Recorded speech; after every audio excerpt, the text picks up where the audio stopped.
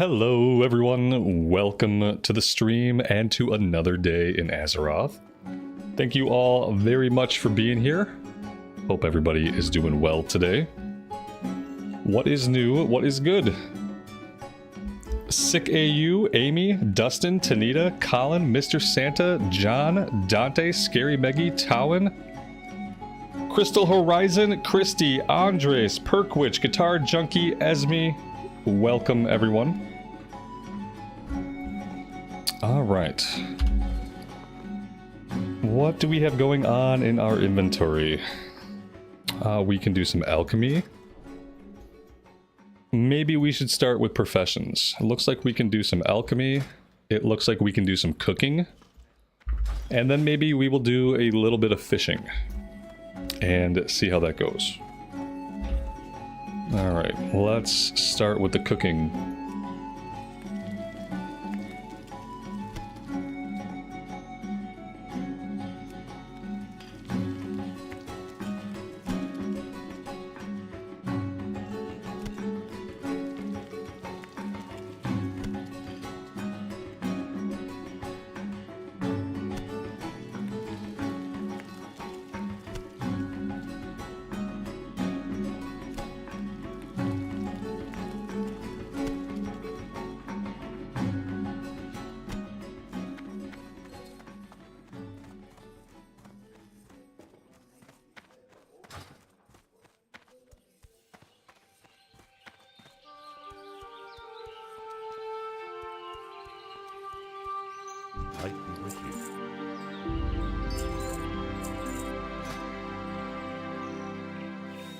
Now we had a quest back in Teldrassil for alchemy. We need 4 more lion strength. Okay, so let's make 4 of those for the quest. Let's make 6, because I'm probably going to want to use some. So we'll do 6 of those. We'll make some minor defense, and then we might dump the rest into healing potions.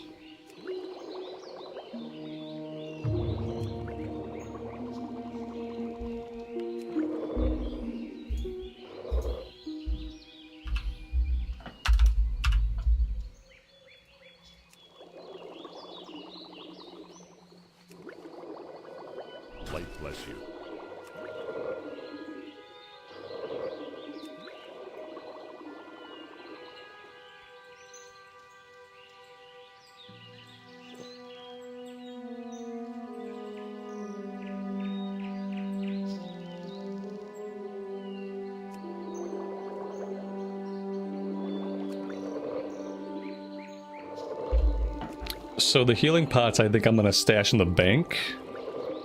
Or I could just mail them to myself and mail them back later.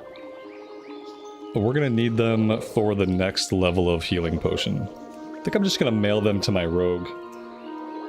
And then whenever we need them, I can just go back and I can return them.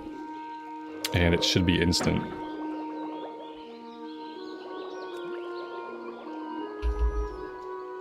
CNET, happy Friday, buddy. Welcome to the stream. Hope you're doing well today.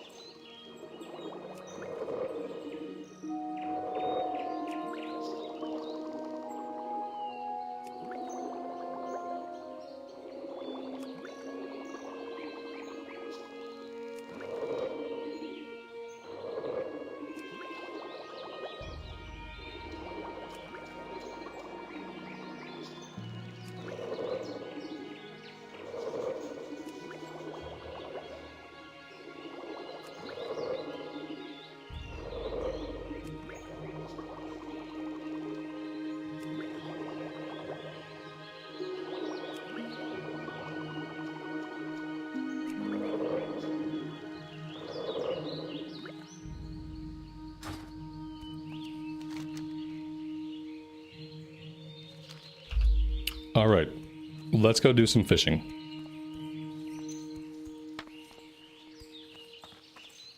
Oh no.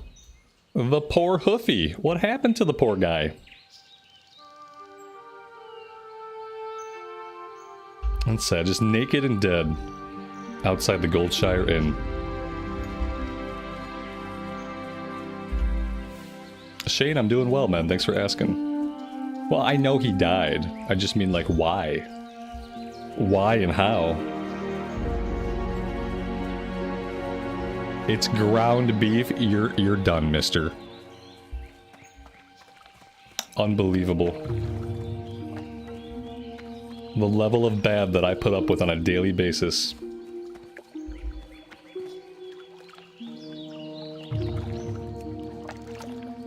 It probably happened because his HP went to 0. You might be onto something. You might be onto something. Yeah, I guess the guards would kill him no matter what. What I was thinking was this is not a PvP server. So it's weird to see him there. And then, but I guess, like, even though you're not flagged, the guards are still gonna murder you. It's actually interesting he got really close to the inn without getting killed.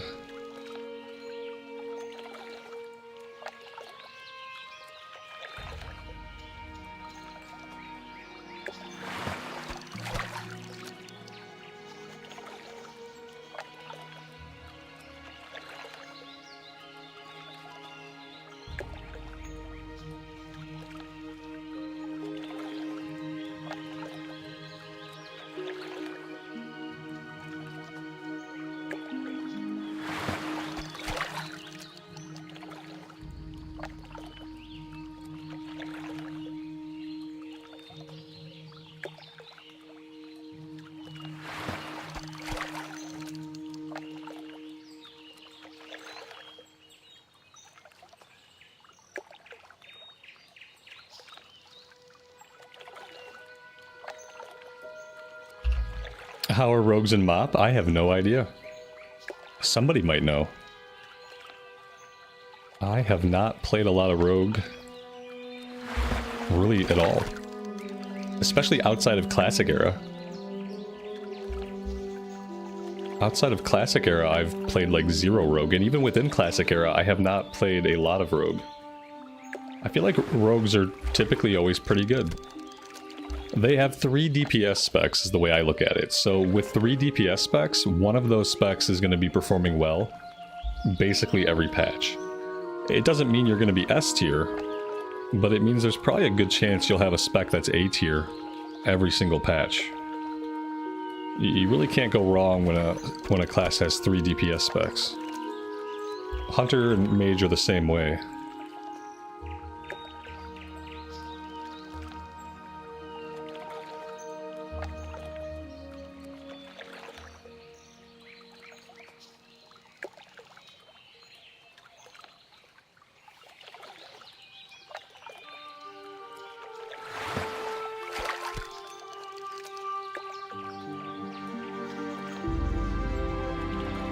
I feel like the level that most people play at, and as long as you're fairly good at your class, the tier list doesn't really matter as long as you get something that's S, A, or B. If you're playing something that's S, A, or B, I mean, unless you're on one end of the spectrum from being an absolute fucking wizard, or being, like, basically mentally handicapped, like, unless you're on an end of a spectrum like yourself, you're gonna do well, like, on a class as long as it's S, A, or B. Like, you might not notice that much difference in your own performance going from an S class to a B class. I feel like that stuff, like, only really matters at, like, the highest edge of the average damage. If you look at the median damage, like, where the median line is on all the damage scales, they run, like, right down the middle until you get to, like, C tier and D tier. And then their midlines are, like, way back here. And midline is where most people are going to perform. Like I said, unless you're a wizard or have something wrong with you. Most people are going to perform the class near the middle of the pack.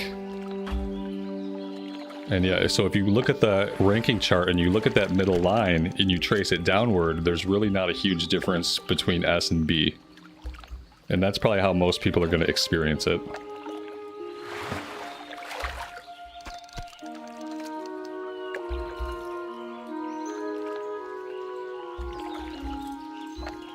Yeah, and then gear is obviously also a factor, right? Yeah, I always feel like as long as you get something between S and B, that you're probably going to be fine. I wouldn't recommend trying to main a DPS spec that was C tier. That might just be setting yourself up to be at a disadvantage, but you could probably still do well. If you liked it and you were really good at it, even if you were a C tier spec, you could probably still do well.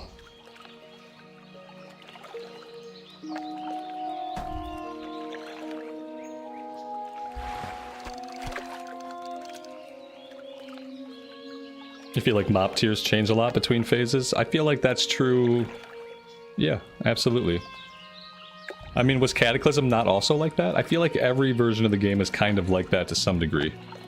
Once you get out of like TBC, but especially Cataclysm and beyond, it feels like stuff gets rebalanced every single patch. And so, like, you know, the meta is going to change every single patch. But for most people, the meta doesn't really have to matter.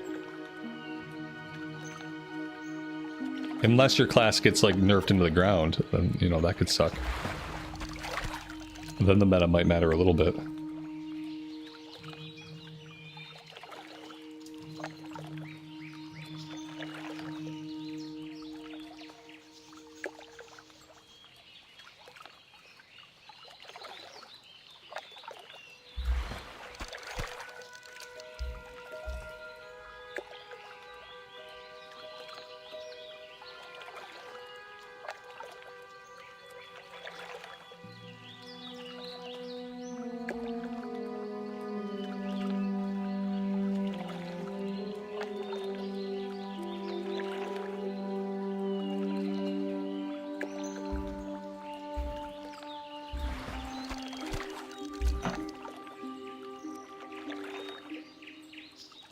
Mr. Blaster, happy Friday, man. Marlena, welcome to the stream. Good afternoon, good evening to you.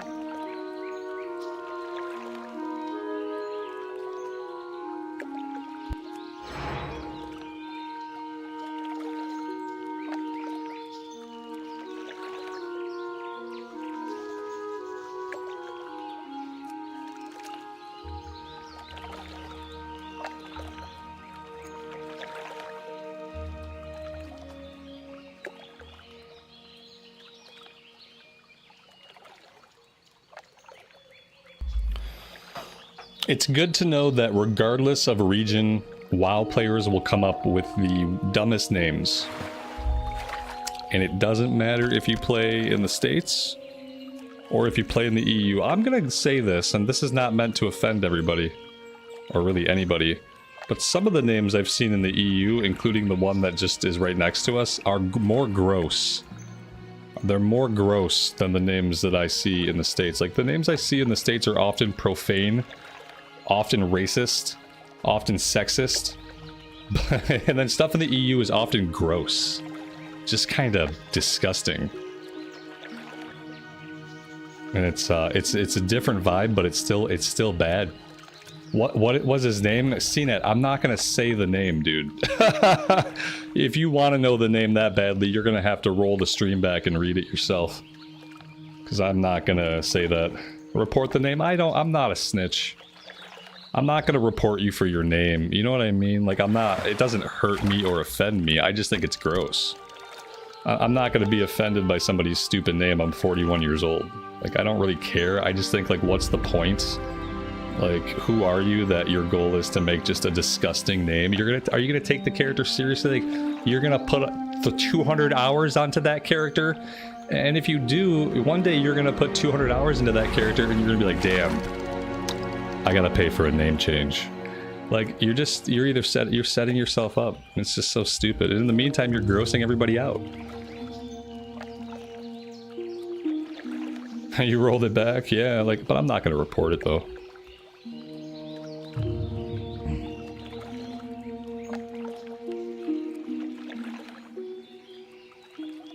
That being said, you guys can feel free to log in and report it if you want to.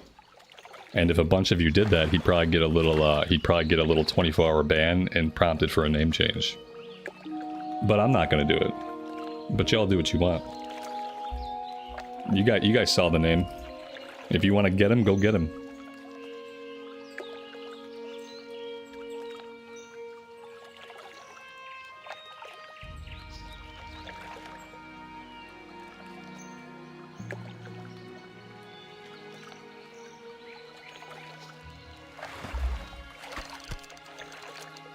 Mr. Santa, I know, I can't explain it to you, buddy. You'll just have to take my word for it that it's kind of gross.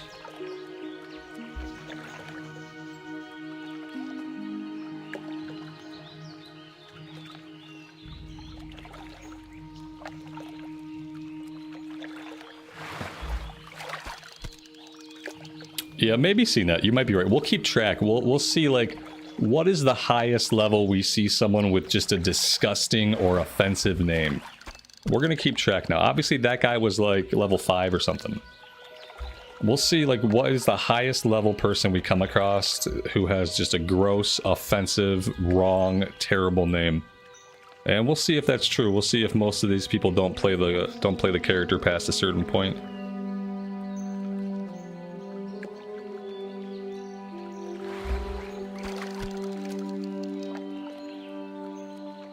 Alright, what are we at skill-wise here? We are at 53. 53 is pretty good. 53, we can train the next rank. What do we have for cooking? We have a bit to cook. I think we're probably good on fishing for now. I think if I do this a little bit every day, like, that could be good. I don't know how much fishing we can tolerate. How long have we been fishing? Only about 18 minutes. 18 minutes isn't bad. What age was I when I started WoW? It was 2004. So I was 20? I was either 19 or 20. I think I was 20. I don't think WoW was out when I was a teen at all. I was 20, maybe 21. I'm 41 now. I'm 41 now. You do the math. I can't math. I was an adult. I guess that's all that matters. Yeah, I'm an older person, so I've been the entire time that I've played WoW, I have played WoW as an adult. Not a very mature adult, mind you, but just like physically and biologically an adult.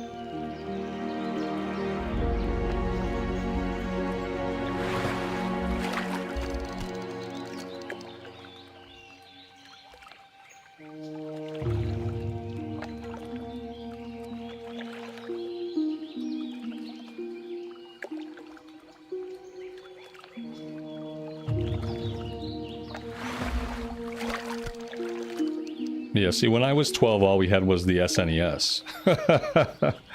And I don't know if I'd have been playing WoW if it was out when I was 12. I'm not sure. Maybe. Needless to say, you didn't do well in high school. Nobody did, buddy. Nobody did. I didn't do well in high school. I was staying up all night playing Suikoden 3 on my PlayStation or something. I remember staying up till like 3 or 4 in the morning some nights, going to school with like 3 hours of sleep.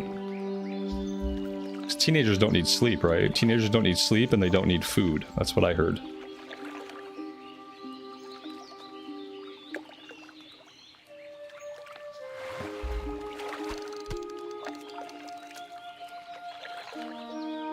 The way I look at it is, even if it's an accident, it's still gross.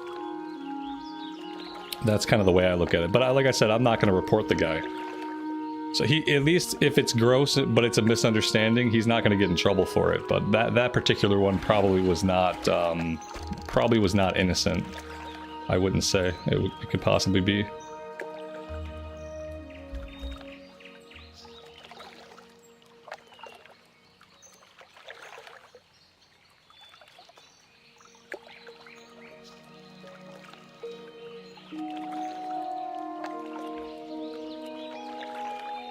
Well, I had a bike too. Basically all we did was go outside. When I was a kid, video games were something we did when we couldn't go outside. Like when the weather wasn't permitting, maybe it was after dinner and it was getting dark out.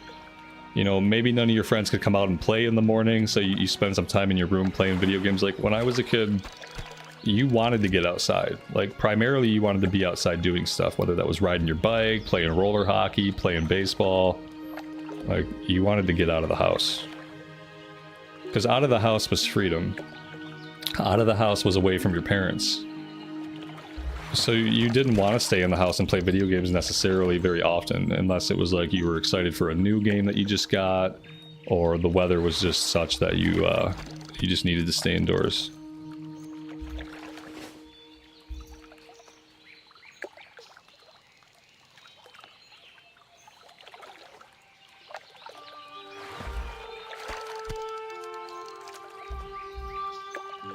We had pagers though. Like I remember having a pager, and when my mom wanted me to check in, she paged me and she's like, I'm gonna page you. You're gonna have about 30 minutes to check in, and if you don't figure out how to check in by then, you're gonna be grounded. That was when I first started like riding my bike miles and miles from home. That didn't last very long. I think I had the pager for like 6 months. And then my mom was like, yeah, he hasn't died yet. He's probably gonna be fine. It turns I was fine, I guess. I mean, I made it this far.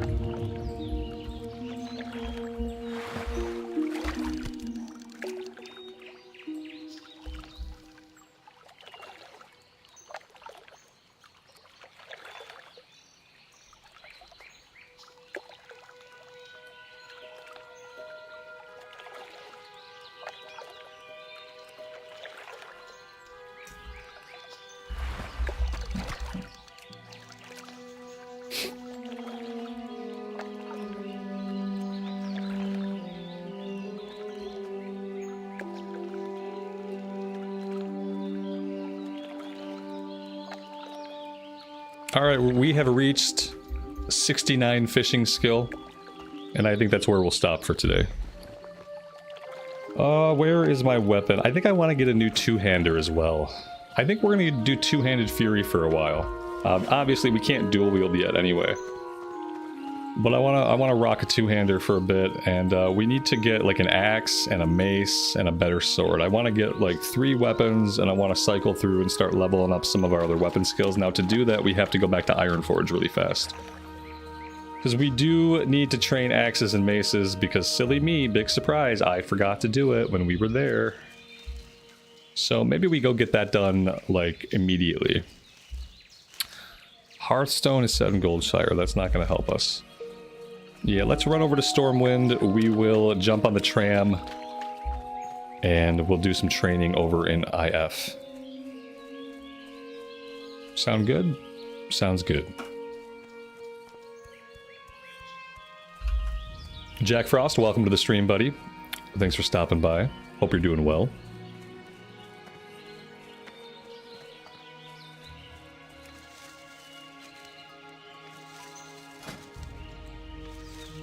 We also have to train everything. We gotta train alchemy, herbalism, fishing. If I go back and if I do some cooking, which we should absolutely do, then we'll have to train that as well. So yeah, we got a bunch of training to do. All the things must be trained.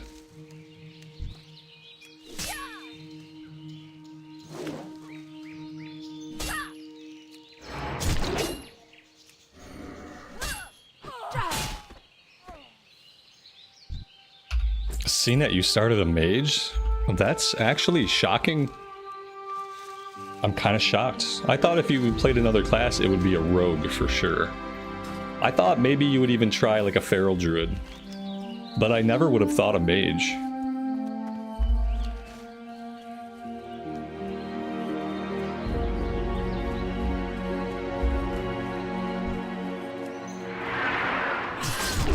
Good on you, man. Don't let anybody put you in a box. It's for the portals. Yeah, I know.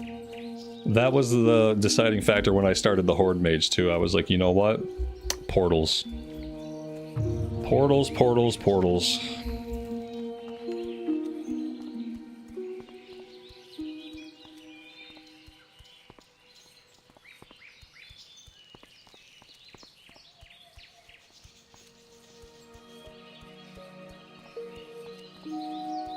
It's free food and drink, but in my opinion, the mage food and the mage water sucks. Especially as someone who has a deep mana pool. It doesn't restore enough mana. I always end up buying, if I'm at a mid-range where like the water I can buy is better than the water I can make for free, I always end up buying the better water anyway. And then I just keep the shitty mage water as a backup. Yeah, it's good early on, and it's good as backup water, and it's good as water that you can give group mates that don't bring their own water, but I feel like I always end up going and buying the better water anyway. Because you drink so often, like the last thing you want to do is drink often and have it take forever, so you're always going to be compelled to buy the better water. So at least if you have to drink often, you're doing it quickly. They need to make like a mana bandage. What does a mana bandage look like? Not like what does it look like, but like what could that be? Something that can restore your mana, but that isn't just drinking. Something a little bit quicker, and maybe something with a little cooldown, like how the bandage has a cooldown and like tied into a profession. Something like that, like a better option some of the time. Let's use the fire here and let's cook our brilliant small fish. Oh, you know what? Oh, we're not quite 50. As soon as we hit 50, we can learn the Longjaw Mud Snapper recipe, which is in my bag somewhere. At least I thought we had it. Yeah, we have it right here.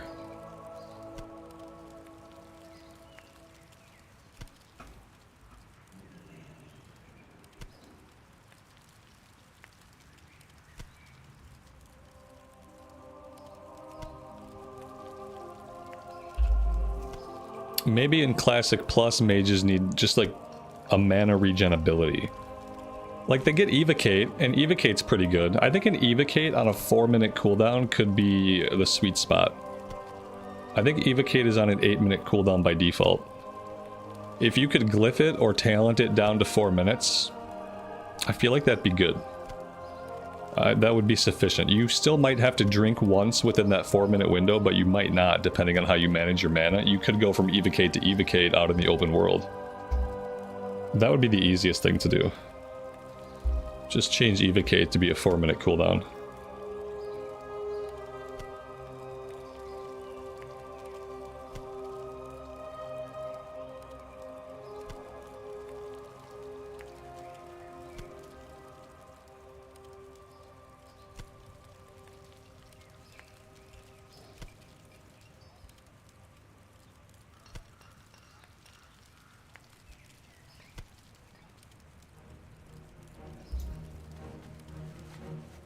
We're gonna cap this out in a minute. Where is the cooking trainer? Do I have to go over to the Pig and Whistle? Yeah, we have to go over to the Pig and Whistle. We should probably do herbalism training first, since it's over in the mage quarter. Good day to you. And then we can do skinning. Yeah, let's do it that way. Let's head over to the mage quarter first.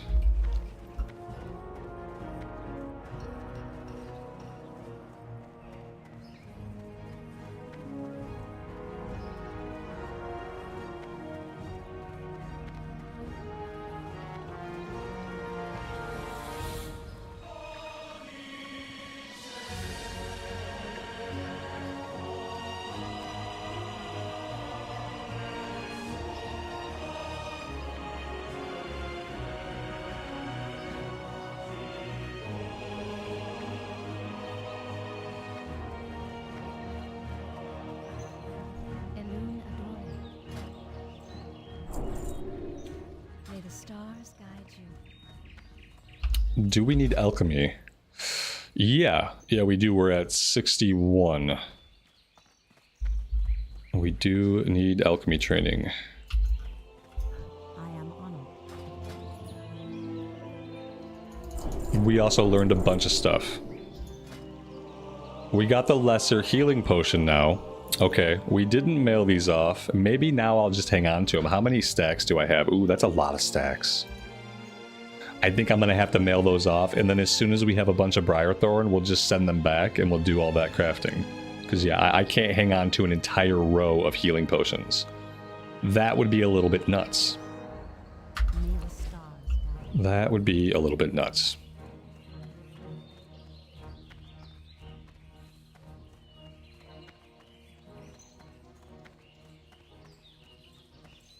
Yeah, the quest window is an add-on. It's called Dialogue UI. It's a very, very cool add-on. It looks so good that it looks like it's part of the game. It looks like the dialogue boxes that should be in the game. But instead, we've had the atrocious looking ones with the terrible font that, you know, we've had for 20 years. It also has a dark mode, so if you prefer dark mode, it has that option. You can make the text bigger, you can make the box bigger and smaller. It has a cool, like, camera zoom in that we have disabled right now. That like kind of zooms in over the shoulder on the NPC, so it kind of immerses you a bit more. Very, very sweet add-on.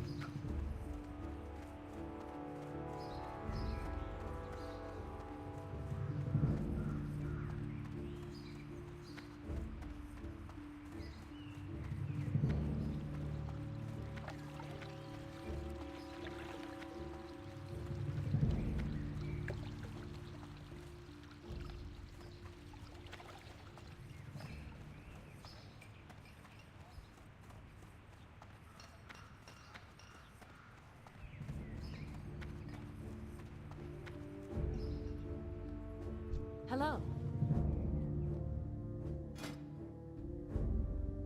I don't know why I, like, by default was thinking about skinning. Okay, Robert, you don't have skinning on this character, buddy. Why are you, like, by default? That tells you, like, how many skinners I've had.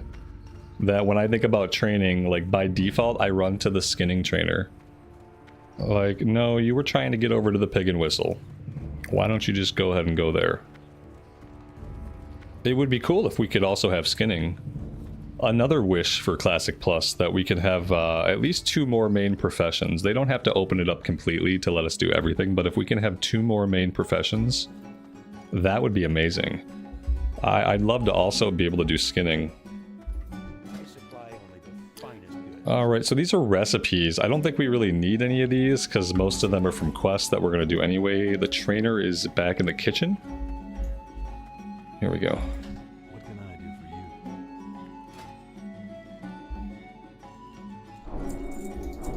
for you? There we go.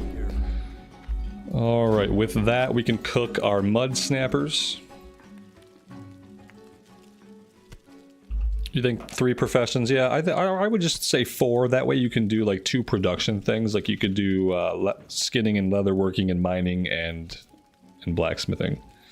It might be a lot, and like not every person is going to want to do that many professions, but I think having the option would be good. Like for this character, not that I would want to do it, but it would be cool to be able to do herbalism and alchemy and blacksmithing and mining, so we can be a blacksmith and an alchemist. You know, that would be cool. It would be a lot, and like me personally, I probably would not be able to keep up with that many professions unless the game were structured a lot differently and like just somehow even slower than it already is, then maybe I could do it. But I think it'd be cool for people that are really into that. And then I think giving character XP, if we get to that point where we're doing more professions, and the game is like, maybe it has better professions that benefit you more while leveling up and stuff like that, I think giving experience character XP for when you craft stuff is necessary. And I don't just mean picking up like nodes, herbs, and like minerals. I mean like every time I make something, like I'm making these fish right now, I should get a little bit of character XP every time I craft. You know, until it goes gray. Once it's gray, you know, you're not getting any XP. And I think that'd be really great, because then you could like, you know, you could slowly level up a character exclusively by working on professions. And I think that'd be a really neat thing to have the option to do in a world like this. It would make it much more sandboxy if all someone's character did was like, oh, I go out into the open world, I fight stuff for mats, and then I craft. And that's the way I level up. I fight stuff for mats, I farm stuff for mats, and then I go back and I craft a bunch. That would be really neat, and that would kind of change, that would make the game like a lot more sandboxy. Alright, so that's done. Cooking is done. We're trained up on everything except fishing. Oh yeah, I could have grabbed that back in back near Goldshire, but I didn't. Okay, I think we're good though. We'll grab fishing. Next time we go fish, we'll just train fishing. For now, let's get over to Ironforge so we can learn the rest of our weapon skills. We don't need anything really from Darnassus, do we? We don't really need staffs. It'll be nice to eventually grab staffs, but I don't think I need to run out and train staffs right now. I think we can probably wait.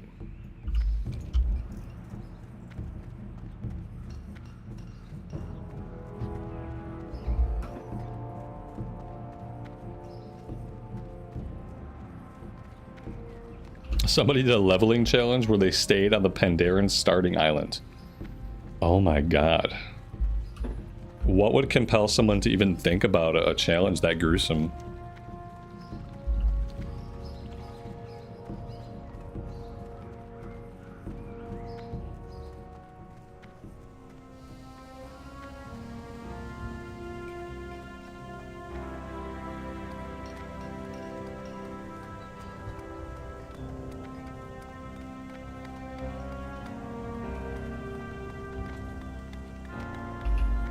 They got to max level just by mining and skinning. It would have had to be mining and herbalism. Unfortunately, in WoW, the only ones that give XP are mining and herbalism. They don't even give you XP for skinning. But yeah, they need to change it so everything gives you XP. Every time that craft bar finishes, you should be getting character XP. And you know what? If they did that, I think that would boost engagement in professions like 200%.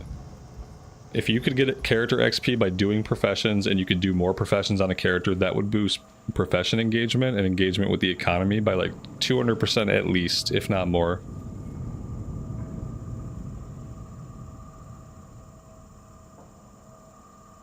CNET, is it you or are you wanding all the time? Did you watch me play any of the Forsaken Mage, or were you too busy playing your own character? You don't have to wand all the time, but wanding is a huge benefit to you, and you should wand whenever you can, because every time you wand, you save mana. And as I'm sure you're going to find out, that's really important. On a priest, I basically wand exclusively. We do Mind Blast, Shadow Word Pain, and then we wand till they're dead.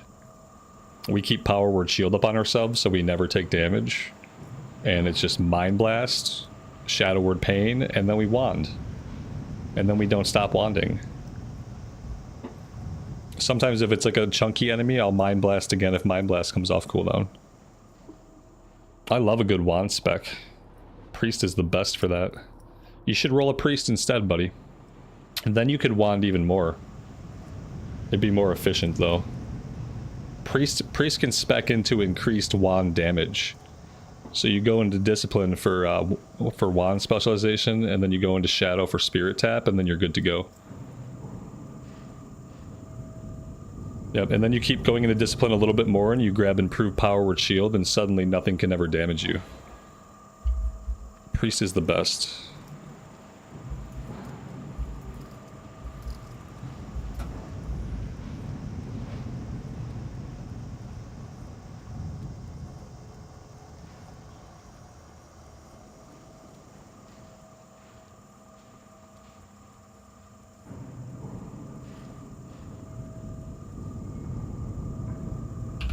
Yeah, CNET's always the tank. He's not going to like Major Priest. Yeah. The thing is, it doesn't sound like it, and I know it sounds weird, but he would like Priest more. Because on the Priest, the stuff gets to run up and hit you. And you got a shield up, and you just don't take damage, and then you melee them down. You basically melee them down. You're not meleeing, you're wanding, but it's like an auto attack. And that's just what you do on a warrior. You just kind of auto attack them down, and they're hitting you the whole time. So, like, Priest is the only caster that kind of approaches being a melee caster. Especially if you play it like Discipline Shadow. And, yeah. It's the closest thing you get to a melee caster. I think it's a lot of fun. In fact, don't play Priest, because I'll do a Priest after this character's capped. Yeah, just leave Priest to me. I'll take care of it. We need weapon training. Oh, the weapon training is back in the military ward, isn't it? For some reason, I always think the weapon guy is out in the main circle, but he's not. He's back here.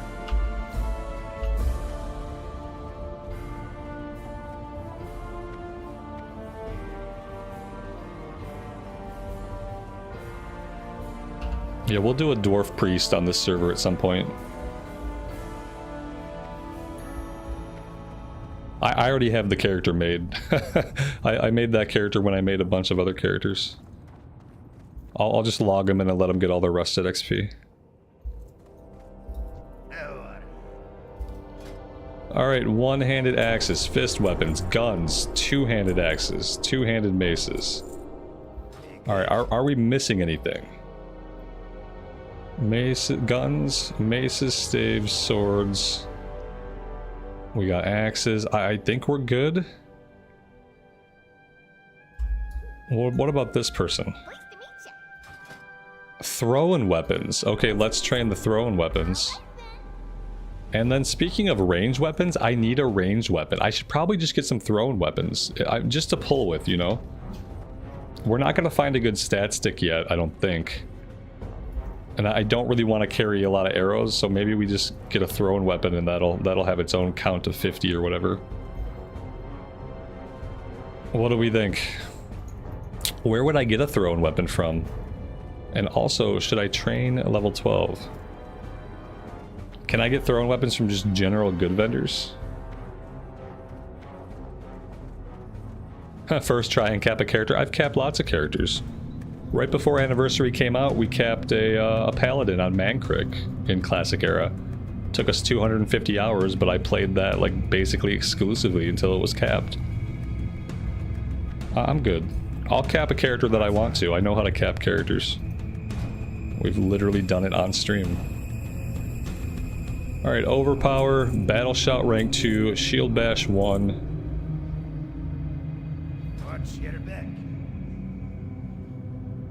Where I trained from, they sell thrown weapons? Oh, okay. Well, let's go check that out. I didn't see anybody, but I wasn't really looking.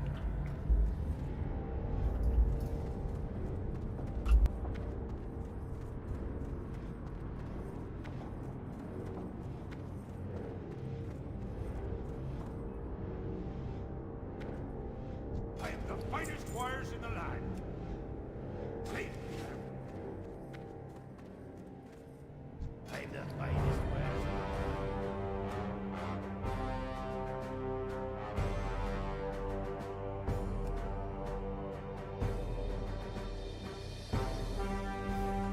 How are ya?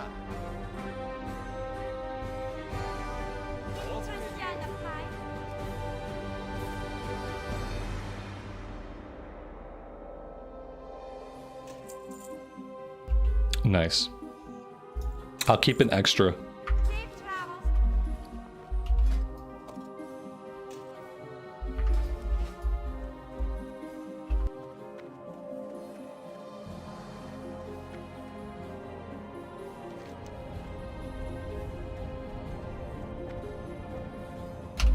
Alright.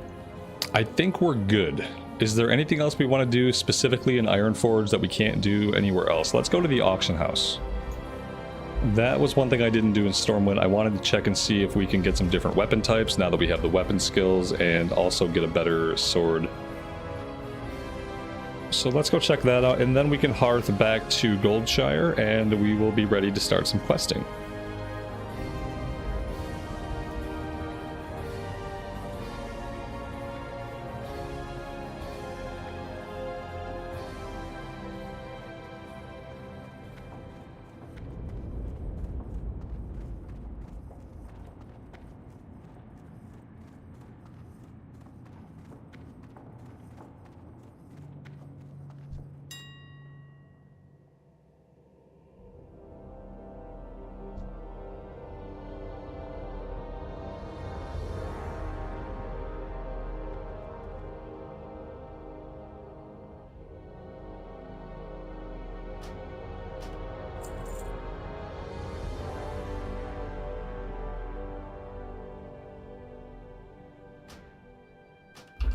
Green weapons are really, really, really cheap. And I like that. It's very nice.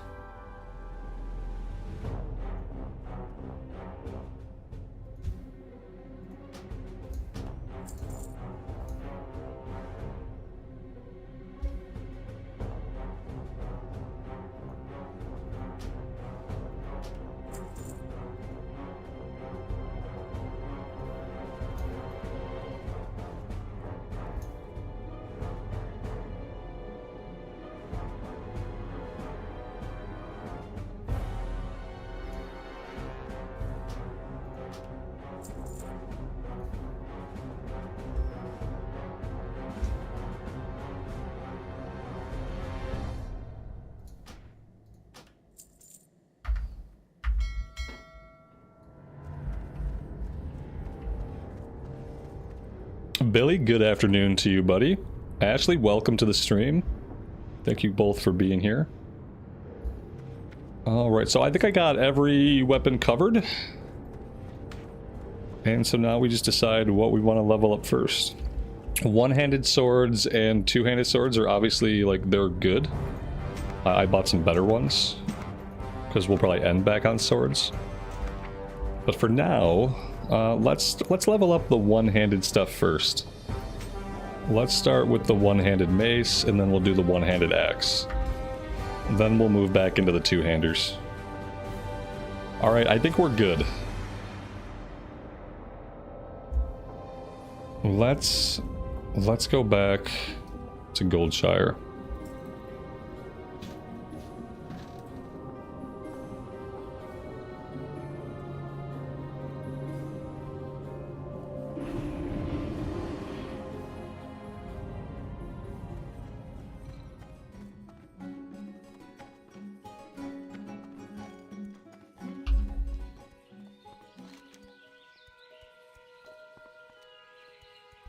Alright, we are going out to the east. We have the collector quest because we got the gold schedule, and then I think we have a Murloc kill quest to take care of. After that, we're going to be going into Westfall a little bit, and then at some point though we have to head back to Teldrassil. I think we do want to finish this up. I mean, maybe we don't have to. You know, we could probably get into Darkshore pretty soon, actually. But we'll see how it works out. We'll see what level we are and what we feel. We can either go back and do Teldrassil, or we can just do a little bit in Westfall and then go into Darkshore. It looks like we're going to end here at level 13. Level 13 is an okay level to do the first couple of quests in Westfall. So maybe that's what we'll do. We'll see. I haven't leveled up a Night Elf in a long time, so like the leveling path we're going to take is going to be different. I'm going to try to do more stuff in Kalimdor, which I typically don't do on Alliance. So everything's going to be a little bit different, and I hope that doesn't get us like really far behind the leveling curve. I hope we can make it all work out.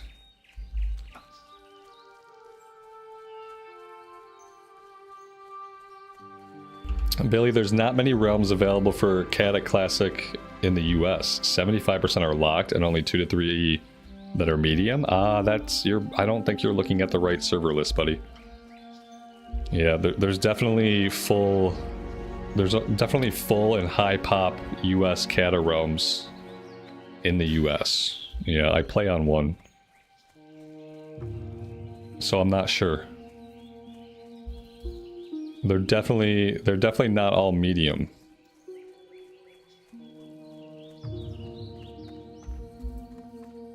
I mean, unless there's been like a mass exodus. You know, I have characters on Mankrik.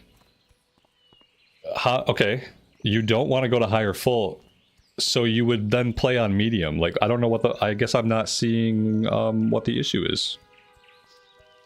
You don't want to play on a higher full realm for some reason.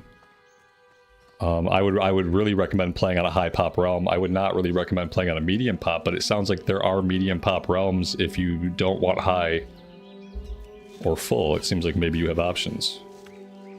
There shouldn't be a lot of servers.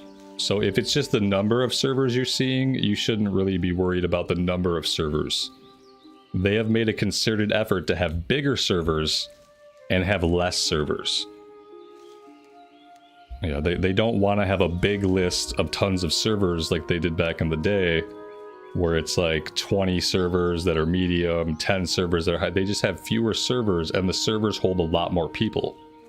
So that way they only need a couple. You know, they only need a couple per server type. Yeah, it's just your misunderstanding. Yeah, the technology is such now that they just get so many more people onto one realm, and one of their big incentives in like the last couple of years has been just when they do releases, they just have bigger servers and fewer servers. And that's not indicative of like less people playing the game. It's a direct consequence of the server technology just being so much better than it was 15 years ago, 10 years ago.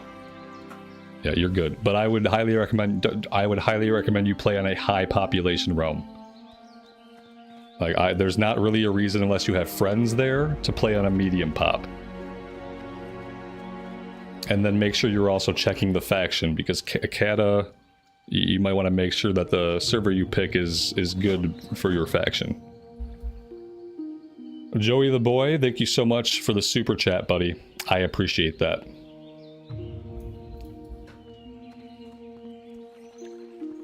I mean, it's a trade-off. You can go on. I think that like you don't want to put yourself in a situation where you're worried about mobs and resources, but then later you're gonna be complaining about how you can't find groups or people aren't doing content because you chose a lower pop realm. So it's a trade-off, man. Ultimately, I guess it depends on what you want to do. If you want a lot of people doing stuff at Endgame because you're going to participate in that, then you definitely want to go with a high pop realm. If you're just going to play it like a single player game and just do the questing, then it doesn't matter. Then a medium pop realm is fine.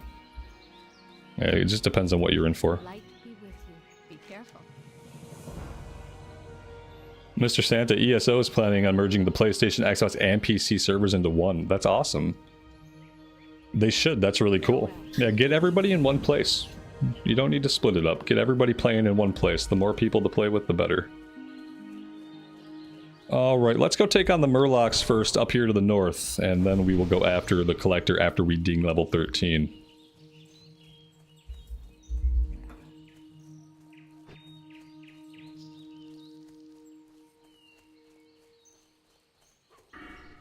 Oh my god, I have a talent point. Shocking.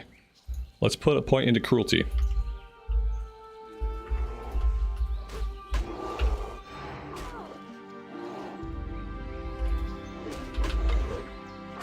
Yeah, like using a weapon that I don't have any skill with and fighting 2 mobs is probably not like the best thing I could be doing. We're probably gonna have to switch out to the 2-handed sword here to finish these guys. I'm gonna get as many skill ups as I can. And then yeah, let's switch out and kill these 2. Maybe we should slow our roll a little bit if we're gonna be leveling up weapons. Maybe pay a little bit more attention, not stumble into 2 mobs. Well, there we go. That's a decent time to level up. Okay. There we go. Let's try that again. 1 enemy at a time, preferably.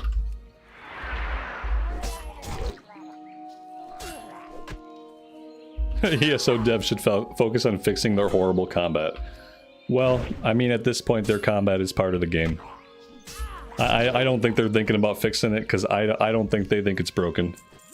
And I also think that, like, liking a combat system or not liking it, yeah, I mean, that's going to decide whether or not you're going to play the game. Like, I don't play ESO because I don't enjoy the combat.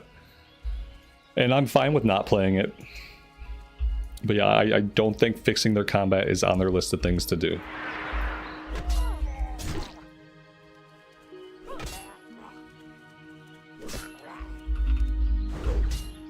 Now, that being said, they are working on putting difficulty into their game, like difficulty settings. Like, you know, you log on to your character and you select how hard the overworld content is. ESO is working on that.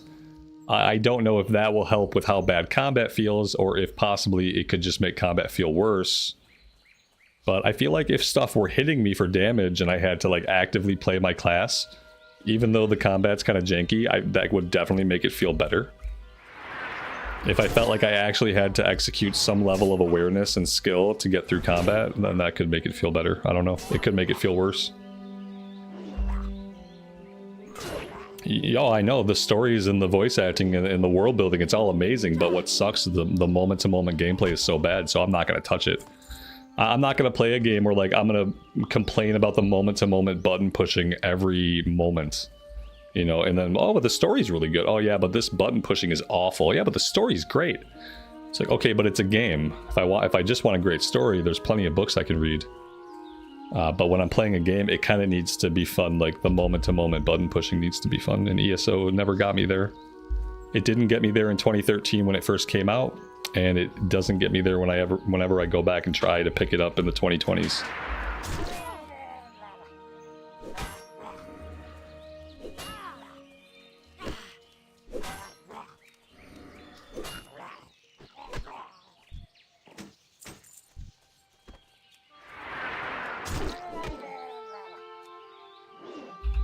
Cyberchild, happy Friday to you and welcome to the stream. Will I tank on this character? I will probably tank some stuff, but we may or may not have a shield when we do that. But yeah, I think we'll probably tank some low-level stuff. We'll see. We will see how it goes.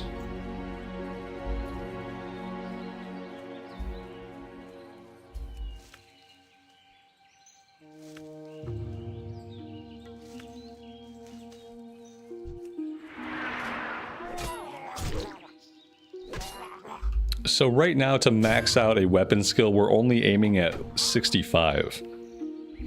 So that's why if we start these early and we work on them throughout, it shouldn't be too bad.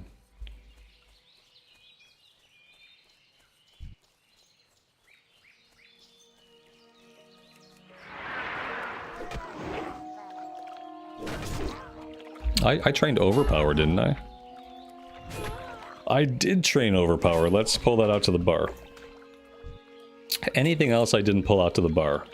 Shield Bash could come in handy, absolutely. Let's switch some things around here. Battle Shout 2, I think I have to pull out. No, I don't. It automatically updated Battle Shout to Battle Shout rank 2 without me having to go into the spell book. So that's very nice.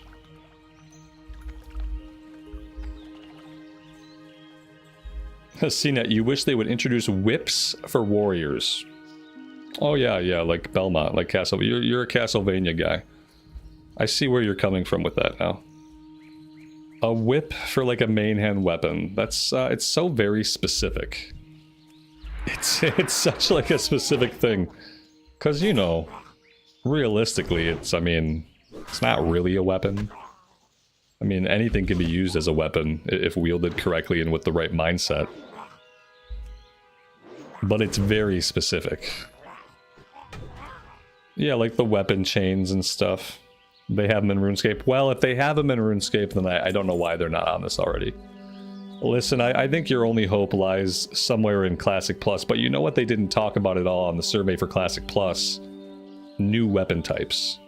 I don't think new weapon types are ever going to be on the table for WoW. Unless it's a new weapon type that gets introduced as part of a class. You know, like Whip Master. If they make a Whip Master class, then I guess they would have to introduce whips.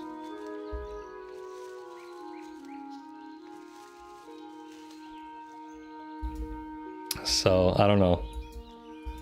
I guess what I'm saying is that I wouldn't hold my breath. You're more likely to see like far out there weapon types in like Final Fantasy. You know, they've already got the Gunblade, which is like the coolest freaking thing ever thought of. Like, who doesn't want a Gunblade?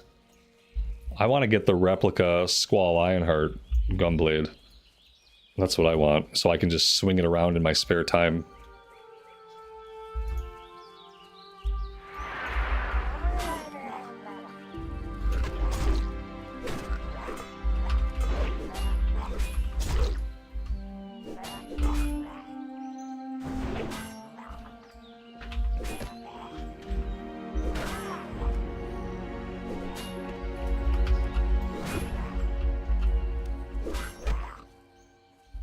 Whips could be a warlock weapon. Yeah, whips could be a warlock weapon. The succubus wields a whip.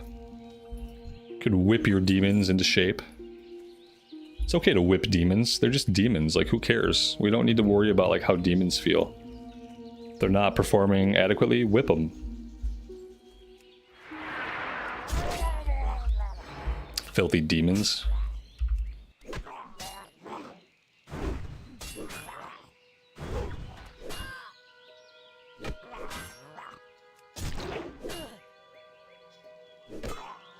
Do I not have Demoralizing Shout, or just have I not used Demoralizing Shout ever once?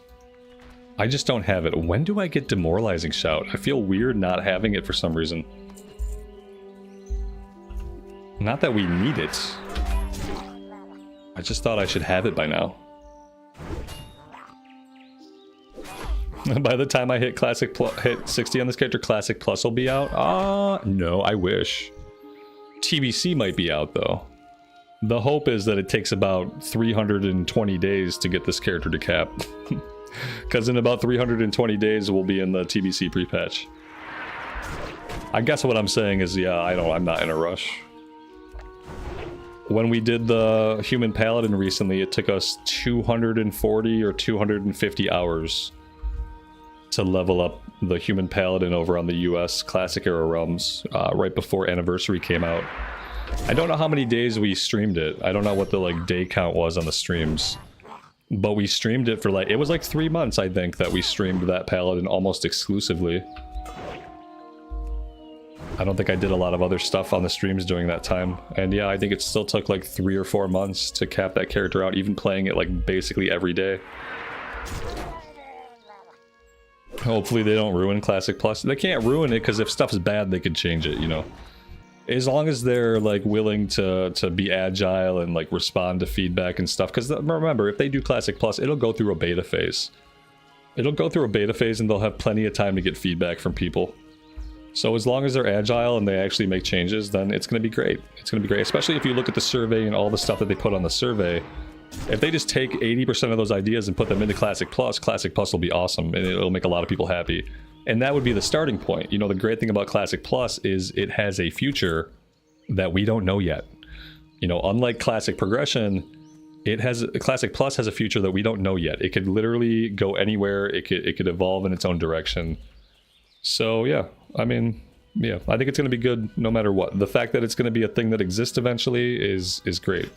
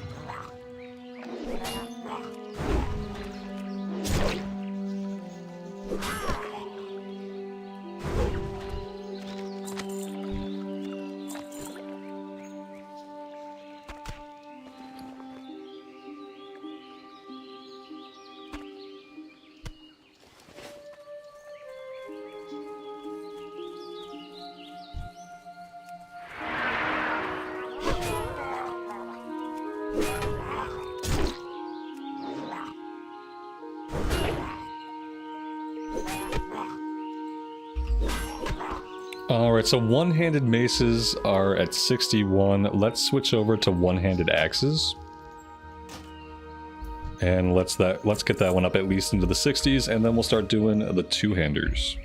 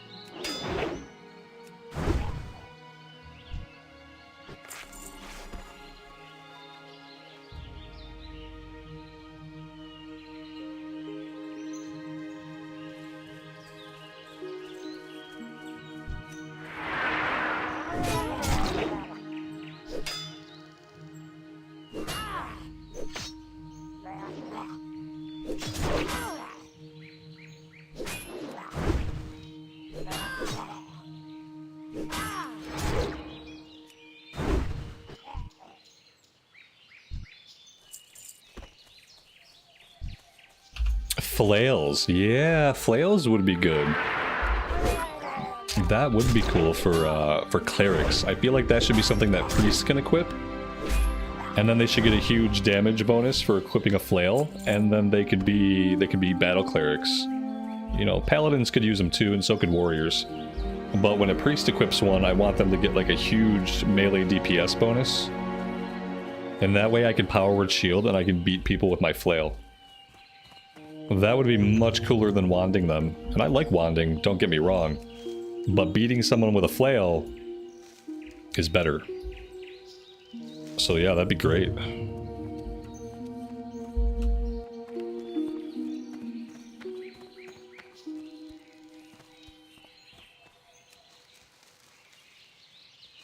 Yeah, just a straight up battle cleric.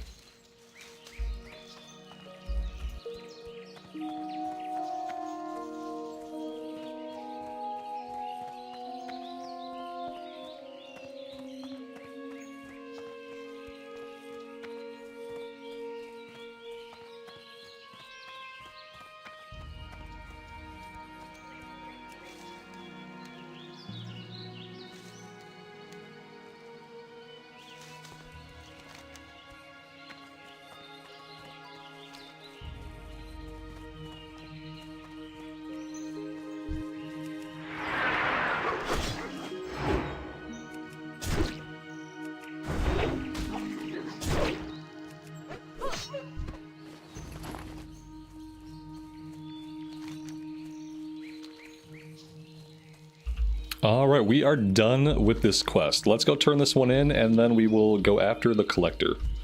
I'm still probably gonna fight murlocs on the way. We still got weapons to level up, so...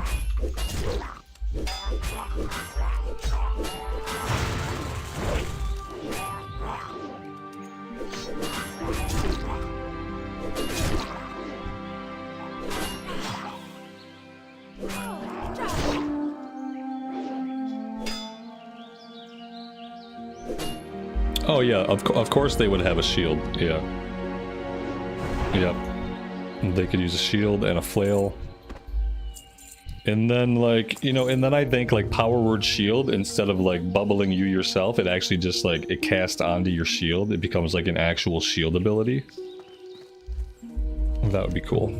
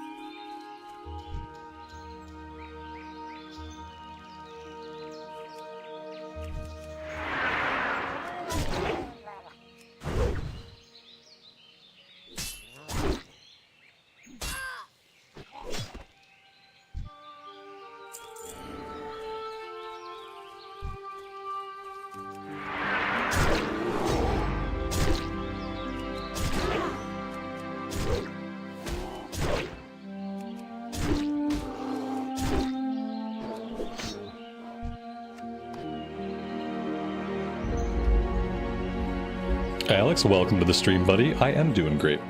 Thanks for being here today. I appreciate it.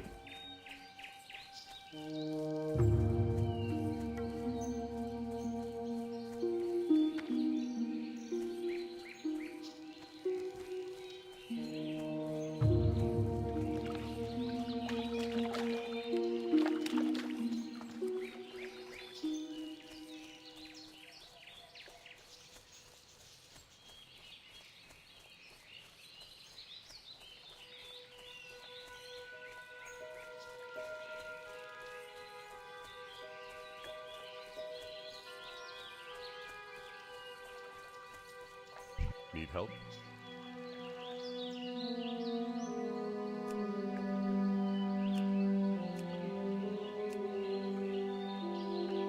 For the Alliance. Be careful. Well met. Go with honor, friend. Light bless you.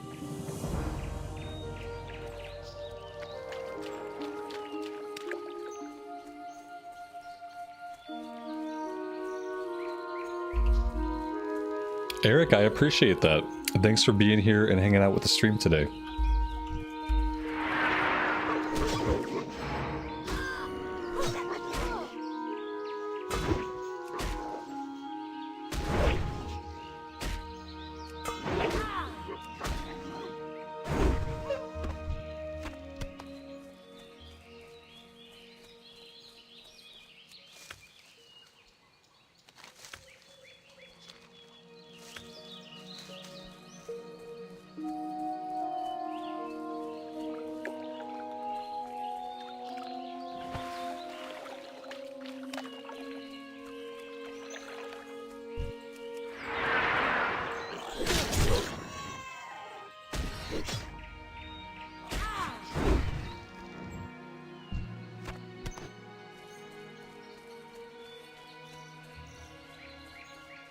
As a newbie, can I explain why I bounce between characters? Yes, because in Classic Era, all the classes are a lot of fun, and it takes a long time to level up a character.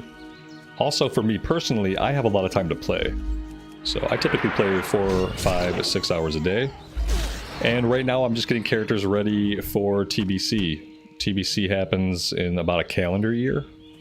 And so I'm just leveling up different classes and having fun day to day.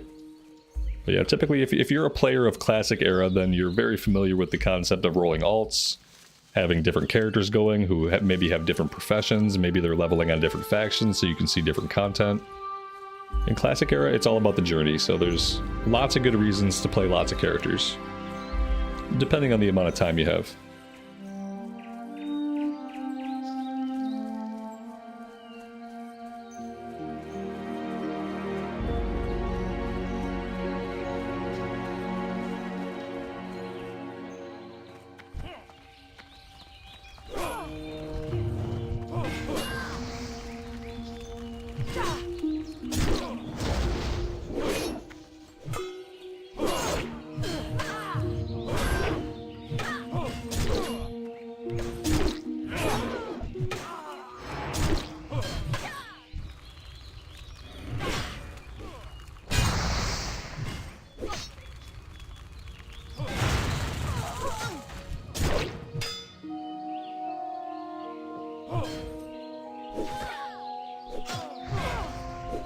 Yeah, no, it's multiple personality disorder. Yeah, that's what it is. How did I miss that? That's exactly what it is. It's multiple personality disorder. Each one of my personalities prefers a different character. And there's like 27 of them. So, yeah, that's probably actually what it is. They're all vying for supremacy in my brain. Alright, so we're done here. I think what I want to do, I want to go get the Red Ridge flight point. I know that I have to go back to Goldshire, but I want to get the Red Ridge flight point. We're going to need it. Once we get into Westfall, we're basically immediately going to get a quest that sends us out to Red Ridge to talk to a dude at the inn. And it's one of the quests that we need to do to get the Dead Mines quest going. So I want to have the flight point now so that we don't have to do the run later on. And we're relatively close. We're as close as we're going to get, so let's just go for it. Let's do it.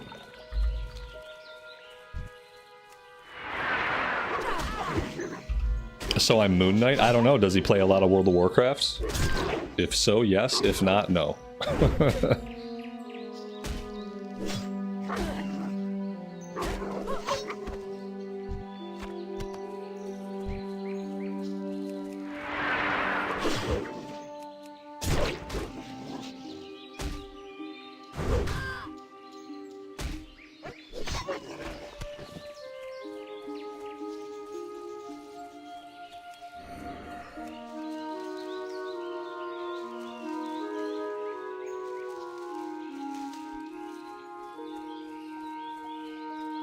Moon Knight is an MCU character. He's a vigilante that suffers from, you guessed it, multiple personality disorder. That's about all I know about Moon Knight. He hits people with his fist and with sticks, and he's got multiple personality disorder.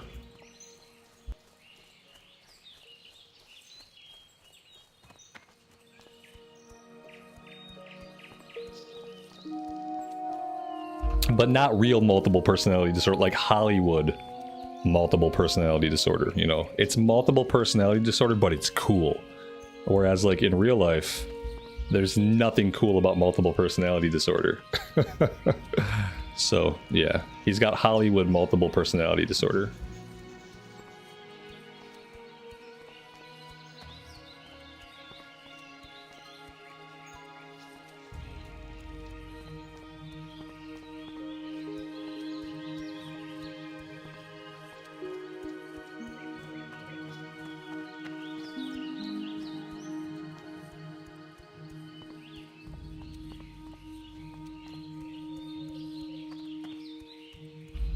He thought I was talking about a streamer. Oh, no, no, no. No, no, just an MCU character. I mean, maybe there are some streamers out there with multiple personality disorder, but... thankfully, if that's so, I haven't met them.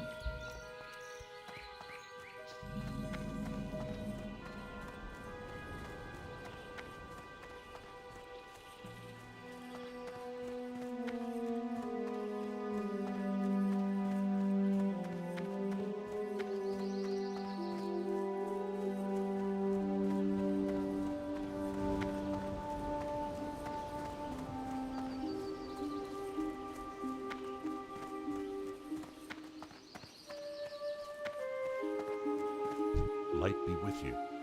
Be careful.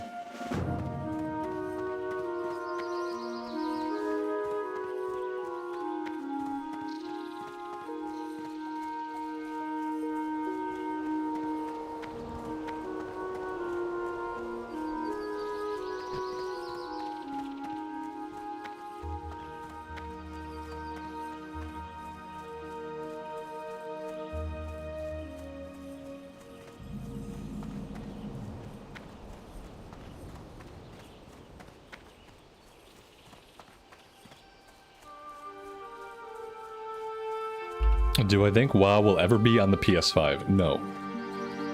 Do I think WoW will be on Xbox eventually? Yes. PS5? I don't. With it being owned by Microsoft, like, if it ever goes on to PS5, it will have to be after a delay of it going on to Xbox first. You know how, like, when PlayStation has exclusives, they come out to PS5 and PC, and then like a year or two later, Xbox gets them? They'd have to do it like that. Or like Xbox would get it for a couple years, and then maybe after a couple years it would come to PS5. Be careful. But with it being Microsoft, I can't imagine it not being an exclusive. They already own it, so why wouldn't they make it a Microsoft exclusive, you know what I mean? This was all we needed. All we needed here was this. Oh, can we pick up the quest where we run around to the different leaders? No, we can't even get that quest yet. Okay, let's get out of here. Let's go back to Stormwind, and then we gotta run back down. Oh my god, guys, it finally happened. Guess what I didn't pick up in Stormwind? Guess. Oh boy, okay. In that case, we carry on. Since we have time now, I'm just gonna go get the Duskwood flight point. Because, yeah, I did not grab the Stormwind flight point, as we all knew that I wouldn't do. Everyone knew that I wouldn't grab it. I said I would grab it. I said I would grab it when we went back to Ironforge. I took the fucking tram to Ironforge, guys. I took the tram.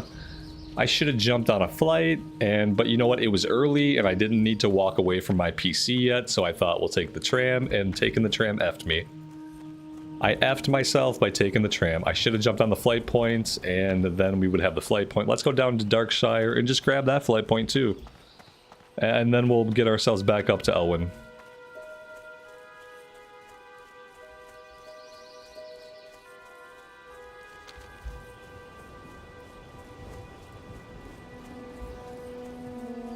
I've only forgotten to pick it up 3 times now. That's nothing. No, the thing is, I only forgot to pick it up once. The other times I was in Stormwind, I just didn't think about it at all. I don't count those as times that I forgot because I wasn't trying to remember. I only count the first time. The first time I forgot, I forgot. Every other time I was just being absent-minded and not thinking about it at all.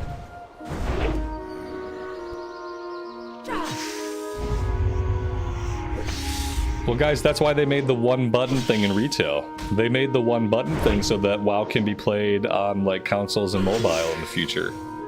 That's why the one-button rotation exists. So you press the one button, and it does all your damaging stuff for you. And then all you have to worry about is tapping your heal, tapping your damage mitigation, and moving the character around. So you're gonna have 3 or 4 buttons. Maybe you'll have 5 buttons. Let's say your class has a little bit of utility. And so you'll have your damage rotation button, you'll have your self-heal button, you'll have your damage mitigation button, then you'll have your DPS cooldown. So you'll have like 4 or 5 buttons overall.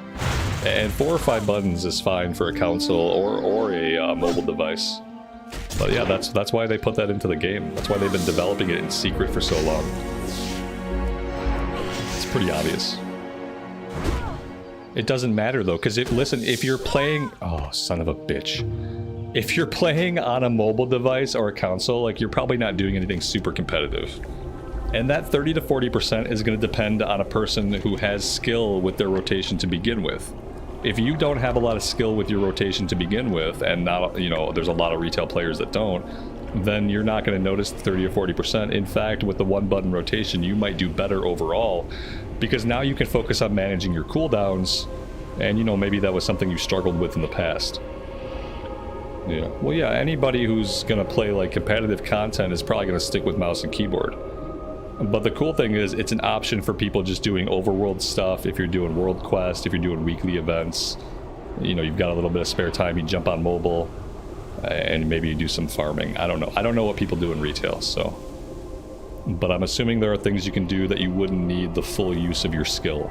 There's content you could clear that you would not need the full use of your skill. And that's probably more what it's designed for. Not designed to take the place of someone doing competitive play.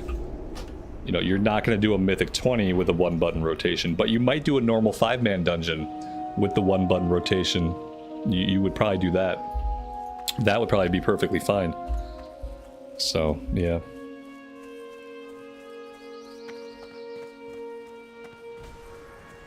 Alright, well, we lost our elixirs. Let's get those back up.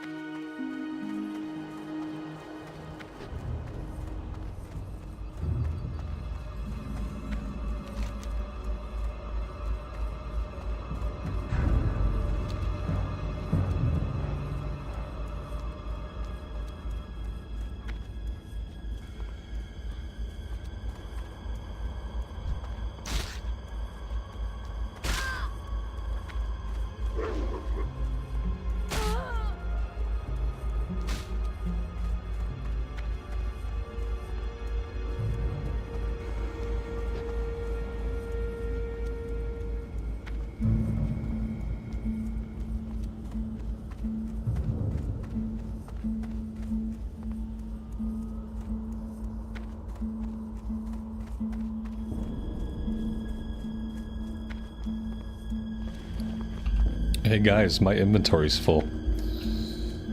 Let's just hit this vendor. Let's sell basically everything that we don't need, which is going to be a lot of stuff.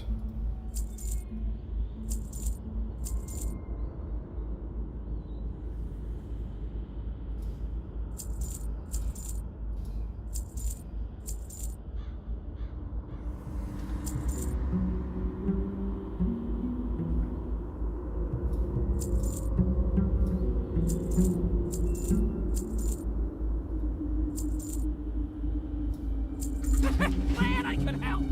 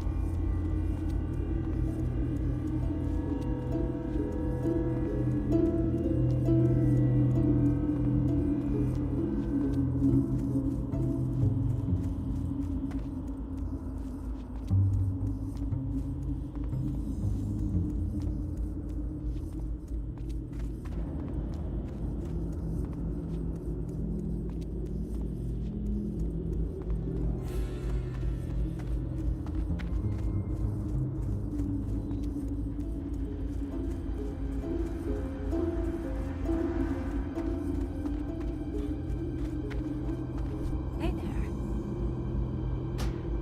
Be careful.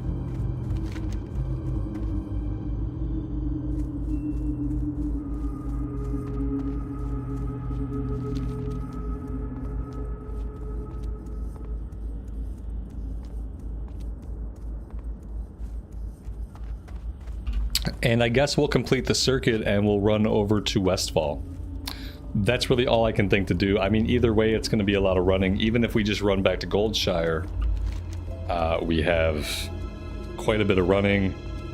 I think we might as well just go get the flight point in Westfall. And then, I don't know. And then we'll run back into... Maybe we'll just do some quests in Westfall until our Hearthstone is off cooldown. And then we can hearth back to the Lion's Pride Inn and turn in the last couple of quests over there. That's really all I can think of. It's kind of a strange thing to do at this level, but maybe it'll work out. At least now we'll have all the relevant flight points for a while.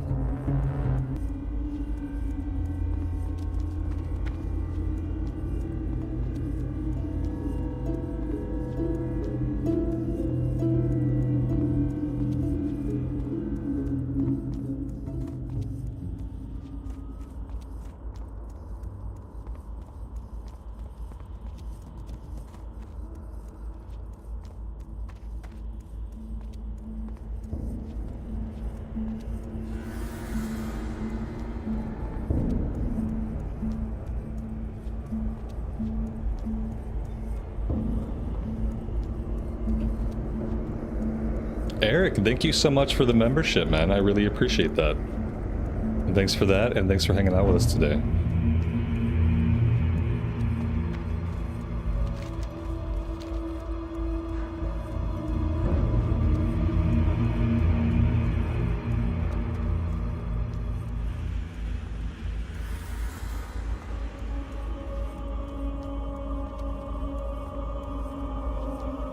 Dave, welcome to the stream, buddy. Thanks for stopping by. What's the chance of the drop on the collector quest? The gold schedule? It's very low. We found out that if the rare spawn is up, the rare spawn guy has a 100% chance to drop it, but the rare spawn is a rare spawn. And I've only seen him once now in my entire life, and that was the other day. But yeah, sometimes you get the gold schedule right away, sometimes you can kill 100 mobs and still not get it. I remember one time in hardcore on a rogue, me and a buddy were just killing people there for like an hour. We must have killed 200 enemies, and we never got the gold schedule to drop. I actually started to question whether or not it would drop if we were in a group. I started to question whether or not as a night elf I was eligible for the quest. Like, I started to question so many things because we killed literally 200 gnolls and neither of us got it. It was really bad. But yeah, a lot of times I'll get it when I'm doing the quest out there. So if you're lucky, by the time you're done getting all 8 of the painted gnoll armbands, you'll have the gold schedule too. And keep an eye on your inventory, because it can sneak into your inventory without you noticing. I've had that happen too, where I've opened my bag and then, like, for some reason I have a gold schedule there that I don't remember picking up. We have a 3-minute poison on us now, 15 nature damage every 10 seconds. Physical damage taken is increased by 5. Very bad. I'll actually be surprised if we make it all the way to Westfall without getting killed by anything. I thought for sure we would die once at least. I thought there were like high-level wargs on the side of the road we'd have to deal with. So far, so good.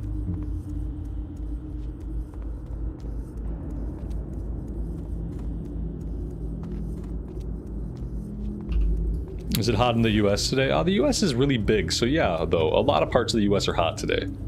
There are probably some parts that are not as hot. But my area is about to be swallowed up in what they're calling a heat dome. A heat dome. And so it's going to be like 100 degrees here for the next 5 days after today. Today is our last day of like 80 degree highs. And for the next 5 days starting tomorrow, it's going to be about 100.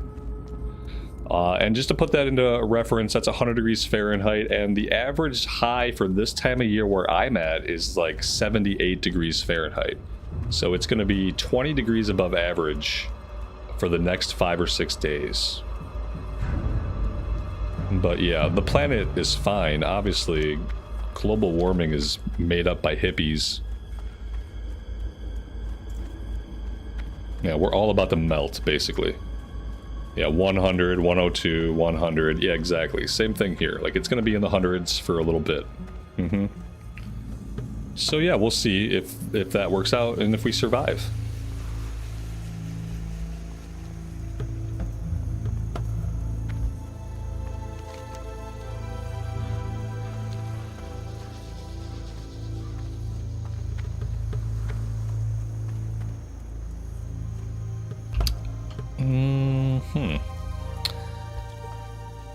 Oh, okay, I'm looking for these people. I came across the bridge, and of course I thought I was like, where are the Furbrow's? The Furbrow's are up there, buddy. Very, very far away. I mean, we will survive as long as the power doesn't go out. Like, we have shitty central air that barely works, and we have a couple of window units for the bedrooms. So at least the bedrooms will be cool at night. We'll be able to sleep. And the basement's always kind of cool. So, like, as long as the power grid doesn't completely fail, we'll be fine. But yeah, with it being suddenly 100 degrees and everybody firing up all of their air conditioning units all at once, I have a bad feeling about the stability of the power. I don't know. I've had a lot of anxiety about these coming days. I don't like heat, and I don't like handle heat very well. At the same time, I don't like feeling trapped inside because of heat. So yeah, it's gonna be worse emotionally, I think, for me than it is physically, as long as the power doesn't go out. And there are some people that don't have air conditioning, and their lives are going to be immeasurably worse than mine, assuming the power doesn't go out. Ours is pretty good in Michigan, but when it gets that hot, you never know. You never know how it's going to hold up once it's that hot and once ACs are running so much for so long. Hello. See you around.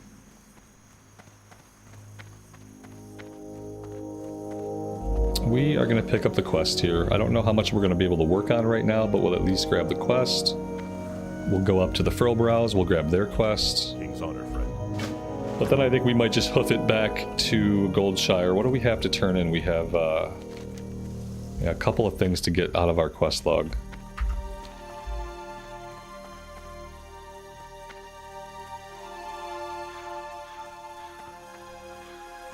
Get outside and sweat off some pounds. I need all the pounds that I have, thank you very much. I work hard for my pounds, and I don't really want to lose any. Need help? Go with honor, friend. Light bless you. For the Alliance. See you later.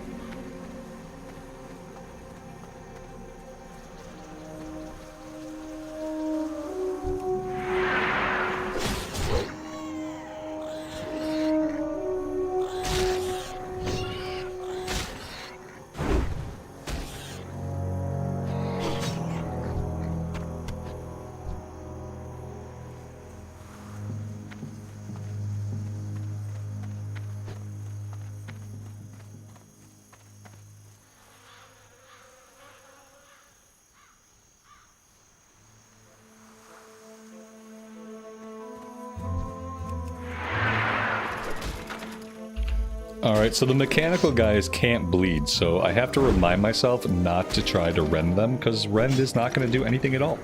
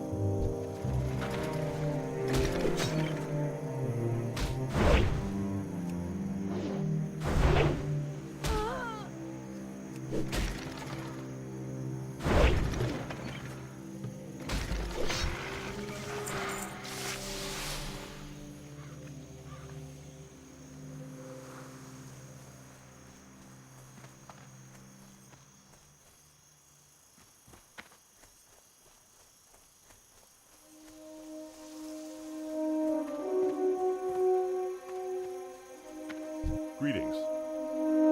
Light bless you.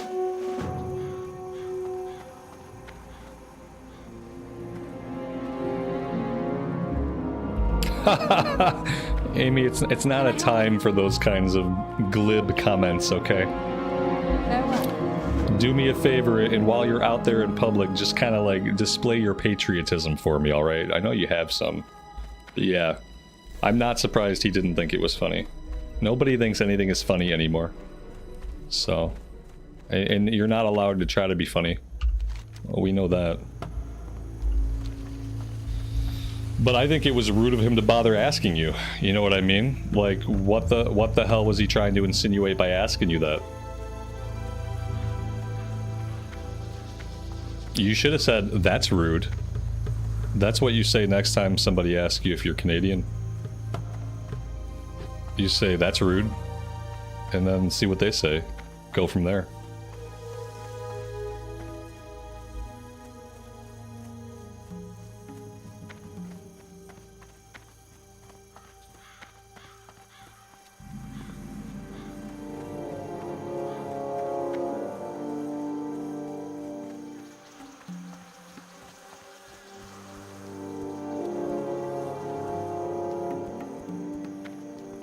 Hey there.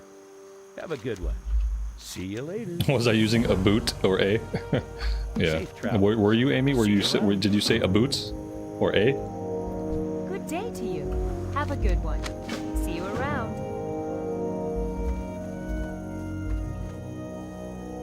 I don't know that that has anything to do with it. Let's just stop talking about this now, okay? Before we offend half the planet. But let's just stop. Let's just stop while we're ahead. I'm sure I've already offended all 6 Canadians here.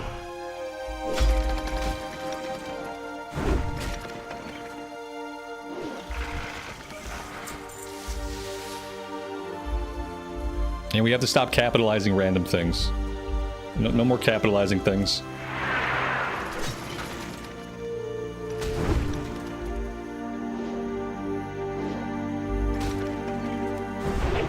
Don't do what Falcon said. Don't snitch on the guy. We're not snitches around here. We're not snitches around here. And let me tell you this. You never do anything. If you're a decent person, don't you dare do anything to fuck up somebody else's employment because of something you feel. Your feelings are not more important than someone else's ability to provide for themselves and their family. So don't you dare go out into the world, have an experience that makes you feel something, and fuck up somebody's employment. That is the most despicable thing you can do as a human being. If you got a problem with somebody, tell them to fuck right off. Open your mouth, be brave, and tell them what your problem is, but do not fuck with somebody's employment. Enough said.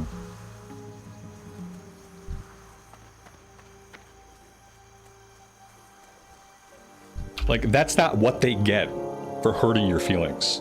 That's not what anybody should get for hurting your delicate little feelings.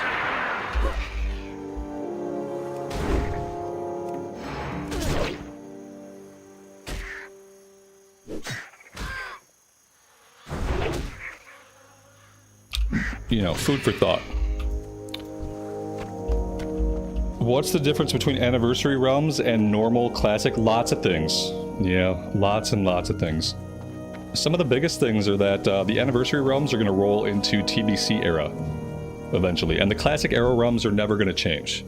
Classic era is a snapshot of the 1 to 60 vanilla stuff, and it's never going to get more stuff. So it just lives in that era. Whereas the anniversary realms are going to go forward, at least to TBC. Maybe they'll go to Wrath, who knows. A couple other things, anniversary realms have dual spec. You can get dual spec at 40. They have an LFD tool, not an automated dungeon finder, but just an assistant tool to help you find groups. And regular era doesn't have that. What else, guys? What are some of the other... I think I got the big ones that are different. Yeah, I think I got the... There's probably some smaller minutiae, like some system changes and stuff that I don't know. Instant mail to your alts. Yeah, you got instant mail to your alts. But yeah, lots of stuff. Lots of quality of life and lots of big stuff.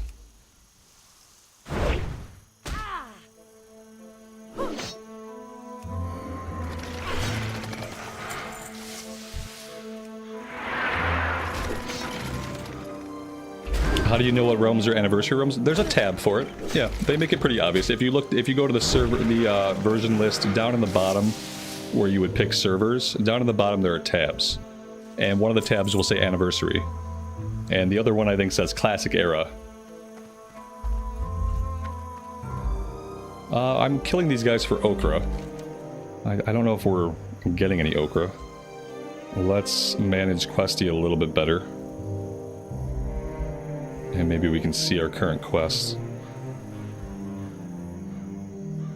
Oh, I didn't... You know what?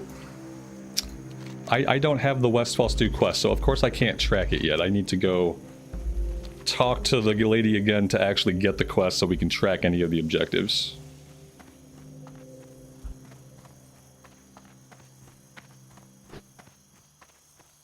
Yeah, that's right. They added a drop down to the BattleNet launcher too, so now you can actually select it right from the launcher if you want to. I forgot about that. They've tried to make it easier. They've tried to make it easier, but without really explaining that they've made it easier, so nobody knows still how to get into it.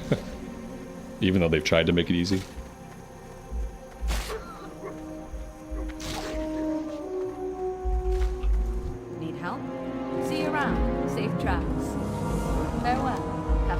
There we go. Okay, so I have 2 out of 3 okra, I have 2 out of 3 snouts. We need murloc eyes, vulture meat, gore tusk livers. We need basically everything, but first I need to bio. I'll be right back.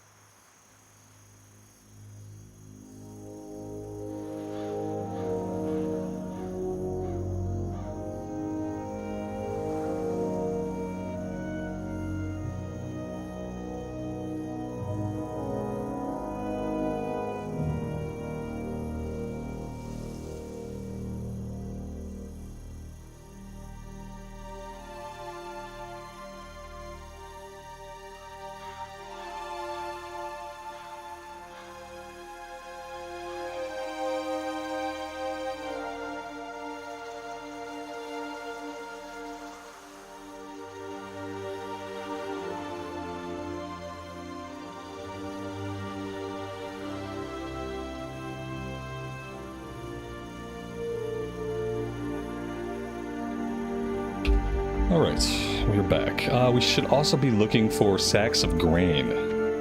Yeah, here we go. Typically we can find some right around the farm.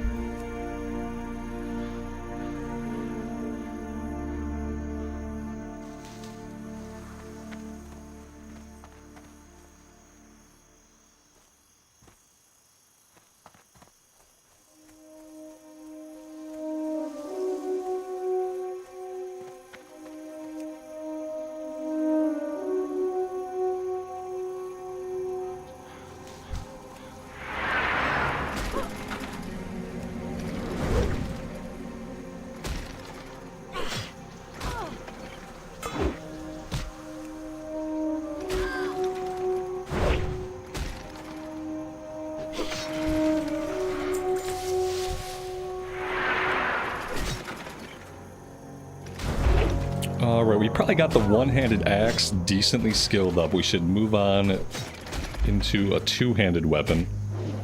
Let's do two-handed axes next. And we'll drag our two-handed sword down here just in case we need a bit more DPS to finish an enemy off. Well, these guys also. These guys are not a good target to level up on because they don't bleed. So let's head off into the hills. We'll fight some of the creatures. That way we can spam rend to get more skill ups more quickly.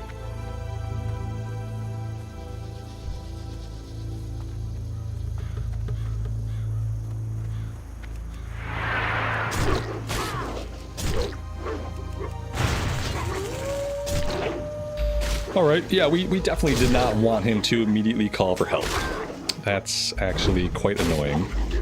And this could kill us even with a weapon that we can hit with. I'm gonna pop a potion.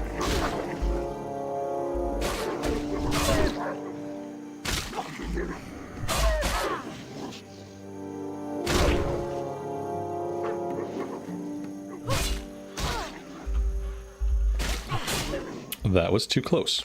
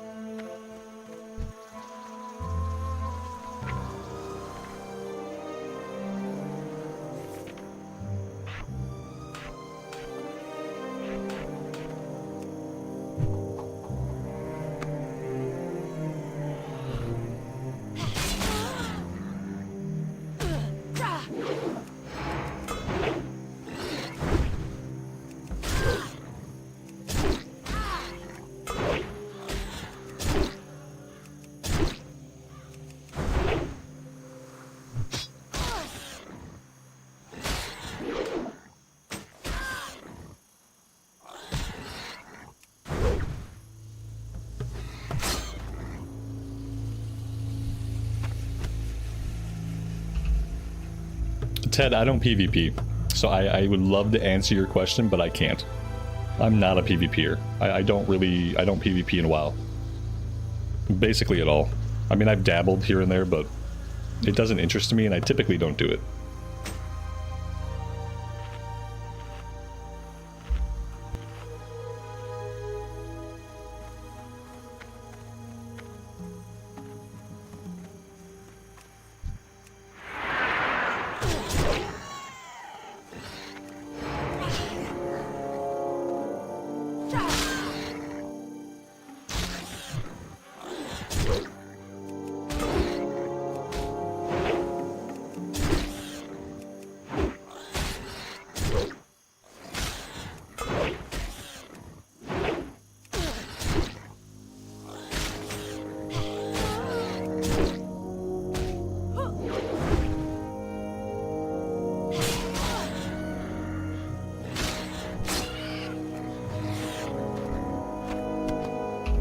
Actually, didn't I buy a better two-handed sword?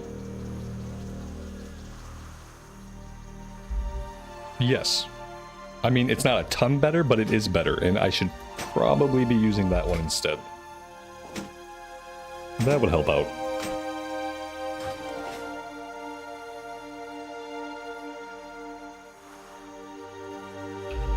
If you hit level 13 in Elwyn and you haven't been to anywhere else yet, you might be able to do some of the tail end stuff in Dunmorrow, but you might be out level for the intro stuff.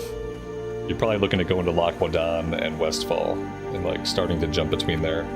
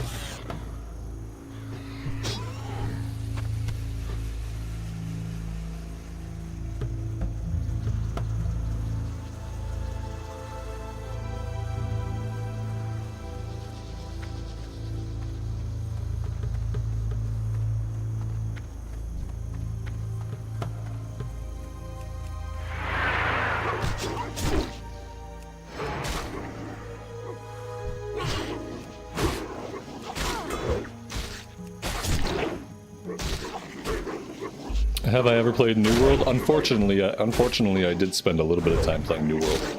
Thankfully, it wasn't a lot of time. It was enough time to know that it wasn't for me.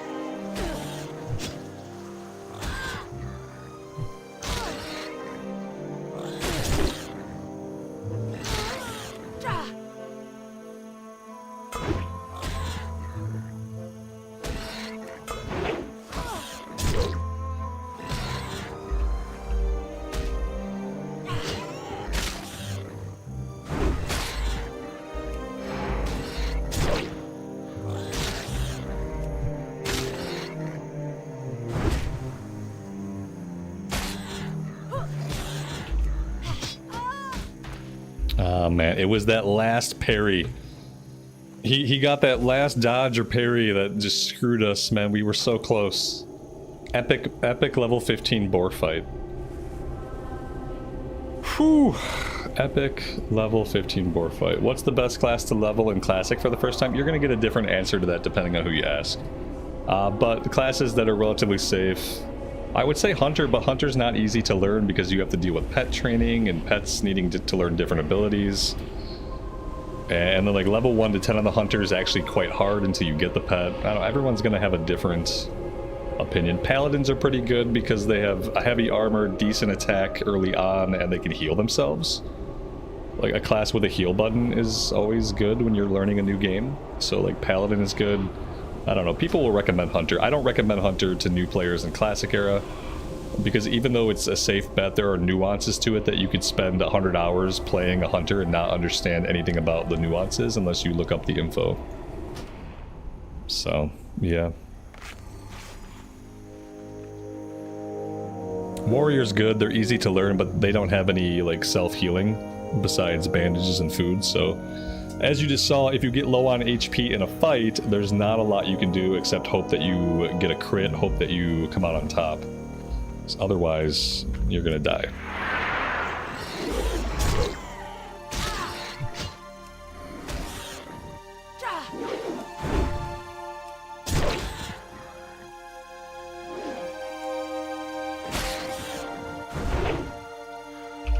I don't think I'm ready to do stuff in Westfall yet. I don't think I want to be doing a lot of stuff here.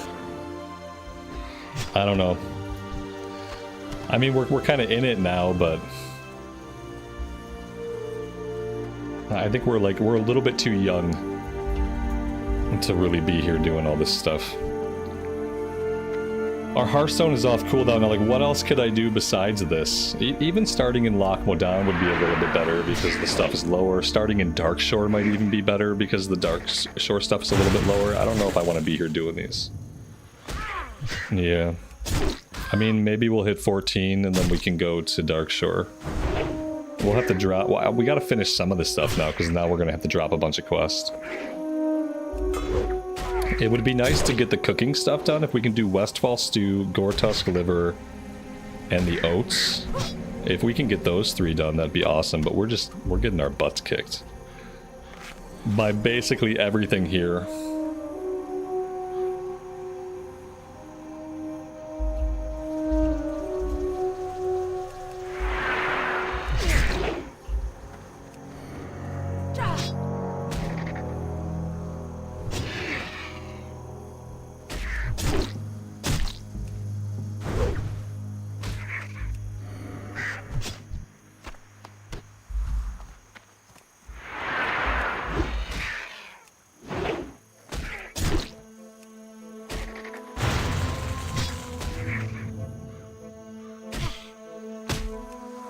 Yeah, I think we're gonna finish up these few quests and then we'll zone hop back over to Teldrassil.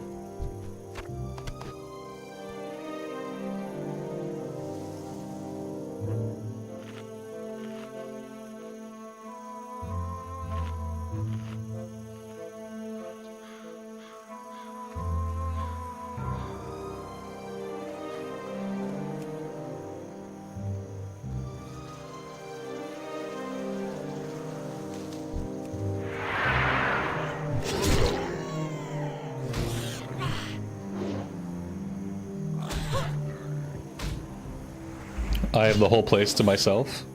You say as I compete for a tag on a Gortusk with 2 other players? That was funny timing. Yeah, for a minute I had this 20 square foot area to myself that I've been running circles in, but no. I don't have it to myself. There are other players here. It's shocking, I know. An MMO with other players running around the zone, but yeah, they're here. They just haven't been right here for the past couple seconds.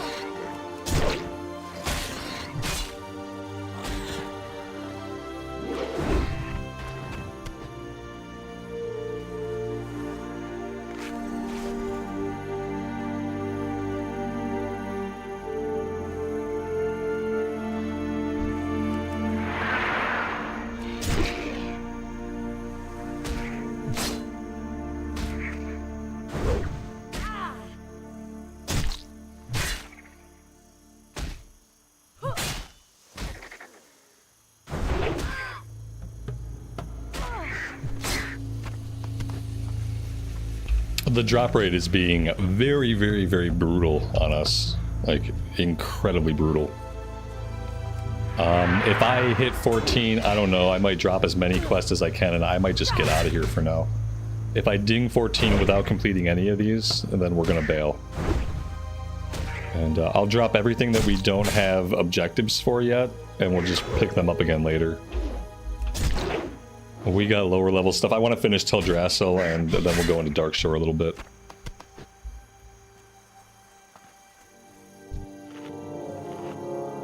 So many boars without livers. Yeah, what happened to all their livers, man?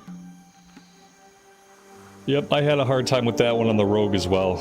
So I'm not expecting any easier of a time on this character.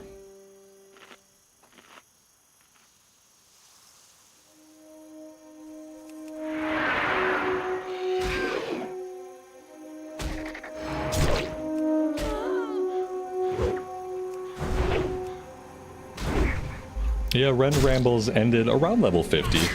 We might have not quite been level 50, but I think I picked it up later and got him a couple more levels, but that wasn't until like Wrath of the Lich King. It's not bad for like the first classic tune.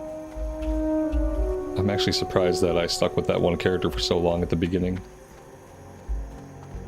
And then Athos made it a similar length.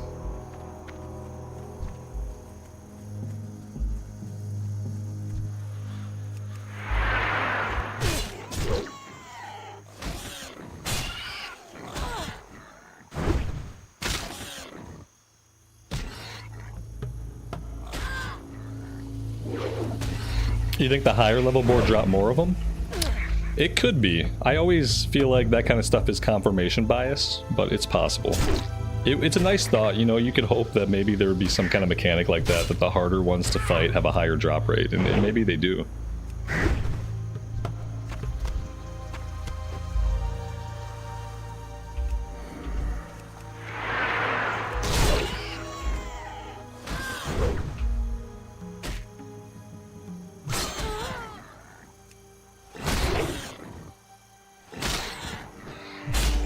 Another thing to keep in mind about warriors in classic era is your damage is very dependent on how good your weapon is.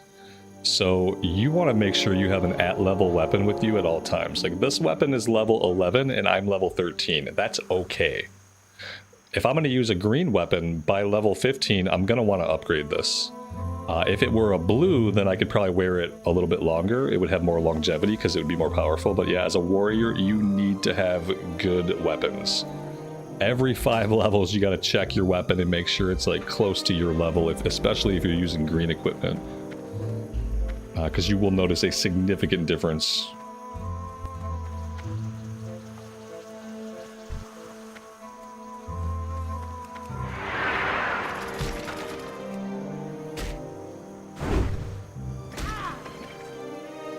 Yeah, there you go. It's the most gear-dependent class. But when you have awesome gear, it feels amazing to play. But you won't always have awesome gear while you're leveling up.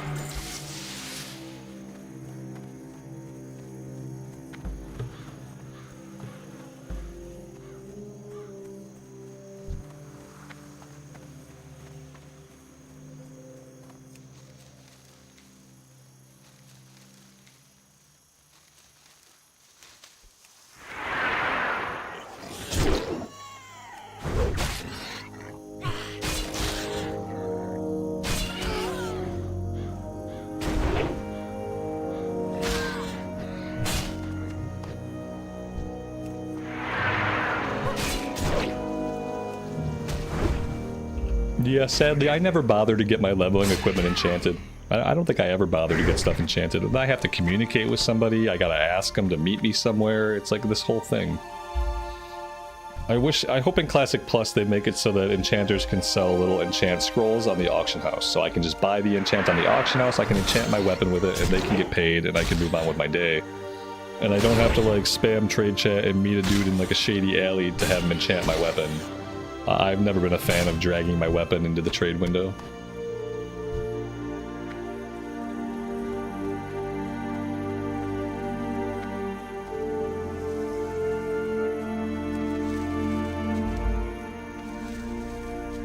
CNET, that's awesome, man. I appreciate it. I feel like blue weapons, it's kind of worth it. But especially greens. Like, I'm probably never gonna ask someone to enchant my stuff. It's a good reason to level up my own enchanter here, too.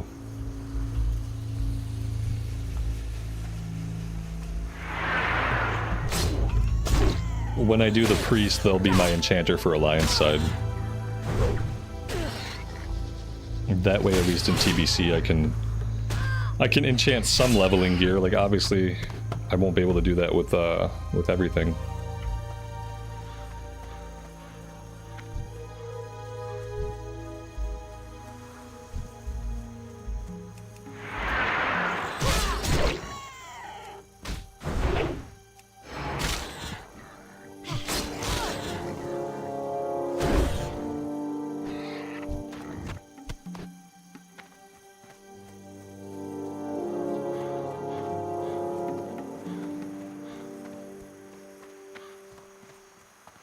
I think I'm going to put all the materials for these quests into my bank, so that we're not hanging on to them when we're trying to do stuff over in Teldrassil. And that way, we just have to remember when we come back here that we pull that stuff back out of the bank. I think that's the best thing we can do.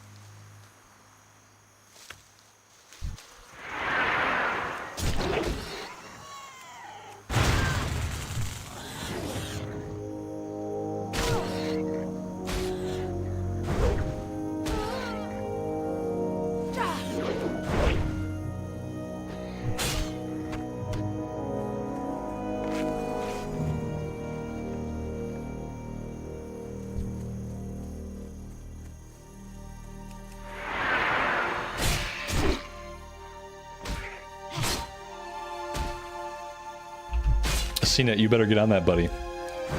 Even I've maxed out a couple of professions a couple of times, and we all know how bad I am at keeping up on my professions. Just consider it a personal challenge. My recommendation would be mining, because apparently minerals always sell for a lot. But mining is maybe one of the most tedious things to skill up all the way.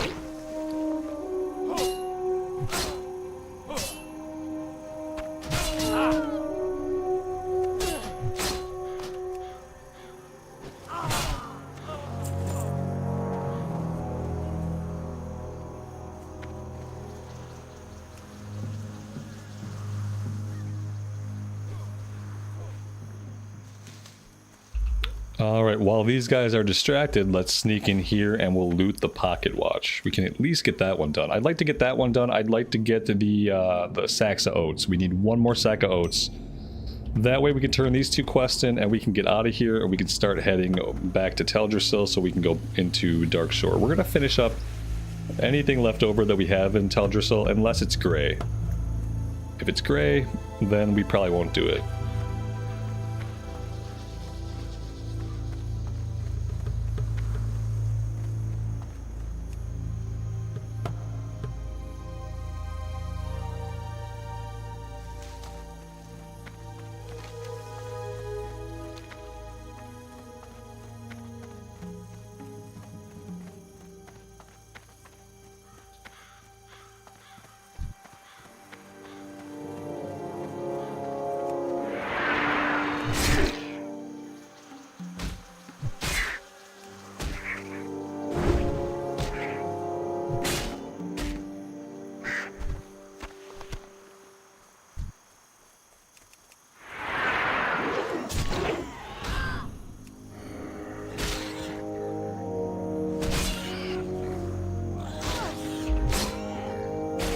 Parkow, good evening, buddy. Welcome to the stream.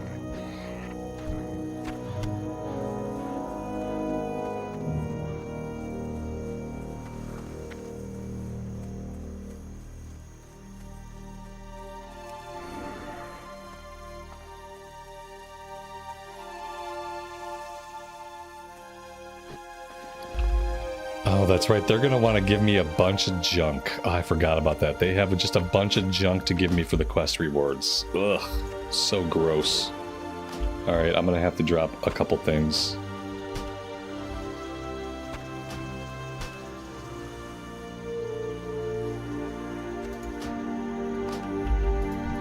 Hey there. Safe travels. See you later. Need something? Have a good one. Safe travels.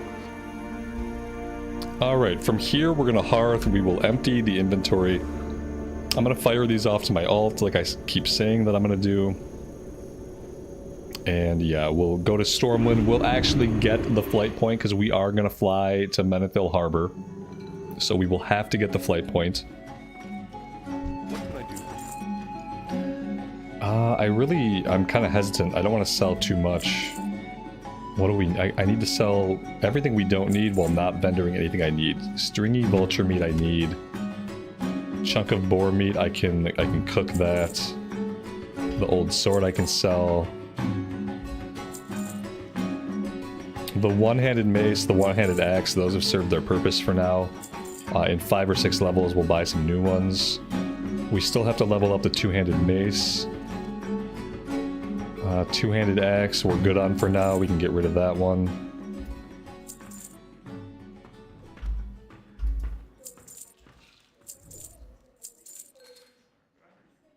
The flask of oil we can keep in our bank. We will need 5 of those for a quest later on. Pumpkins I don't need. Watermelon I don't need. The okra we need. Snouts we need. Okay. Careful. Did I give up on the Horde? No, I haven't given up on the Horde. We'll play him someday. I'm probably going to do a lot of my gameplay on Alliance side. But we'll still play the Horde. Because, you know, eventually we're going to have to make a Blood Elf. That's going to happen. Just assume I've given up on every single thing in life that I'm not doing right now at this moment. That tends to be accurate. Assume that, like, assume a person has given up on every single thing that you don't see them doing right now. What can I help you with? And that works most of the time.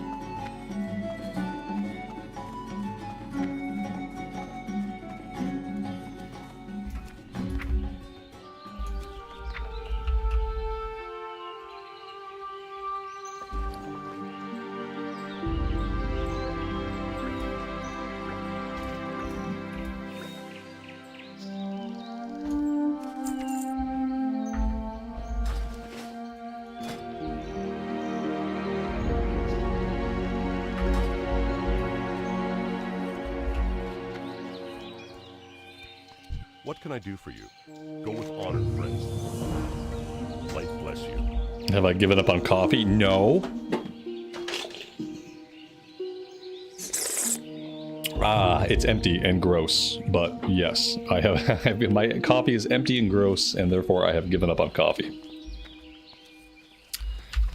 All right, to Stormwind we go. We could probably sell the boar meat. We're not getting any skill ups off it anymore. Same thing with the wolf meat. Light feathers we don't need because we're not a mage.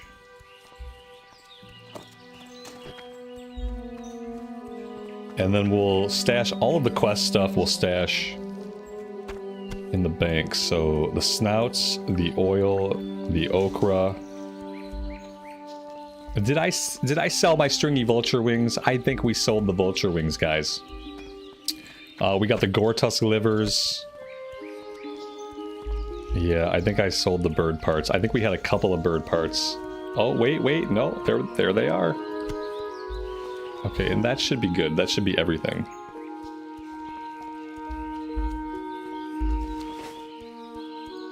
Coffee gave up on me. Coffee has abandoned me.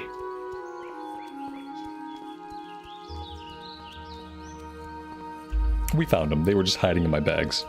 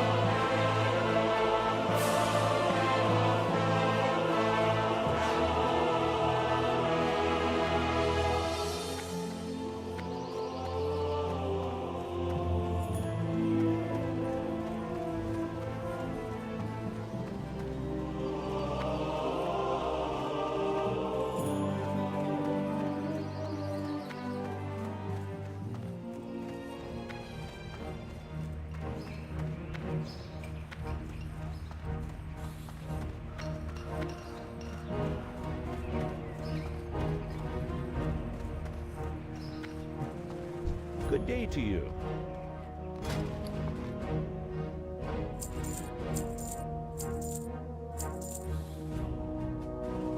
See you around.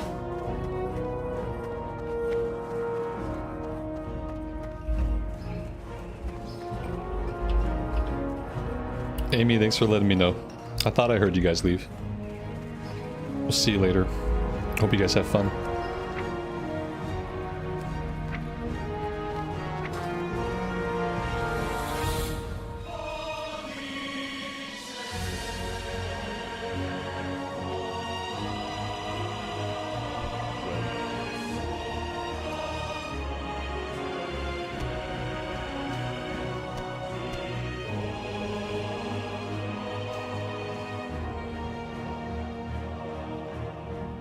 Go with honor, friend. And then I think I'm going to drop some of the stuff that we haven't worked on yet. Patrolling Westfall, we haven't gotten any of those. Red leather bandanas, we haven't picked up any of those yet. Killing fields, I'll probably keep a hold of. And yeah, that's it. That way we have more availability in our quest log. Alright, with that done, to the flight point we go. We have to jump on a flight back to Menethil Harbor so we can catch a boat.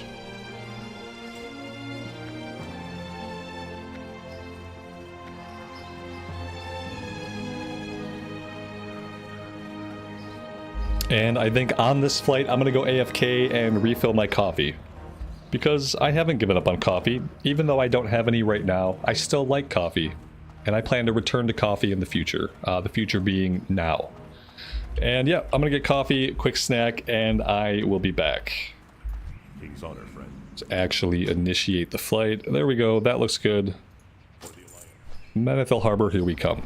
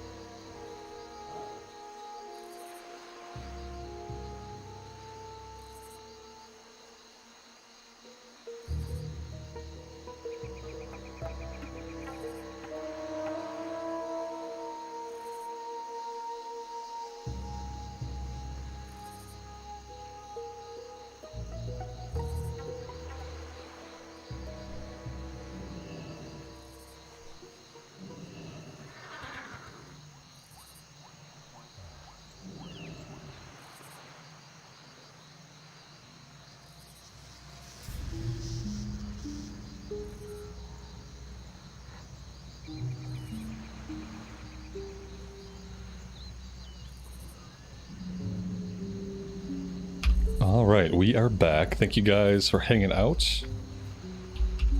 Let's get down to the dock. I wonder if we can fish here. I don't know if we have the skill that we need to fish here. Might be with you. You have a recipe. We can buy a bauble. Careful. And maybe we'll have time to find out.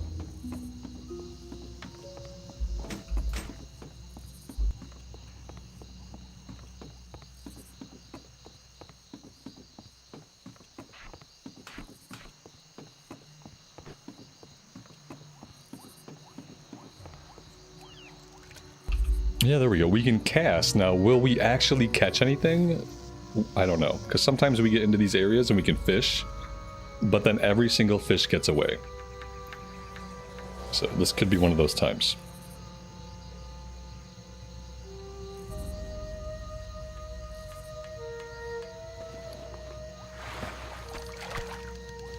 Okay, that's a good sign. Let's go ahead and use the bauble.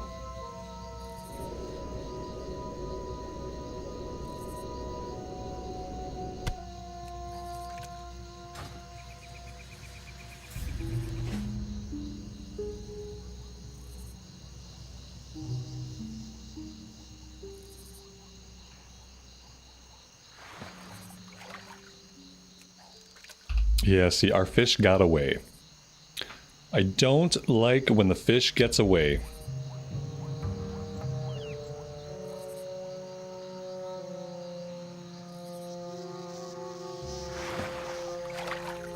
Yep, story of my life.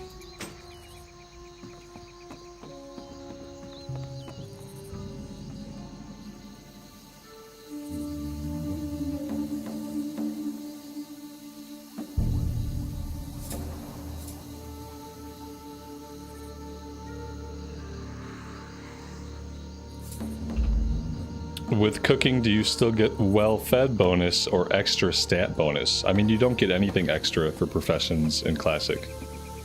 You get what you get, you know, like if you eat buff food, you get the stats, like this buff food here, but you don't get anything extra.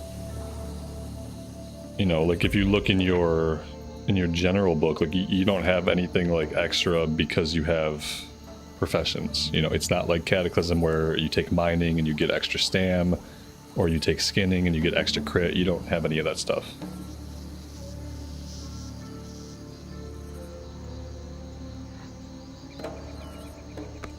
Yeah. You eat food, get bonus if food has bonus. Yeah. Like some food has bonus, some food does not have bonus. Not all food you can make with cooking has bonuses on it. A lot of it does, but not all of it. A lot of the food you make with cooking is basic food that will just restore your health.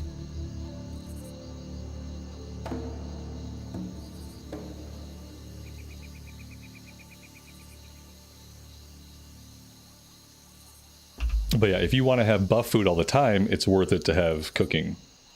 Because then you can make sure that you can always make yourself some buff food.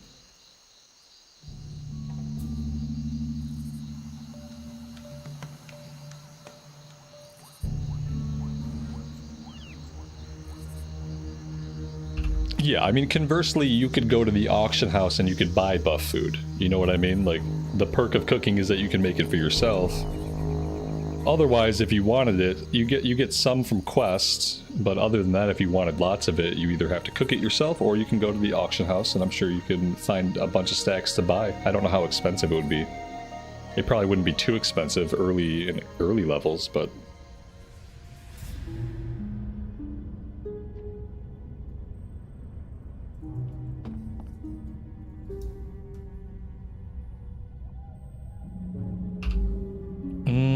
You know, I thought about going back to Teldrassil, but maybe we'll just start here. Do you guys think 14 is a decent level to start in Darkshore?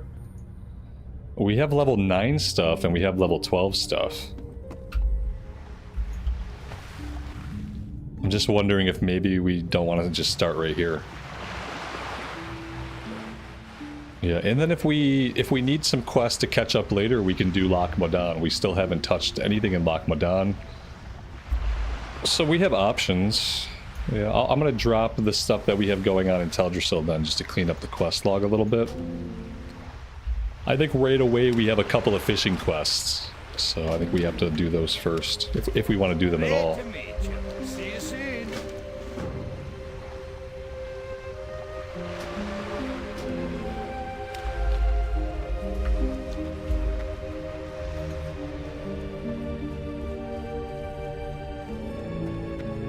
Alright, well, let's set the Hearthstone here.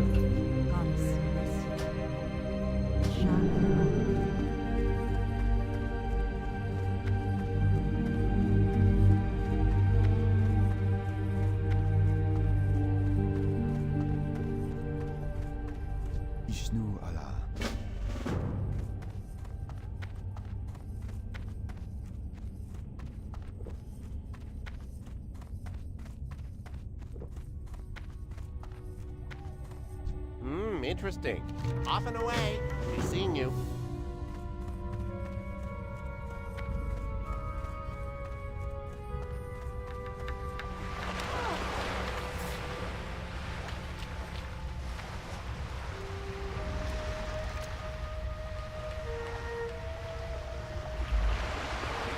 So we have two fishing quests. We have Dark Shore Groupers, and we have to find Gafferjacks. We'll see if luck is on our side today, or if this takes forever.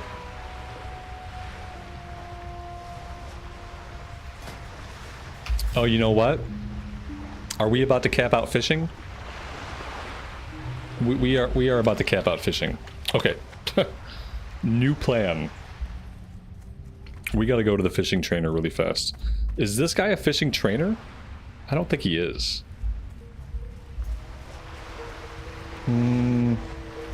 Hi. No. Sit. So there's a fishing trainer right there in Aberdeen. Short flight away. Let's go train fishing. We should have done this already. It's a wasted minute and a half of my life.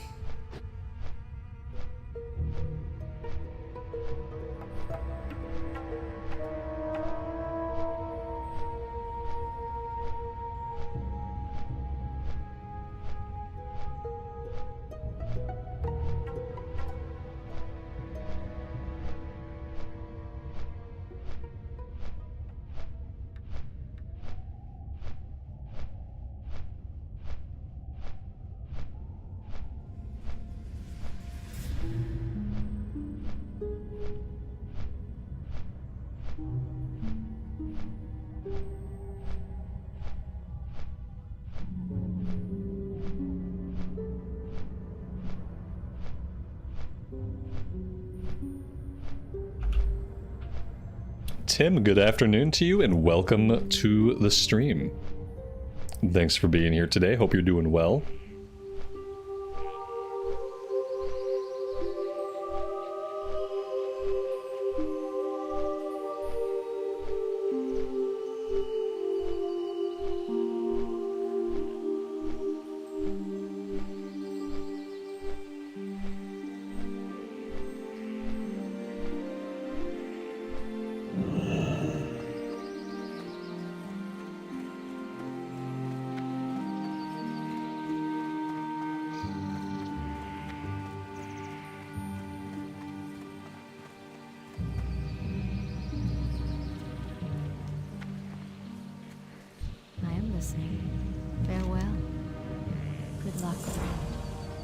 Oh, that little breadcrumb was worth 1,000 XP. That was a lot of XP.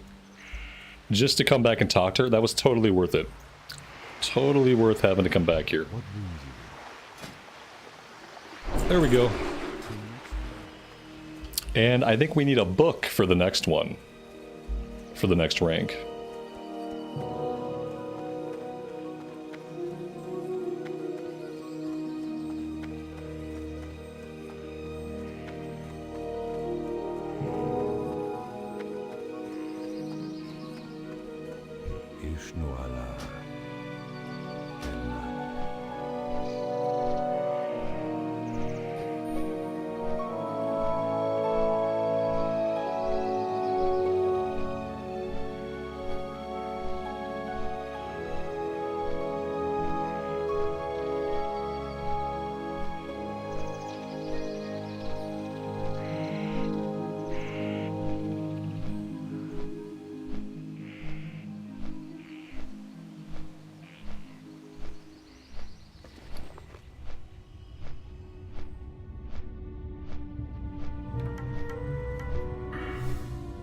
Oh my god, I have 2 talent points. So that's it for cruelty, and then in the next tier we're going to go for unbridled wrath. Gives you an 8% chance to generate an additional rage point when you deal melee weapon damage. That will be our next 5 points.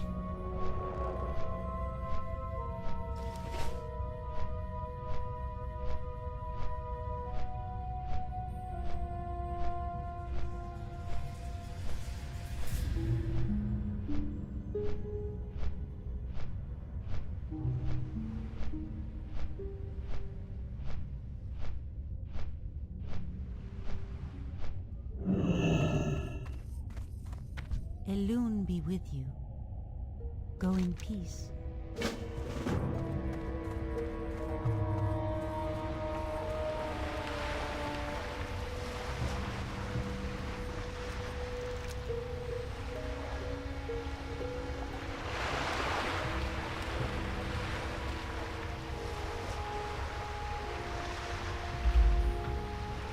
What is my opinion on Warlock as a new player class?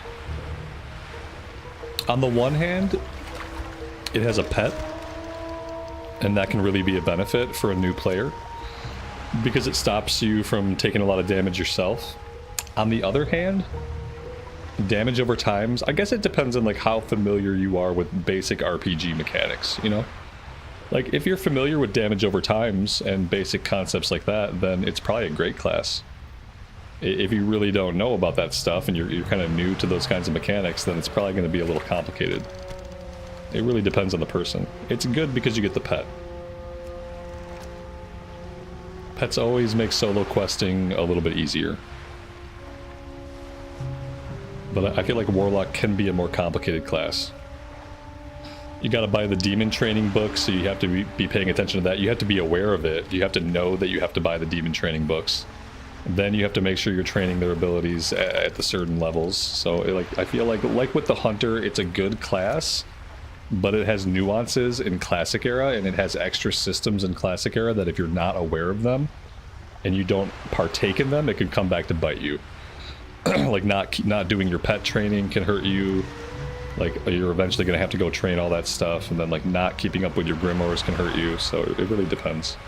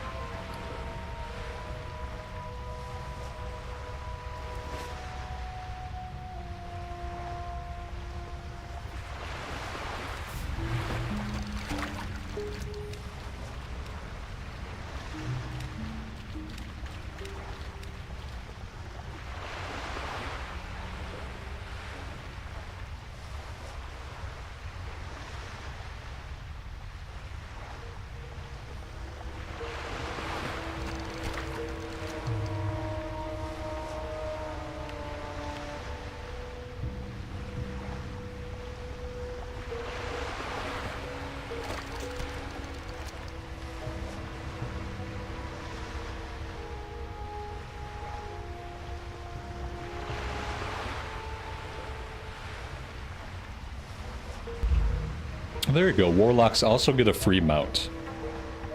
And in classic, mounts are pretty expensive. You gotta grind for your mount. So a free mount can go a long way.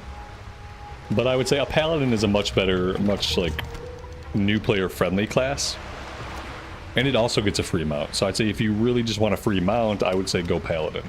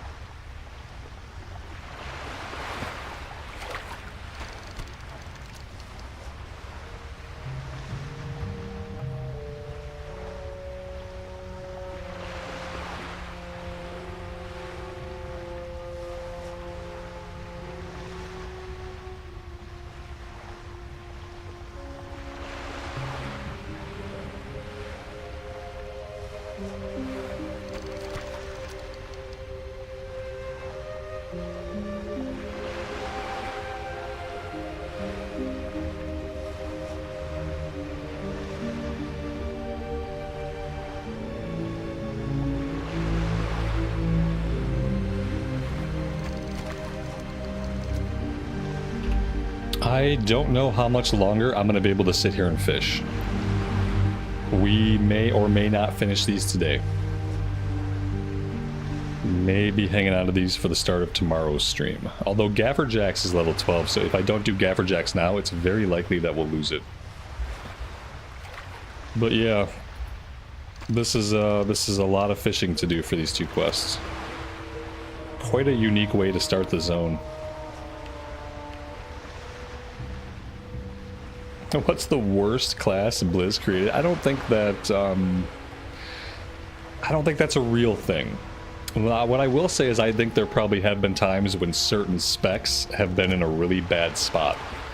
I think it's like more likely to have an answer to like what was the worst spec and what era did it happen in, because there have probably been some specs that have been like really bad within certain expansions, within certain patches. I don't think they have any bad classes. I guess if you wanted to like analyze it, I guess you really just need to look at what's the least played class. We could argue that maybe the least played class could be the worst class. I guess if we're looking at like historically, what's the least played? Because I don't think they've made any bad classes. I just feel like, you know, obviously not all the classes are for everyone, and they shouldn't be. Yeah, I don't think they have any bad ones. But I'm sure, like, people who play classes, people who, like, main a certain class, they'll be able to tell you, like, oh yeah, during this expansion, this spec for us was really bad, or during that expansion, the whole class was broken. Like, I'm sure those moments existed. We got one quest complete. We still need Gaffer Jacks. This quest is not done yet. Oh, we finished the groupers. We still need a bunch more Gaffer Jacks. 5 more. And they seem to be the less common item.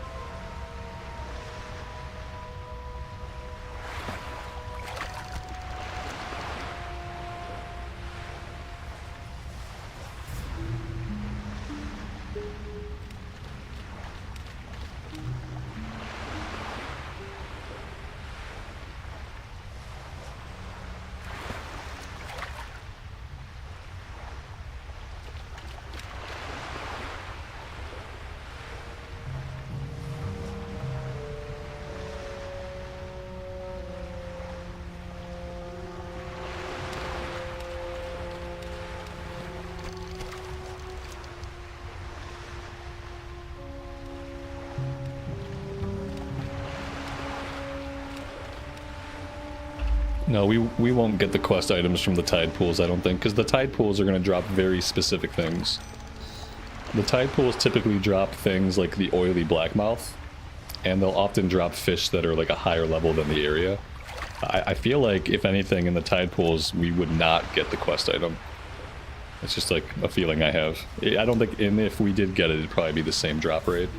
It's a good thought, though. I think the tide pools prioritize other things. The sound of the ocean's gonna put you to sleep. Good night, buddy. See you tomorrow.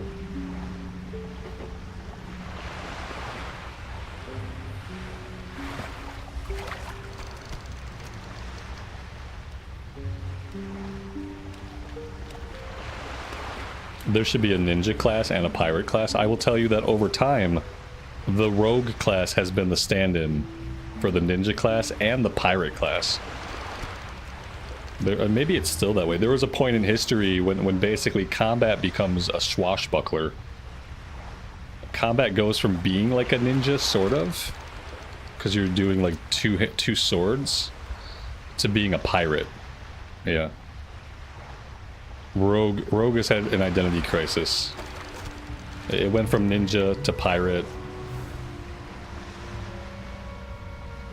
I don't know where it's at now. I don't know what the retail rogue is like. I hope it's not a pirate or a ninja.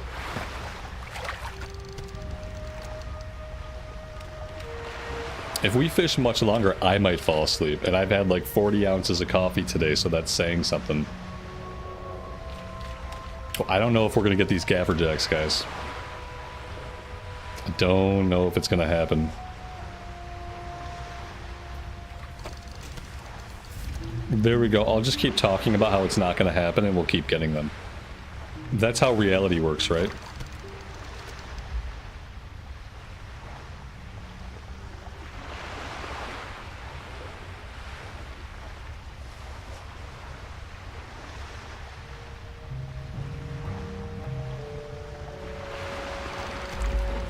I mean, on the one hand, this is forcing me to really level up my fishing, so maybe I should just stick it out.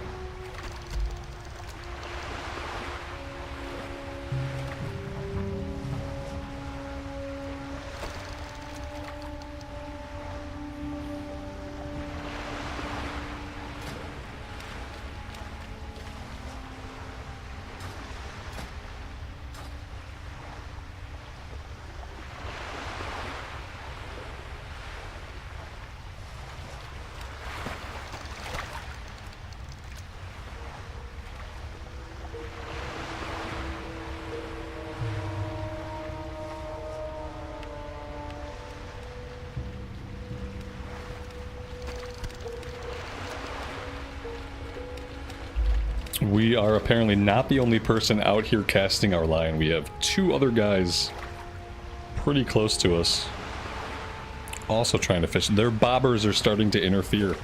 These guys have never heard of not crossing the streams. You never cross the streams and you never cross the strings. It just isn't done. Talk to you about my feelings? No. I will not.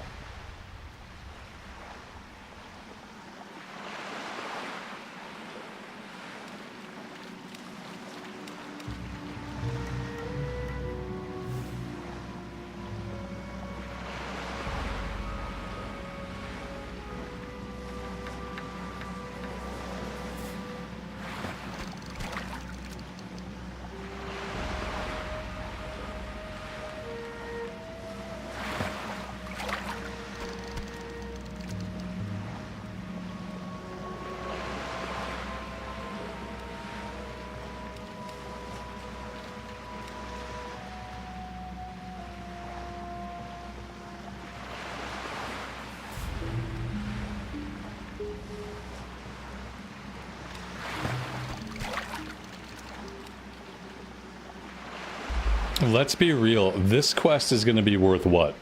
300 XP? It doesn't tell us.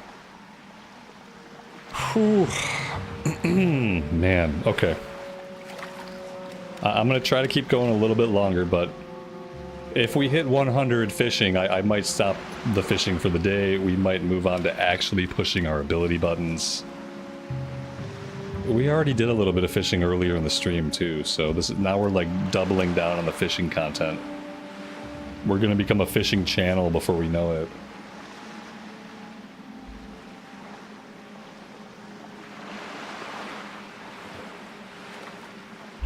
Can we cook the fish we're catching? Yeah, some of them we can. I think we have recipes for basically everything we've caught. Now, I don't know if it's gonna give us skill ups. I think a couple of them are going to be gray, so we're not going to benefit very much. Unfortunately. Yeah, I'm going to turn this one in. We got one of them done. That's pretty good. He gave us a new fishing pole, which I feel like is awesome. We should probably sell the old one. Let's go ahead and swap them out. And we'll sell that one. Watch your back. Message in a bottle. What's this? Scroll of protection. Very cool. I didn't know we could find scrolls in message bottles. That's pretty neat. Rainbow fin albacore recipe. We can learn that one now. Smoked sagefish. I don't think we've caught any of those. Sagefish delight is 175, so we're not there yet. So the albacore we can cook those, and we have 6 of them. That one's still yellow. Now the problem is, I don't know if there's a cooking fire anywhere. Oh, you know what? Maybe there's one over by the dwarf lady. Yeah, I think there's one over by the dwarf. I don't know that the fishing rod affects the catch rate at all. I don't think it does. And maybe some of you guys who fish more in Classic can tell me. But I don't believe that the fishing rod itself will increase how often we catch fish. I think it just adds that +3 fishing. Now the +3 fishing could get us into other zones, I think, but I don't know how much it's going to make a difference as far as the speed of which we catch fish. What are your guys' thoughts? It's like the same thing with equipping a bauble. Does equipping the bauble increase the speed at which we catch? Or no? 'Cause I don't think that it does.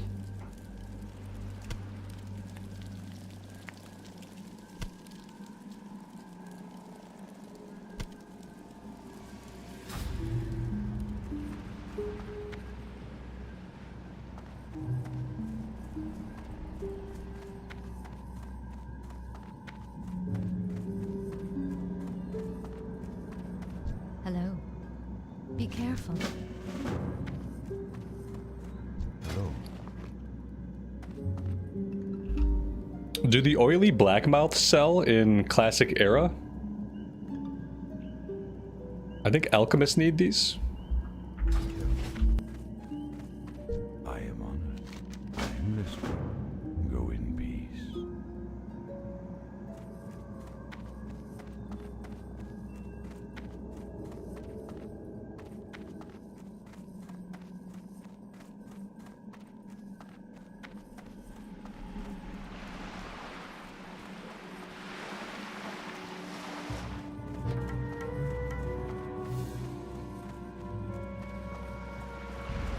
I am honored. Everyone knows that the oily blackmouth sell, but nobody seems to know the impact of fishing skill on the quickness that you catch fish. So that tells me that the skill probably doesn't matter on how often we hook a fish. Now, I think the skill matters on whether or not the fish gets away. It probably affects that for sure, but I don't think it affects how quick we get the fish on the hook.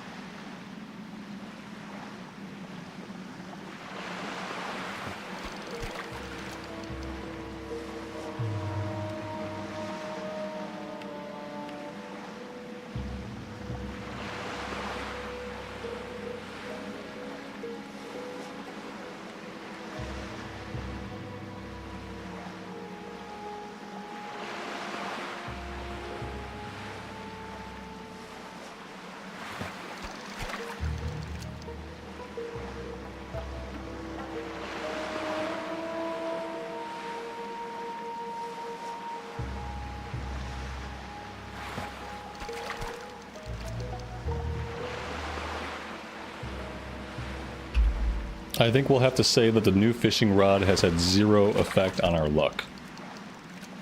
We still seem to be fishing and acquiring the quest item at about the same rate. We got one more left. I'm gonna fish this out. We're gonna keep going until we get this last item. And then we'll actually go press some of our class buttons before I fall asleep at the keyboard.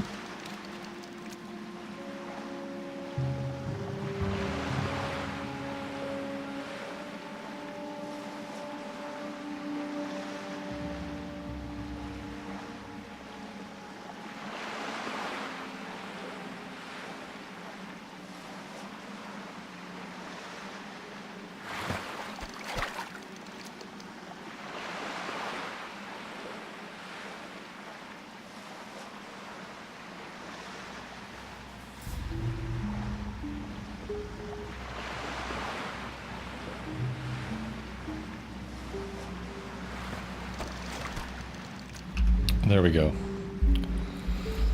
I would say it wasn't that bad, but it took a long time. It took a long time. After snack, after break fishing makes me sleepy. I think fishing is best done early in the stream. Greetings. You have a great day now. Right. Oh god. Oh god, he gave us another fishing quest. Electropellers.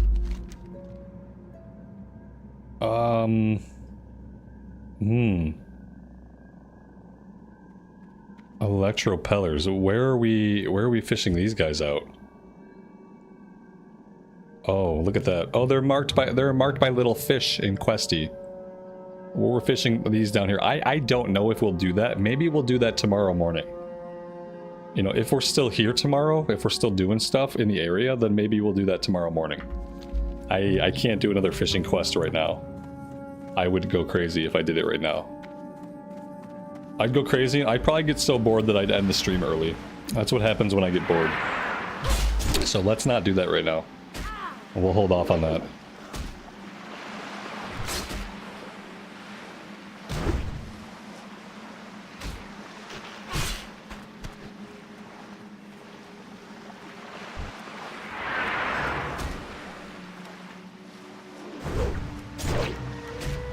Oh, you know what? This might be a good time to level up two-handed maces. Yeah, let's work on leveling up this two-handed mace. That's the last of the weapon skills that we haven't leveled at all, so... Level 9 crawlers, probably a good time to work on that. Was there a rogue video today? No, not today. You missed nothing.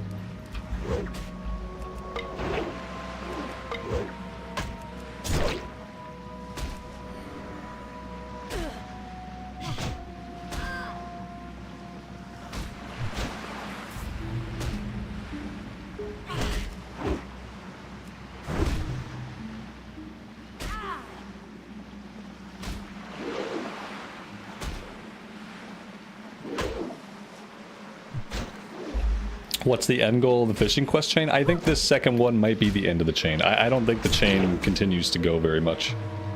It'd be really cool if it had some actual, like, story arc or something, but I don't think it does. I think it's this next quest and that's it. I would be very surprised if there was a third quest. I think we'll have to wait on Classic Plus for that. Epic Fishing Quest Storylines. Brought to you by Classic Plus. Now everyone needs fishing.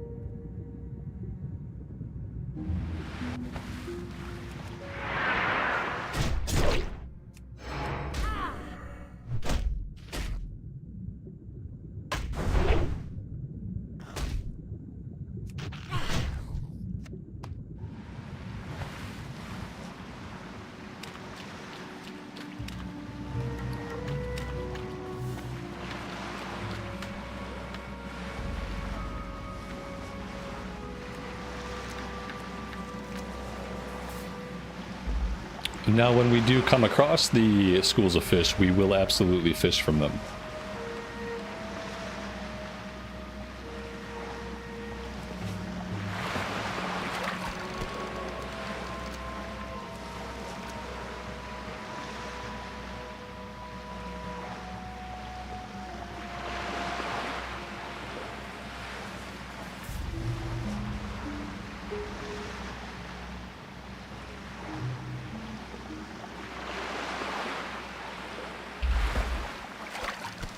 I like the ability they put in Cataclysm where you can track the schools of fish.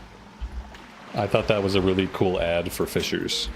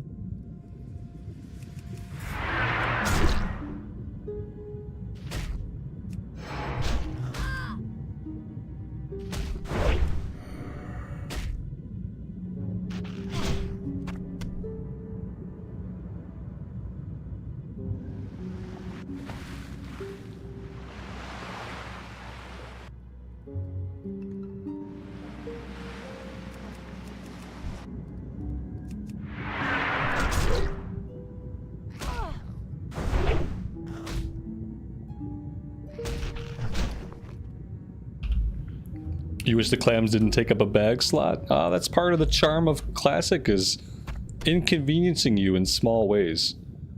Yeah, you gotta make a habit of coming into your bags and clicking them. Which I'm bad at. I'll typically wait till my bags are full and then I'll be like, oh my god, my bags are full. And then I'll open my bags and I'll have a bag full of unopened clams. It's happened many, many times.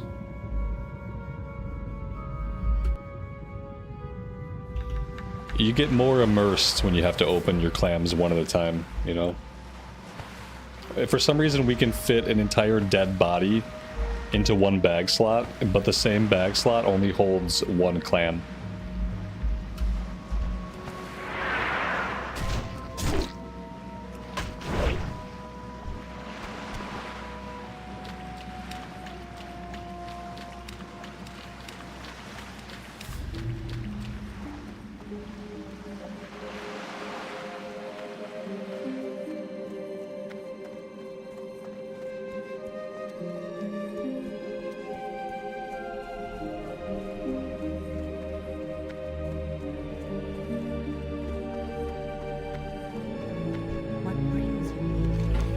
Sometimes it's hard to figure out where the line is at between quality of life and removing things from the game that you have to think about and therefore lessening the possible immersion.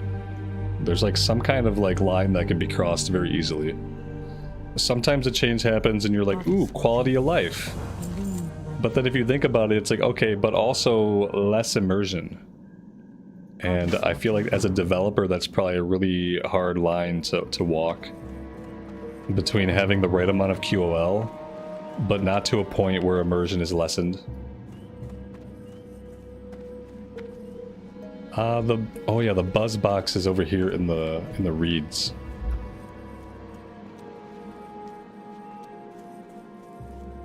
Do they ever start stacking? Yeah, they start stacking. I think it's probably like Wrath or Kata that the clams start stacking.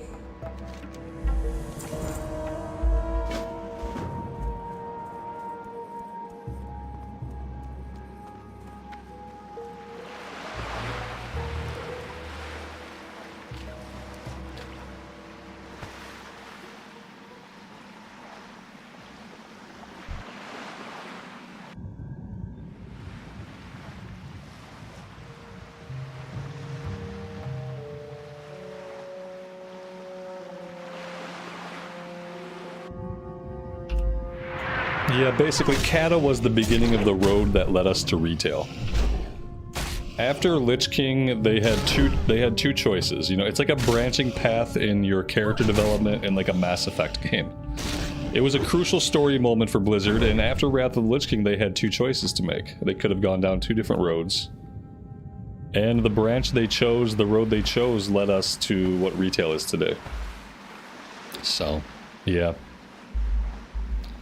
It's when the game's immersion started to be gutted in the name of QOL. That's what I'm talking about. It's like, I think they did a lot of things in Cataclysm that were good intention, that were like for quality of life. But they didn't really think about, like, by creating this quality of life, am I removing part of the game that is actually immersive? If I'm removing action or removing thought, am I doing something for quality of life, or am I accidentally taking immersion and like depth out of the game or out of the character? And I think a lot of that happened in Kata unintentionally.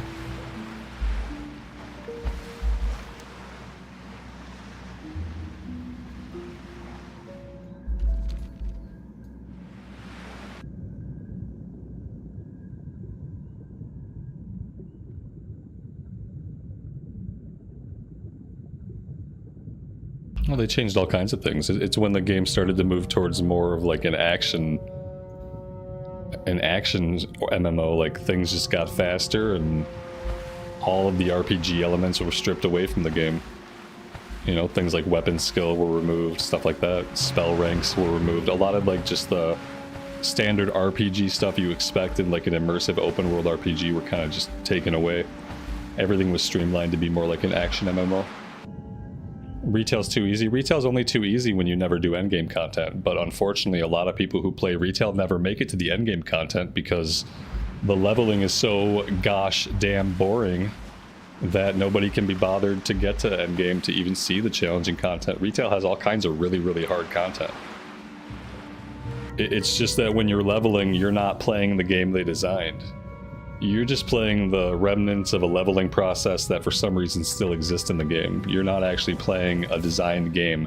When you level in retail from 1 to 70, that experience has not been designed or tailored in any way. It's just the remnants of leveling that have existed and built up over the past 20 years. The only part of the game in retail that's been designed for you to actually experience in a good way is the new content. So 80, in this case, like with War Within, level 70 to endgame. Level 70 to endgame is going to feel more like a game because it's actually content that was designed for players to play, and not just the content that was left there for people to get through. That's why when you play retail and you're leveling up, it feels too easy and it doesn't feel like a game because it's not a designed experience.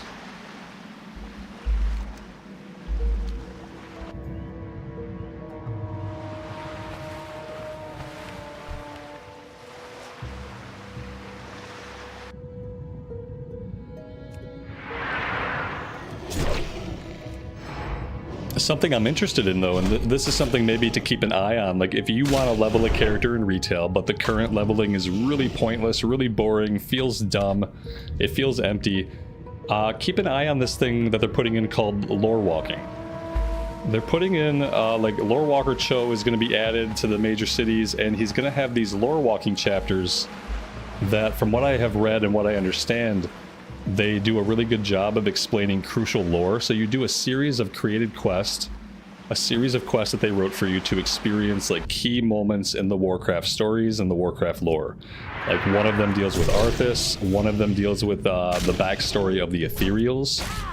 And from everything I've heard, these lore walking like installments, they're a way that you can level up characters, and they are a way to see like pretty well done like key story moments from history that you might have missed or just not been privy to because of the way the game tells story. And I'm kind of curious about that. Right now, I think they only put 3 of them into the game, but they said they have over 30 of them that they're going to be adding to the game over time. So if the lore walking stuff is good, that could be a designed experience that players can level up 1 to 70, and they could get to see these well-designed segments of like story questing, explaining crucial parts of WoW's history and characters. That could be really cool if they do have like 30 of them and if they are done well. Now, I haven't played them myself, so this is just stuff that I've read, stuff that I've watched, but it looks promising. I might actually check it out on my own and see what it's like.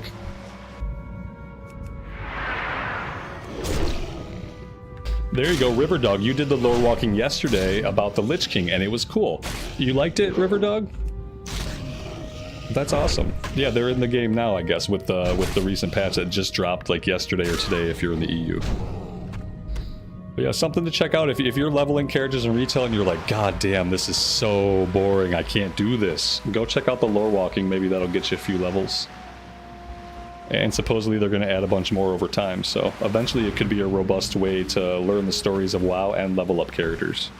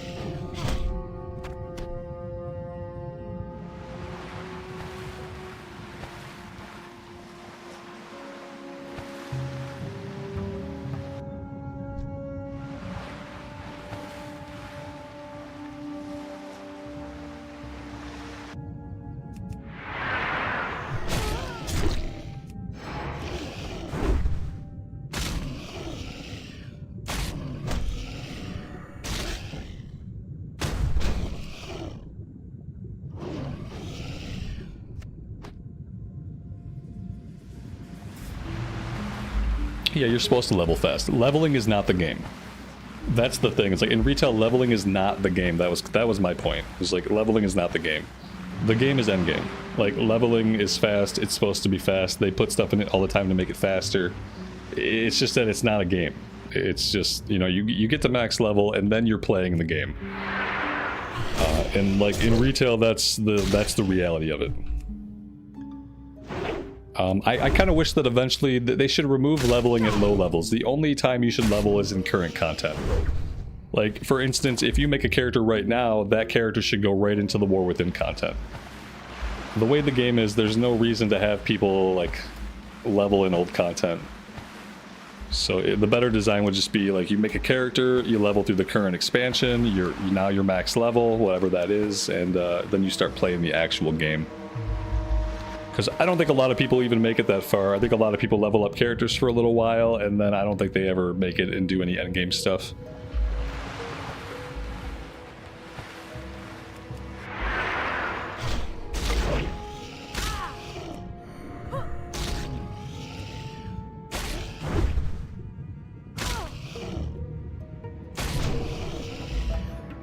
Yeah, the world takes a backseat in retail for endgame content. Yeah, it does, and that's okay. But not if you force people into the world. Like, it's okay for the game to be just about the end game. Okay, like, take that thought a step further. Let's get rid of the low-level leveling. We should not make people level up at low levels, because we're admitting this is not part of the game. End game is the game.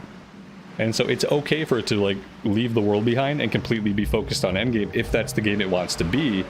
It just needs to be that game 100%. Right now, it's kind of half-assing it. It still asks people to level up through content and through an experience that doesn't matter. And furthermore, what you experience while you play your class at low levels is nothing like what it's going to be when you play it for like the last 10 levels or endgame. And so it's not even giving you a good learning curve to really learn your class. it's not benefiting a player at all to have to do that low-level content, you know, unless they're learning how to use WASD for the first time. And then maybe that time leveling up could be teaching them how to use a mouse and keyboard, because it's not teaching you a lot about how you're going to eventually play your class. So I think that they should just cut out the leveling portion and keep leveling strictly in whatever the current content is. Then they wouldn't have to worry about an ever-growing level cap and stuff like that.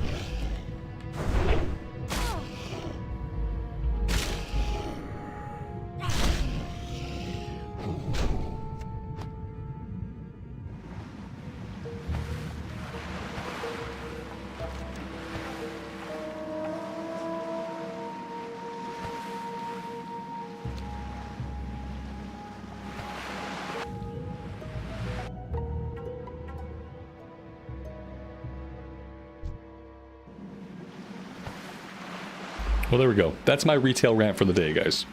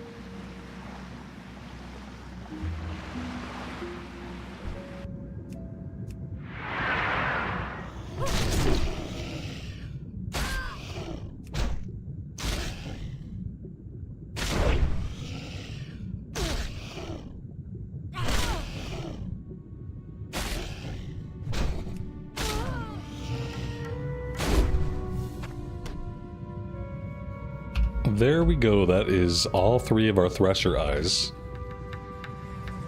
Let's go up here to the Buzz Box and we'll get this one turned in. That way we can take the follow-up. It's pinging us for Murloc Eyes for Westfall Stew, but I'm not going to go after the Murlocs here for that. If we happen to get Murloc Eyes, that would be great. I'll hang on to them. But I'm not going to farm for that one here.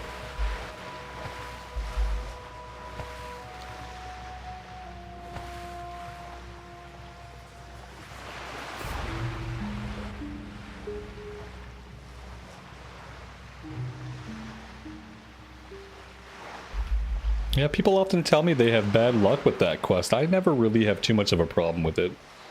There are so many quests that are worse, like the Gore-Tusk Livers, for example. To me, the Gore-Tusk Liver quest in Westfall is worse than this one.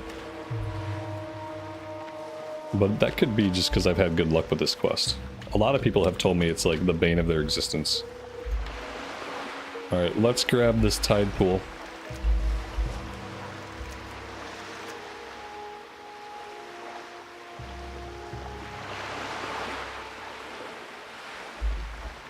The endgame of retail is just dungeons and raids over and over again. It's not fun.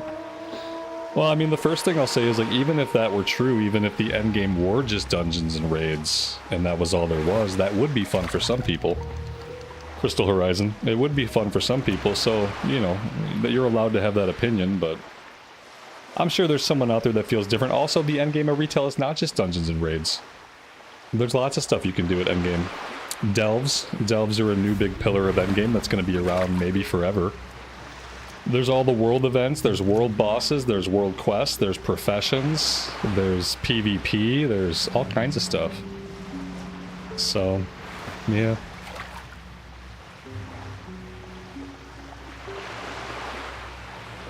But yeah, but even if it were just dungeons and raids, that is fun to somebody. Something to keep in mind.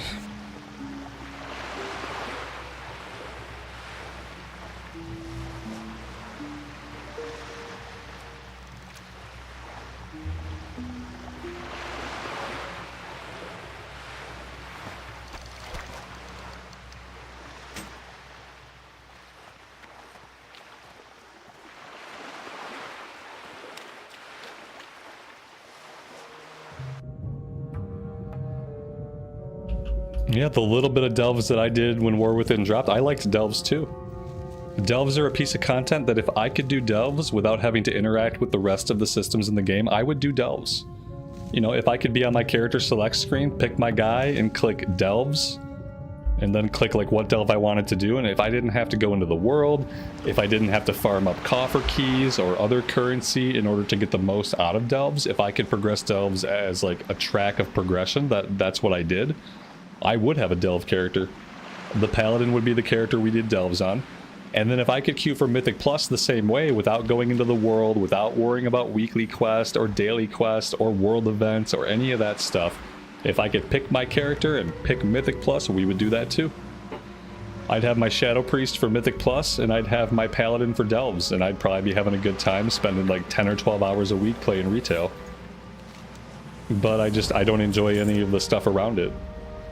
So, yeah, sucks to be me. Alright, so that one's done. We need Moonstalker Fangs. We need... I think we need Strider Meat. Yeah, Strider Meat. We gotta go talk to the guy over at the ruins. And let's just see what we can find out here.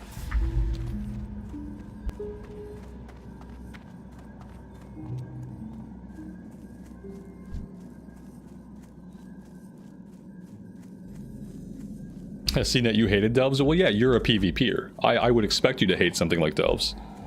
As a PvE-oriented person, I love delves. Yeah, I would run a bunch of delves.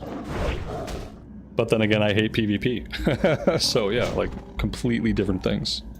But it makes sense.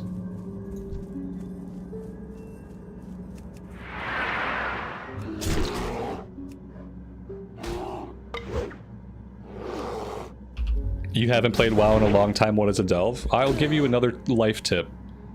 When you're not at all familiar with something, like if you haven't played a game in a long time, don't go into a public chat and make like statements about it. You know what I mean? Like if you are willing to admit that you're ignorant, it's probably just a bad idea to enter a conversation and say stuff when you don't know what you're talking about. You know, like a statement like all retail endgame is dungeons and raids on repeat. Like if you don't know, then don't talk. Ask questions instead of making inflammatory, incorrect statements. That would be what I would recommend for like the future of your interactions on the internet. Don't jump into conversations when you don't know the subject matter, and ask questions instead of making inflammatory statements. You could have asked, what is there to do in retail besides dungeons and raids on repeat? And as a question, it would have been fine. And as a question, you would have got a lot of answers. So yeah, ask more questions, make less statements, be quiet more when you don't know the subject matter. Good life lessons.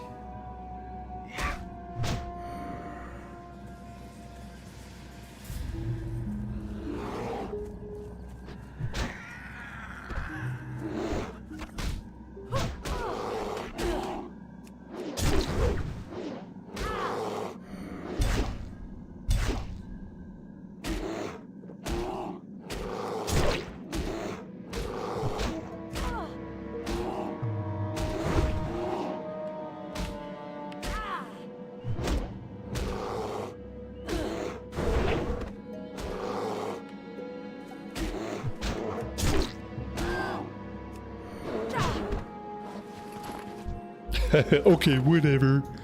Yeah, that's what my dad says, man. You sound just like my fucking dad, man. Whatever, Dad.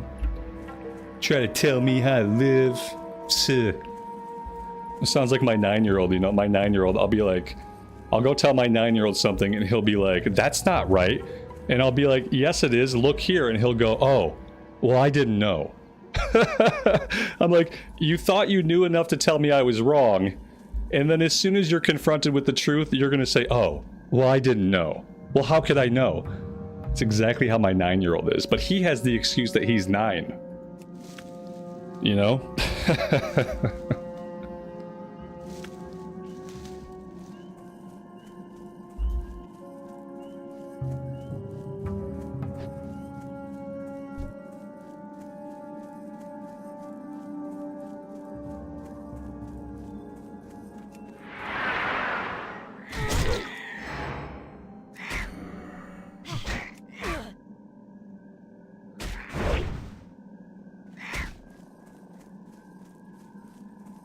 Oh my god, these birds! They're so fast. I got a hamstring.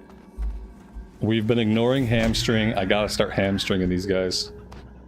Let's check out our axe skill. Are we done with this? Or axe. Let's check our mace skill. Are we done with this guy yet?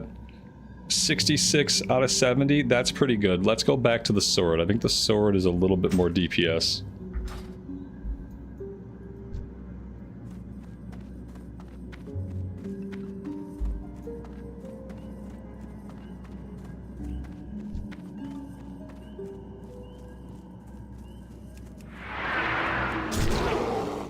You can explain it better without typing. Yeah, I like that one. I could explain it better without typing. I like it's just a language barrier. I like that one.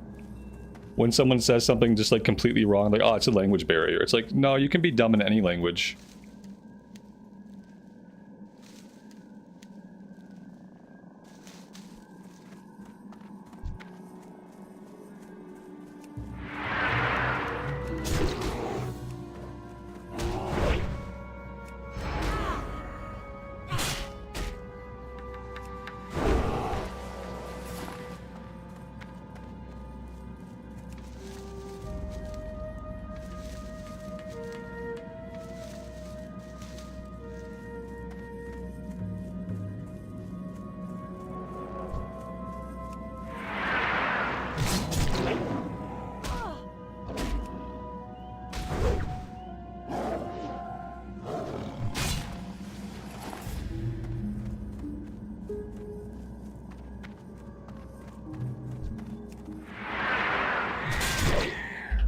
How do you get into herb gathering? Like, how do you get into it mentally? Or how do you get into it, like, physically? Like, how do you get into it, or how do you pick it up and begin?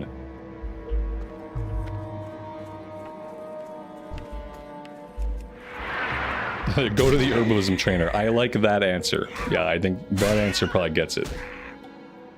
Yeah, you can find an herb trainer in your major city. If you're playing Classic Era, you can often find herb trainers in some of the towns. But your best bet is to ask a guard in your capital city. If you walk up to a guard in any of the cities, you just ask them where the herbalist is, and they'll train you. And you'll get a little ability called Track Herbs. Once you've talked to a trainer and you've trained it, you'll get a little ability called Find Herbs. And as you're running around on your mini-map, you'll see little yellow dots pop up when there's an herb nearby.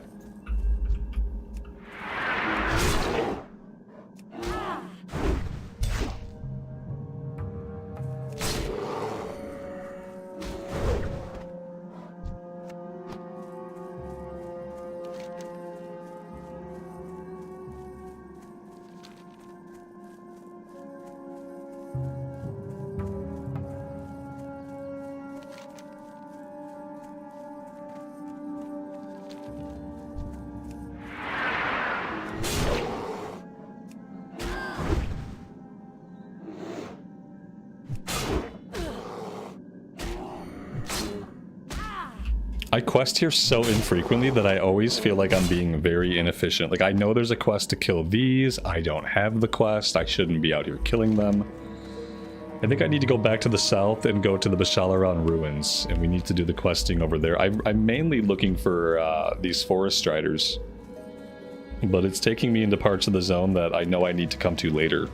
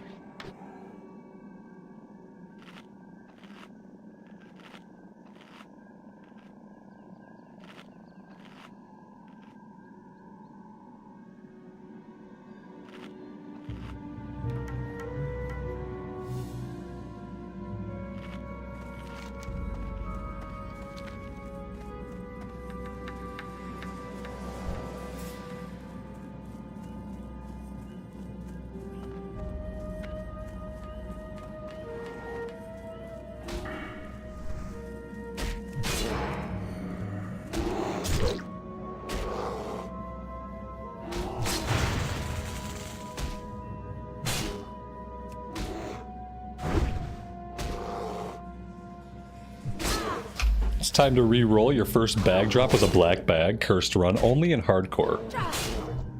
I do feel like the black pouch being cursed is only valid in hardcore. So you should be fine. That being said, replace it as soon as you can. Oh, this is bad.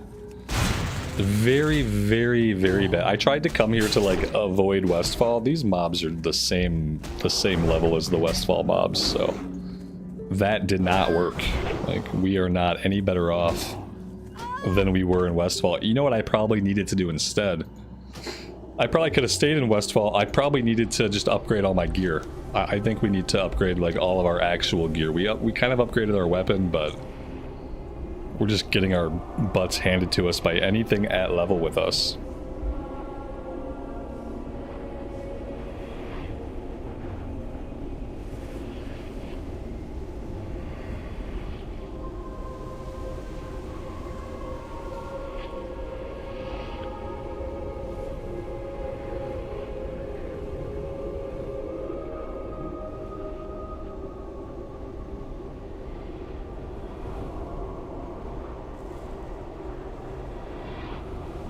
The joys of being a warrior.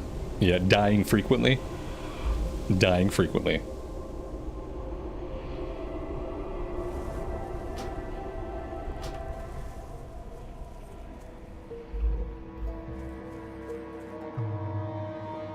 And I'm also out of buff food because I just ate my last piece of buff food and then we died. Rainbow fin albacore is not buff food. The sagefish would be, but I don't have sagefish. Boiled clam. Oh, I can make these. This is buff food. We just need to get some spring water.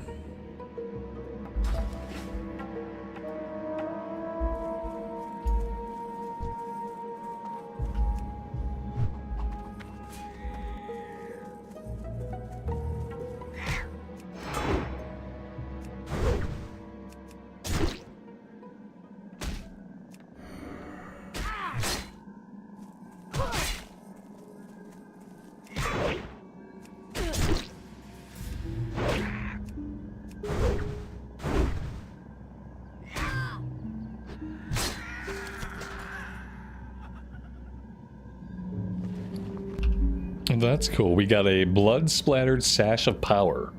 Mail belt with 4 attack power. 4 attack power is... That's probably more attack power than the 2 strength.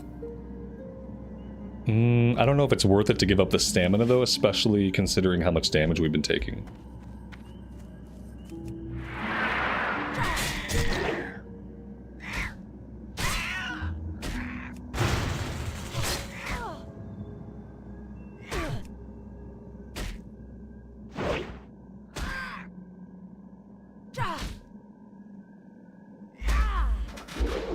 Damien Luck 925, you've been telling me that, man. And what I'll say to you is, you can do whatever you want. I can't stop you. And I can't snitch on you either, bro, because it's legal. But, you know, you do you. Thanks for stopping by the stream. And thanks for leaving a chat for the algorithm, buddy.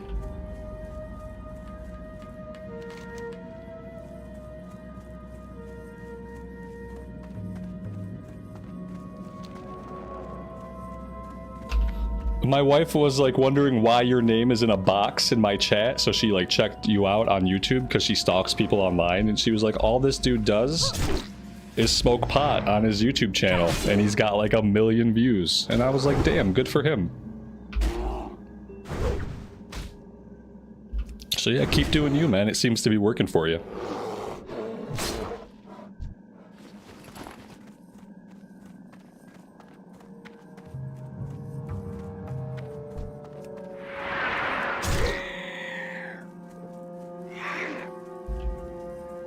Yanko, good evening to you, buddy.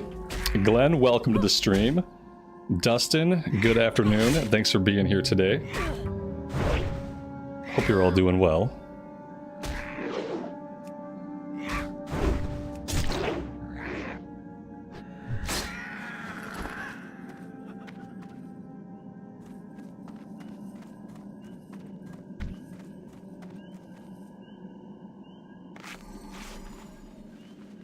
See, Damien, there you go, man. It sounds like you already got that little corner of the YouTube market, like, completely taken care of. I think I can leave it in your capable hands. I think you've got this.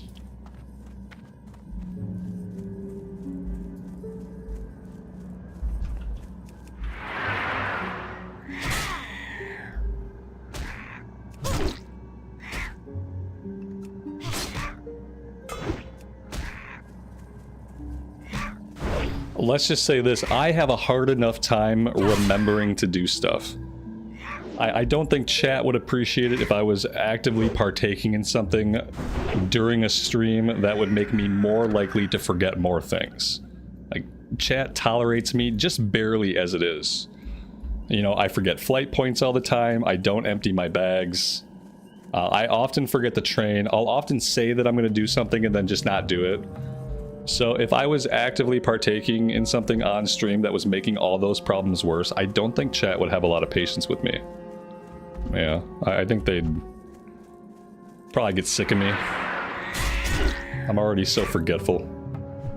So many brain cells that I've already lost that will never return.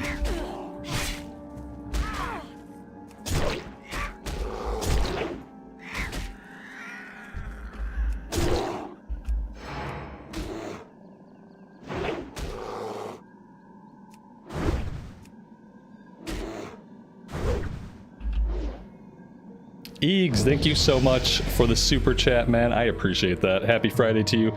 You like me the way that I am. Well, that's good. I really appreciate that. I don't mind myself either, but I don't have much choice.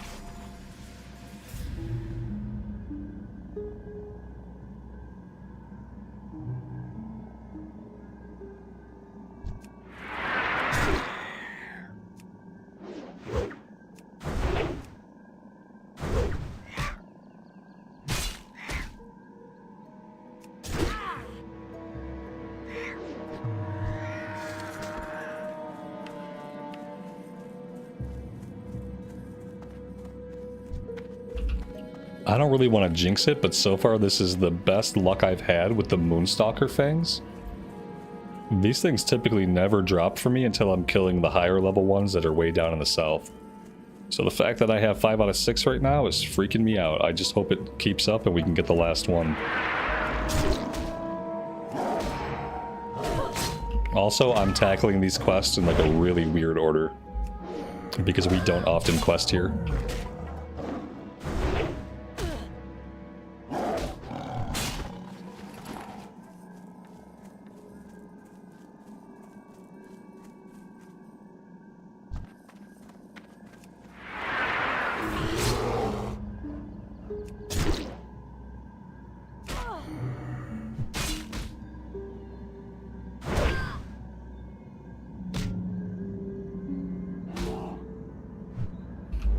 It's really hurting me not to have the quest to kill these guys, though. We're gonna have to kill 20 of these eventually.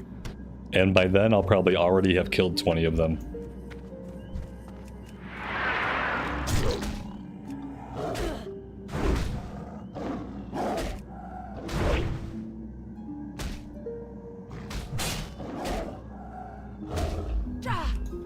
I'd feel more comfortable 95%ing something. I think 100%ing something's too try hard. I don't want to set a bad precedent around here that I try hard. I think I'd rather 95% something and then forget about the other 5%. I think that'd be more on brand. Oh, that's 100% that. Well, Tim, I appreciate that, man. Thank you for the 10 gifted memberships. I thought you wanted me to 100% something in the game. I'm like, okay, that's intimidating. 10 gifted memberships. Welcome to the 10 new people. Thank you guys for hanging out with us today. The tracker still does not track gift memberships, apparently. We need like a manual way for me to color in the membership tracker. That'd be awesome. Yep, I redid it today. I'm like, maybe today's the day. Maybe today is the day that little button I click that says gift memberships included. Maybe like checking that box today will make it work. And the answer is no. No, it will not make it work. Yep. I tried it. I put it up there today and I'm like, well, you know, maybe today's the day it starts working again. Doesn't look like it. It's only been broken for about a year. No biggie. Thank you, Streamlabs and YouTube, for your awesome communication with each other.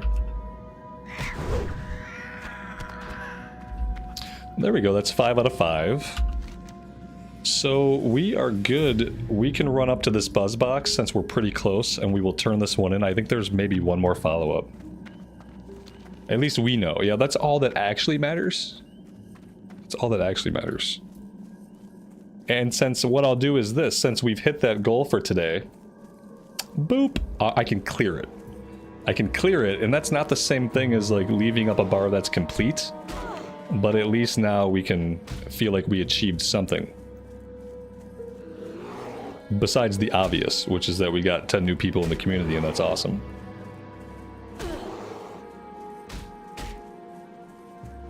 Why did I block you? If I blocked you, it was because I didn't like something you said, and I thought that our communication issues were irreconcilable.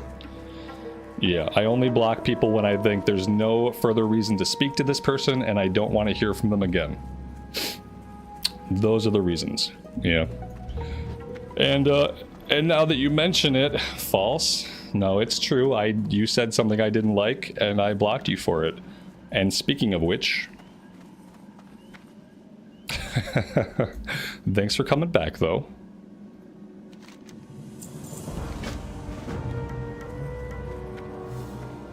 I think I typically talk about, you know, when I kick somebody like you, I talk about it. So you got to hear the exact reason why I kicked you. Like, I literally explained it to chat. We had a big convo about it, so it's not like it's a secret. Sometimes I do kick people without explaining it at all. I just read something I don't like, I read something I never want to hear from the person again, and I just boot them. And since it's my platform, that's my prerogative to do that. But in this case, this was one of the times when we actually had a full conversation in the stream, and the reasons why I was kicking you were pretty obvious. Mm-hmm. Bye again. Hello again, and goodbye again.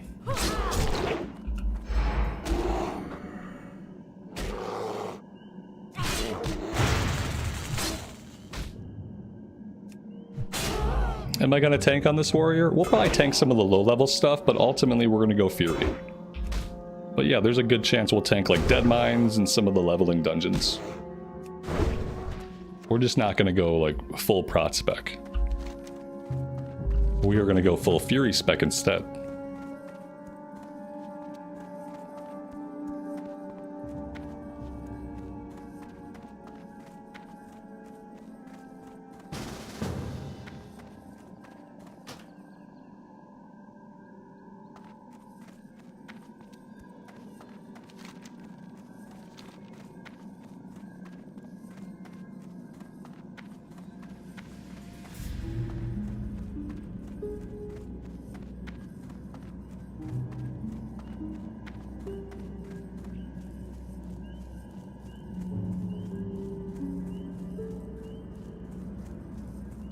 Who did I boot? Just somebody who... They had said something stupid. I had explained to them why what they said was ignorant. You know, I gave him the benefit of the doubt, and I was trying to give him some life advice, and I said, hey, just so you know, that was super ignorant. Here's a way to not be ignorant in the future. And their response to me was, okay, whatever. And I was like, oh, okay, you responded to me the way my 9-year-old might respond to me. And therefore, you're not a person that I need in my chat, because you either are A, an actual child, and this is not a children's stream, so you have to go, or B, you're an adult who behaves like a child in public chats, and then in that case, you also have to go. That was it. It wasn't even like a big deal. Just somebody who had like a volatile reaction to it being pointed out that what they said was ill-informed and stupid. You know, if someone calmly points out to you that something you said was ill-informed and stupid, and they give you tips on how to not seem like that in the future, you don't have to like it. No one's gonna like it when their stupidity is highlighted for all the world to see. But, you know, you have to find some kind of grace and just, at the very least, just not have a dumb reply, you know? It's easy. Just say nothing. If you don't have anything to say nothing.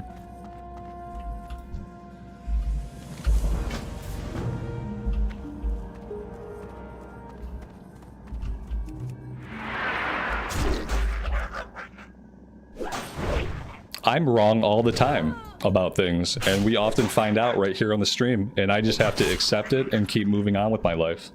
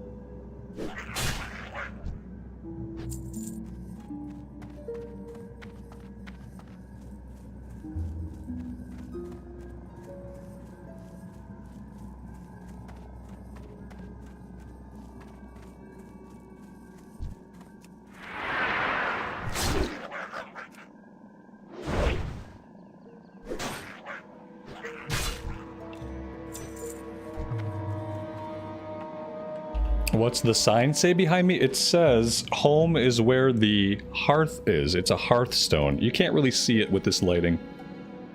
And maybe you just can't really see it with the camera angle. Maybe that's the problem. Maybe I can scoot it over a little bit.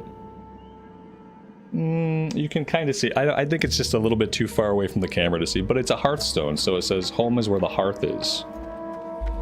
And my wife got that for me. But it's just a little bit too far from the camera.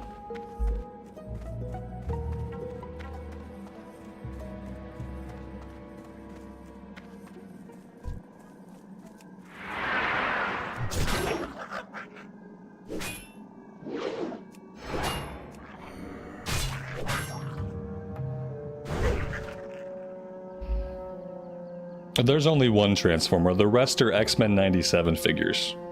That's all of the Phase 1 X-Men 97 figures, and one of the Phase 2. And then there's a Transformer on the very end. The Transformer is the Ecto-1. I don't think you can see him in the shot, though. Yeah, the Transformer is not in the shot. Strangely, there is a Transformer on that shelf, but none of the ones that you can see are Transformers. Those are X-Men 97 figures. There's the Ecto-1 Transformer guy on the very end past the Magneto that you can't see.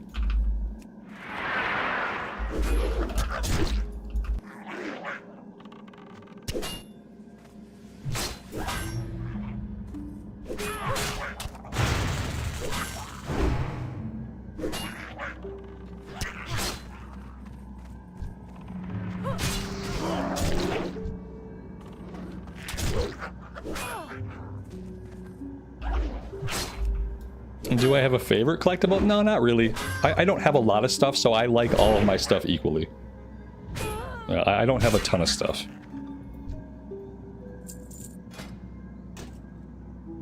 CNET, what's up, man? Ooh. What's this? One-handed sword with fiery shield. Okay, okay. That looks really cool. Thank you, buddy.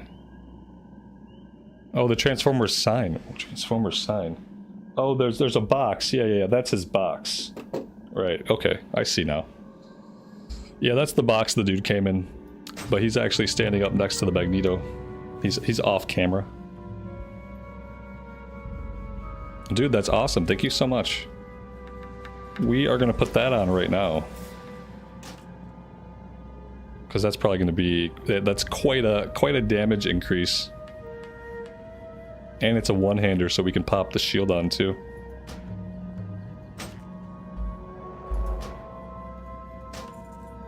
And we are going to have inventory problems if we don't get to a vendor soonish.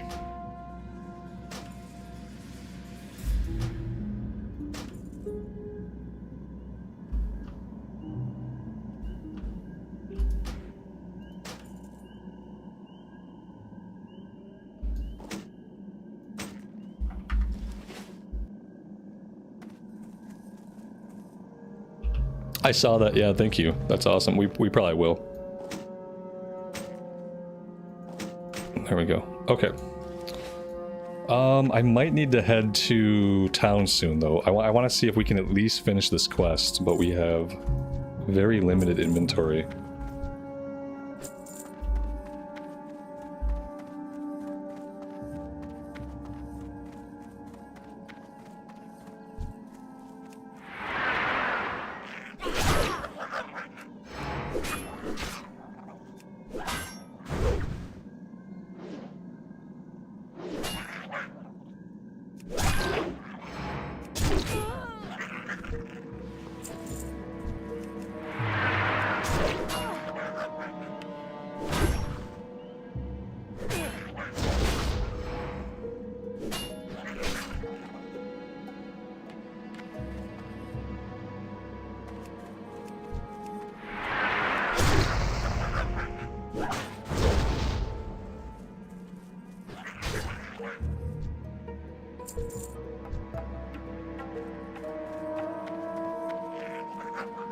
Do I have a favorite X-Men?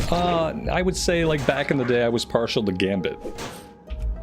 Like, back when I was a kid and I watched the original X-Men animated series, I would say I was probably partial to Gambit. Everybody likes Wolverine. I liked Wolverine plenty.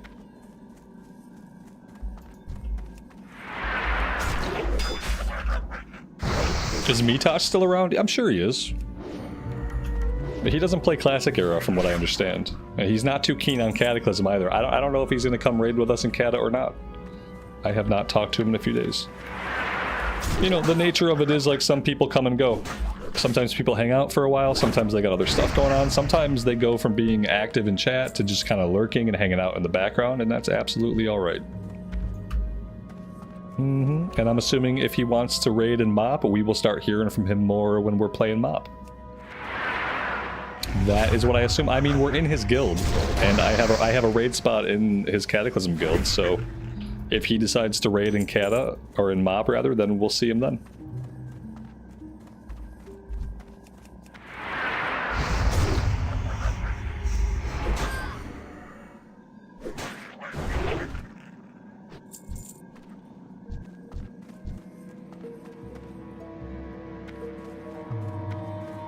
There you go. He got burned out of Cata. Yeah, he burned out faster than we did, yeah. I don't think he likes Cata, so I don't know that it's an instance of really being burned out or just, like, not liking something, you know? I'm kind of worried that he's not going to like Mop any better, but we'll see. Mop is a little bit different, but I guess maybe he'll like it enough to have one main character and just, like, play that character during raids and stuff. Because yeah, it's good if you don't like Cataclysm stuff, then, like, Mop's, besides the questing zones themselves, Mop is not going to be very different. Obviously the zones are going to be better, the questing is better, but when it comes to endgame activities, you're going to be doing very similar stuff. As a wise person once said, you're basically just going to be doing dungeons and raiding.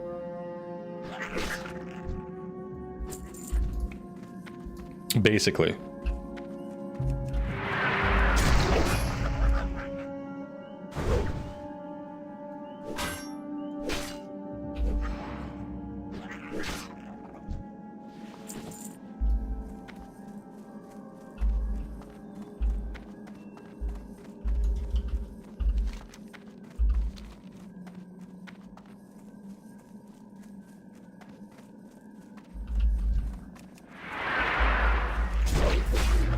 A nice callback. I like to strive for continuity. Continuity always feels good.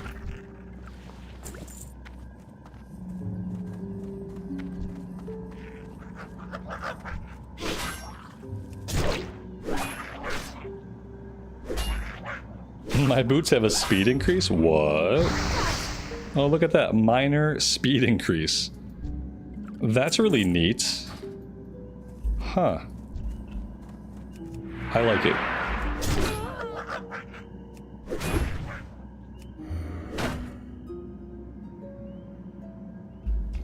Is there an enchant on the sword? Yes. There is Fiery Weapon.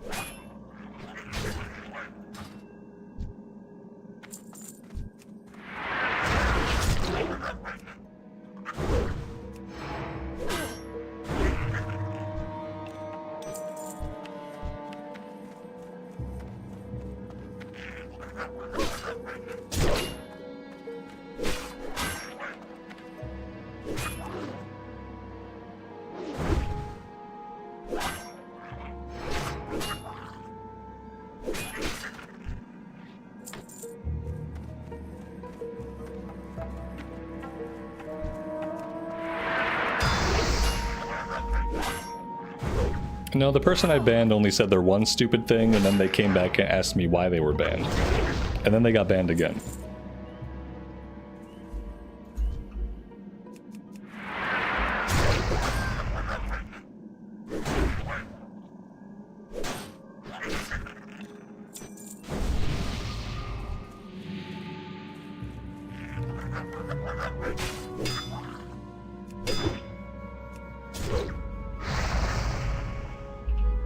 Somebody gave me fortitude. I didn't see anybody. Well, there they are. Well, that's a mage. It doesn't matter. As a warrior, I have no useful buffs to offer anybody.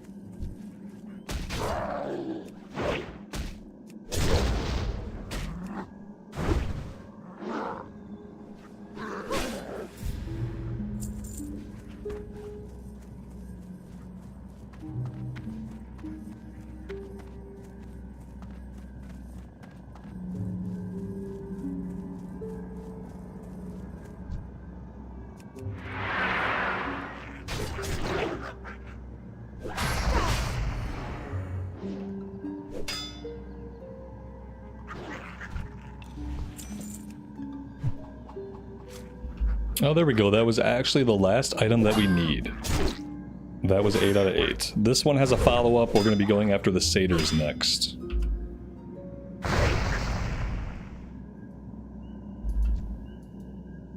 How many characters have I fully leveled on stream? A few, but it depends on the era.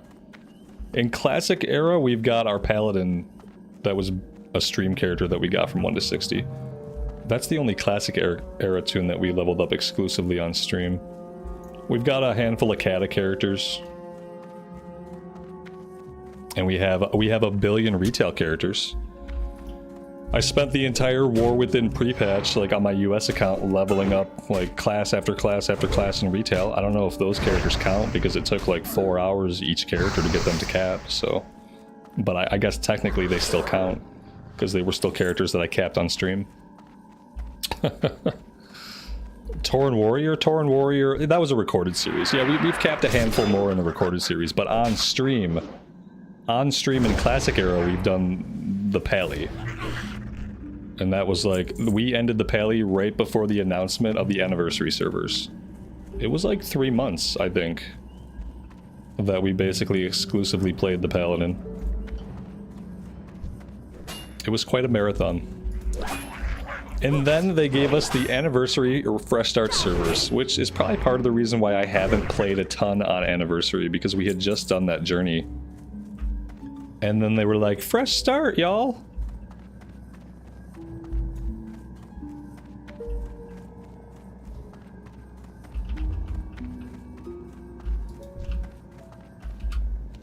I remember just like hoping and hoping and hoping the fresh start would start us in the Burning Crusade. It's like, please, please let the fresh start realms just start in Burning Crusade, and then they didn't. And then I was like, uh-oh. Here we go.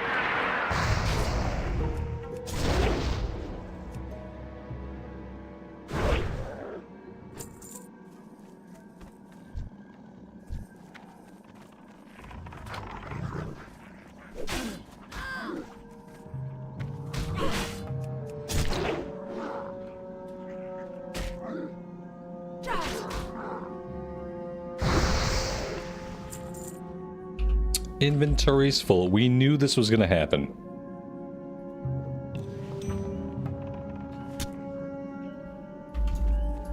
The good news is we completed the quest, so we can pop open these clams and that'll make a little bit more room for us. Yeah, clams, exactly. We have 3 inventory spots right here. That should at least help us get back to town so we can vendor all this junk. I got a clam here. Maybe if I sort... Am I missing any clams? I don't think so. Okay, that's 4 more inventory spots, so that's good. Alright, let's turn this one in. Let's get the heck out of here.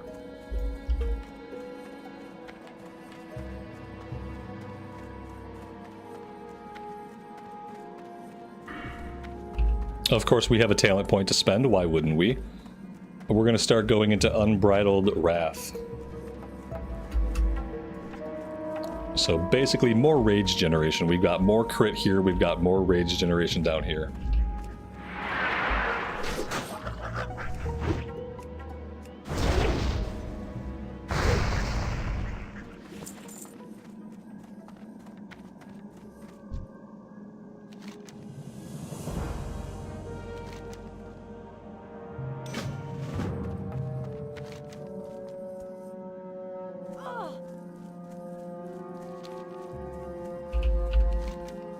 Do I have the bag space to make my way over to the red crystal? I would like to go and investigate this, that way we can grab the follow-up. But I don't know if we're gonna make it without filling up the inventory again.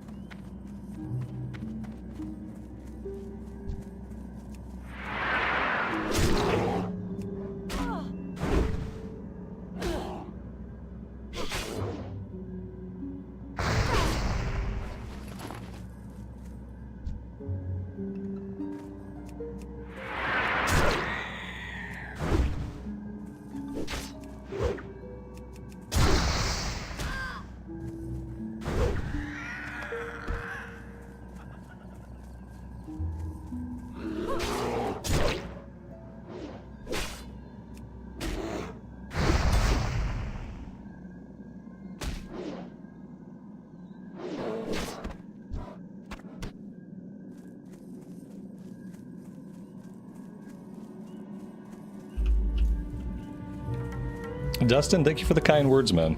Yeah, I appreciate that. I am happy to have you guys here with me. Without you guys being here, there would be a whole lot less of me happily playing WoW. So I appreciate you guys.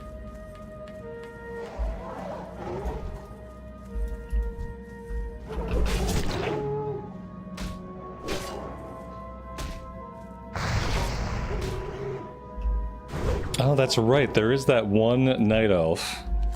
Yeah, he's somewhere like right down here. We'll visit him eventually. I think we're going to have some sea creatures to investigate along the coast. So we should be able to find him. Yeah, he does have one of the fish recipes we need. Is it the clam chowder? We'll run into him eventually, I think. Oh, you filthy owlkin. Nothing brings me more pleasure than ridding the world of owlkin. Death to the were chickens.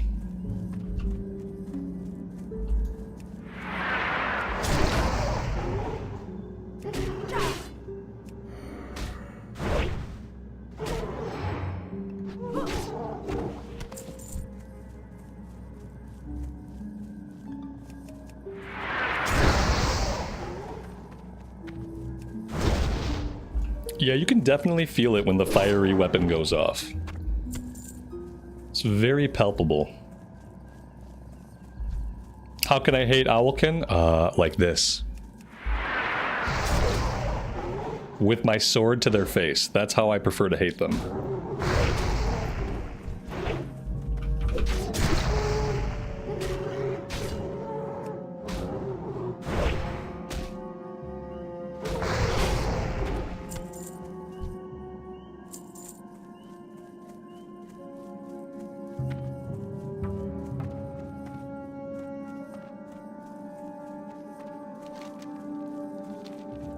In my mind, I'm getting revenge for every player that has to shift into that form as a druid in order to cast their spells and do damage.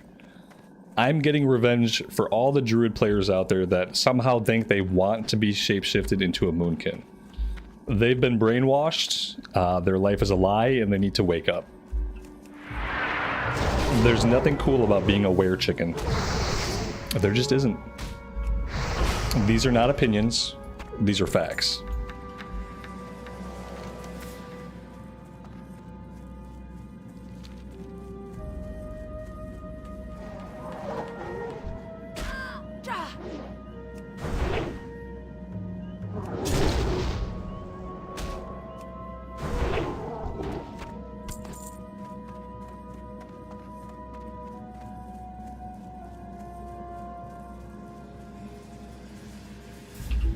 Druids are crying right now. If they didn't want to be sad, they would just go play a real class.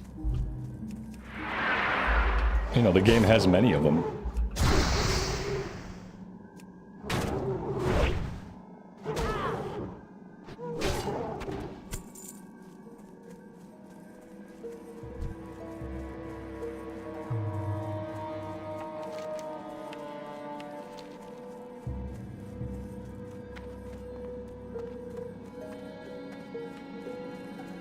Especially in Classic era, I feel so bad. I kid, they're a fine class. But yeah, when you play one of the worst classes in the game, you're bound to be sad very often. Maybe in Classic Plus, Druids will be good. Maybe they'll have Starform. Starform is nice. Inventory's full. Okay, before we do anything else, let's go take care of this horrendous inventory problem. Melee Moonkin. Oh no! No! Oh, Melee Moonkin. It's bad. Yeah, you gotta hit with the staff. Well met. The best way to do it is just go into cat form. Just be a cat. Cat is so much better. We tried Melee Moonkin, like we were doing like Melee Caster on a hardcore druid, and it was okay.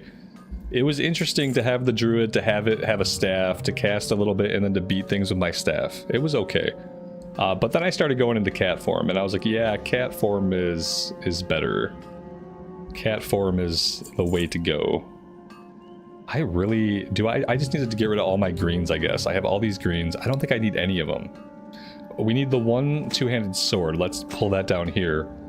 And then I should be done with basically everything else for now. We shouldn't need any of this stuff.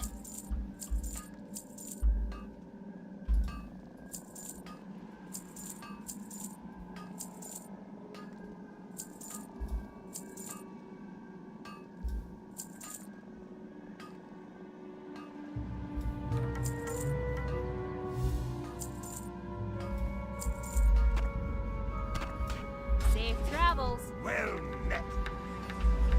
See you soon. Be good. Great to meet you.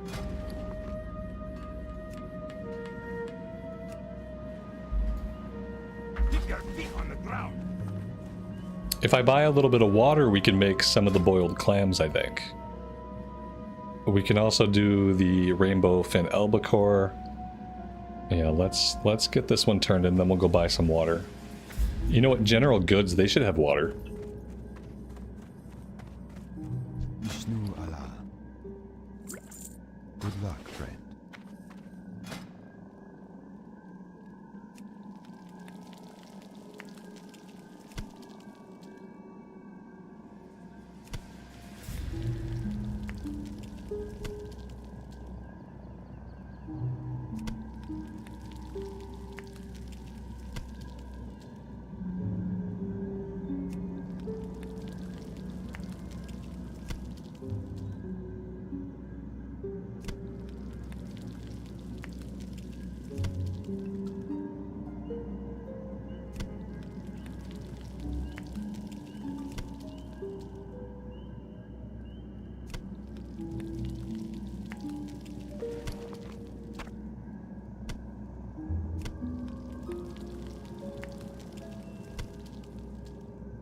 I am honored.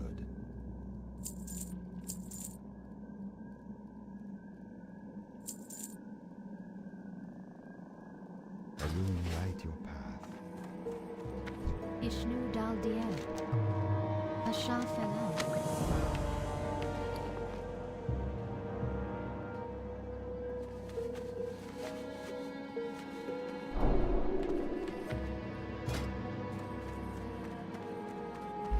I think we need to buy a bunch of vials and work on some alchemy here for a second. We seem to have a lot of herbs. What's on your mind? Here we go.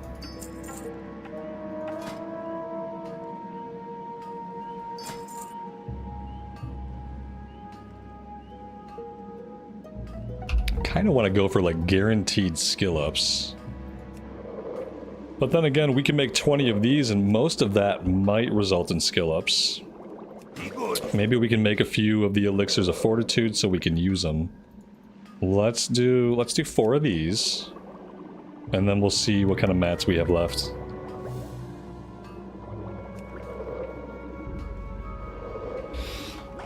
Chat has been very lively today. Yeah, typically in the afternoon chat gets quiet. I'm surprised you guys are so active this late in the afternoon. Typically anytime after 3 o'clock everyone's kind of really low key, and I always assume that's the time of day people are doing other stuff, either wrapping up at work or getting ready for bed if they're in the EU or doing house chores. I figure like afternoon time for me is a time when you guys are typically pretty quiet. Not so today.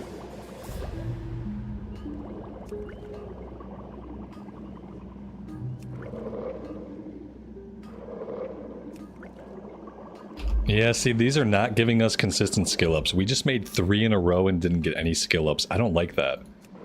I don't like making the potions that are yellow and not getting skill ups. I think we should do some of the orange stuff and see how that goes. At least the orange is guaranteed to be a skill up.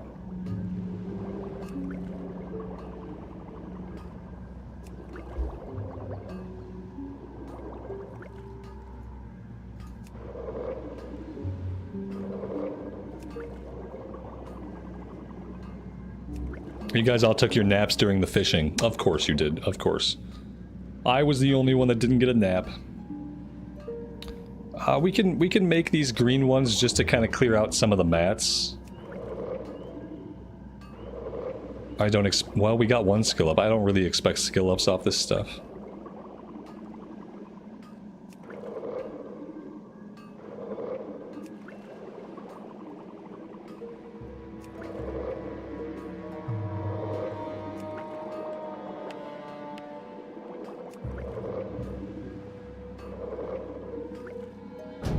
How are you?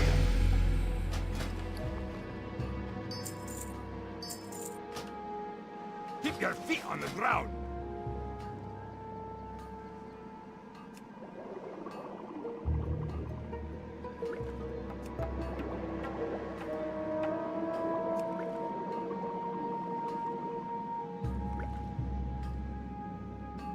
Okay, that's everything we can do with alchemy. Bags are looking a little bit more thinned out. And we have a ton of quests to pick up. Let's see, over here we're going to pick up Plagued Lands and How Big a Threat. I'm not going to pick up the level 18 quest yet. We're going to wait till later for that one. Greetings. Goddess watch over you.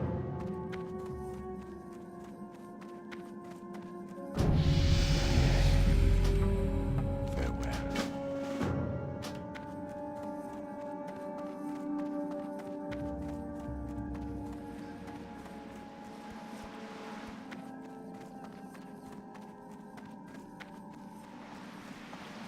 I should probably go ahead and... I should turn off the guild invites, but sometimes I like seeing the names.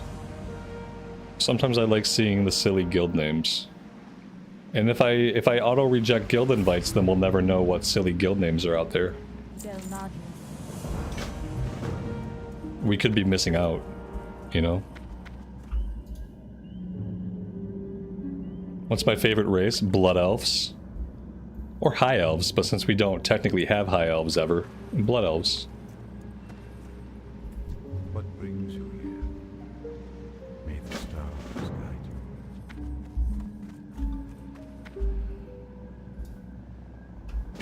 guide you. And that's 20 out of 20.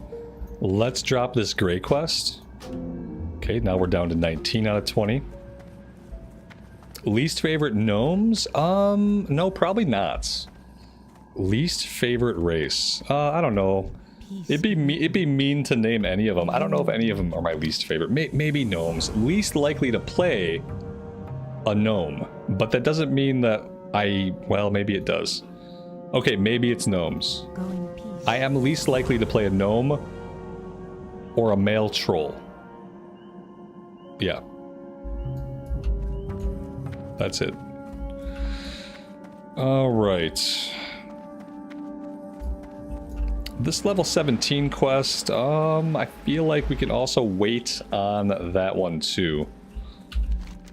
So I think next we're going to head to the south. We have stuff to do around the ruins. We have to investigate the Furbolg camp and see what's going on down that way.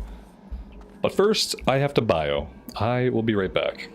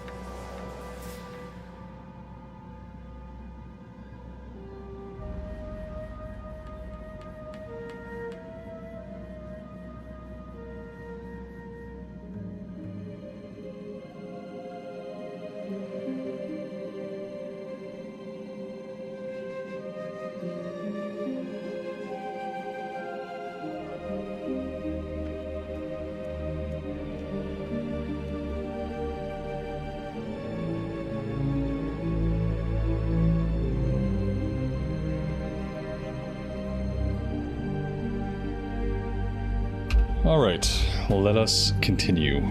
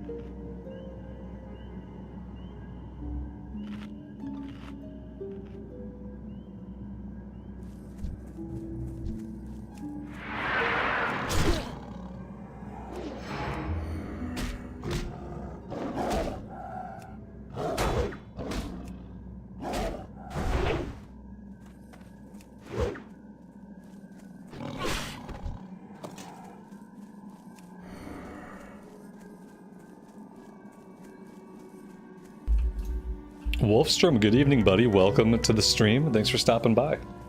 Hope you're doing well.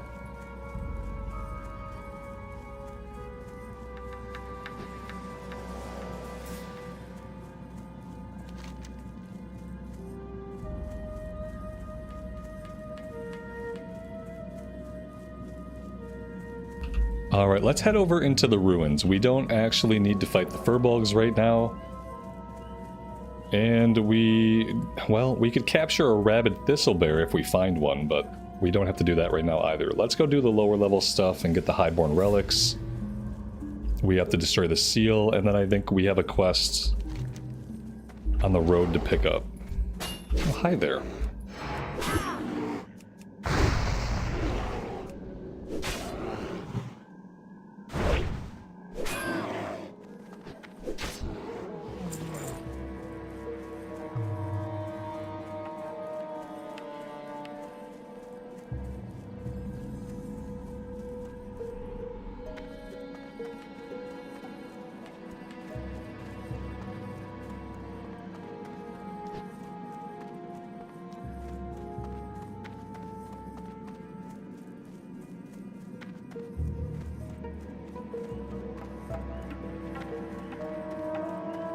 What brings you here?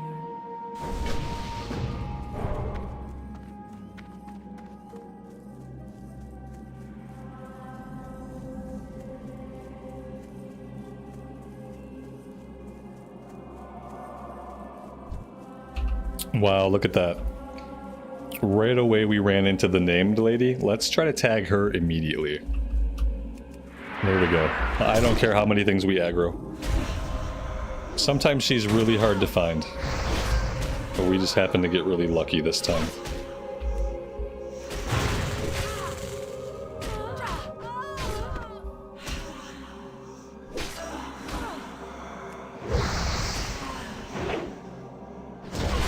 What classes can Blood Elves be? They can't be Warrior, Shaman, or Druid. But I think they can be everything else. Yeah, I think they can't be Warriors, they can't be Shaman, they can't be Druids. And that's it. They should have access to everything else. And then eventually they get access to Warrior. I don't know if it happened in Wrath or if it happened in Cataclysm.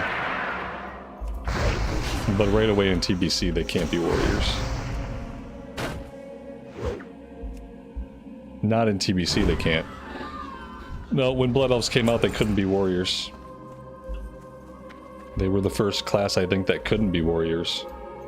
It's kind of a big deal. Yeah, they were the first class that couldn't, or first race that couldn't. It happened in Wrath. Okay, so it didn't last long. And for good reason. I kind of hope that with Anniversary, they change it. I feel like that would be a good change for people. If with Anniversary TBC, the Blood Elves can be Warriors right away. I feel like it was a mistake from the beginning to not let them be Warriors. Gnomes can be Warriors. Yes, they can. Gnomes could always be Warriors. It seems weird, okay? Like, listen, it seems weird. but gnomes could be warriors from the very beginning. Everybody could be a warrior in vanilla. That was the one thing that like everybody could do. Yeah, even though it sounds, you'd think a gnome probably should not be a warrior, but they can.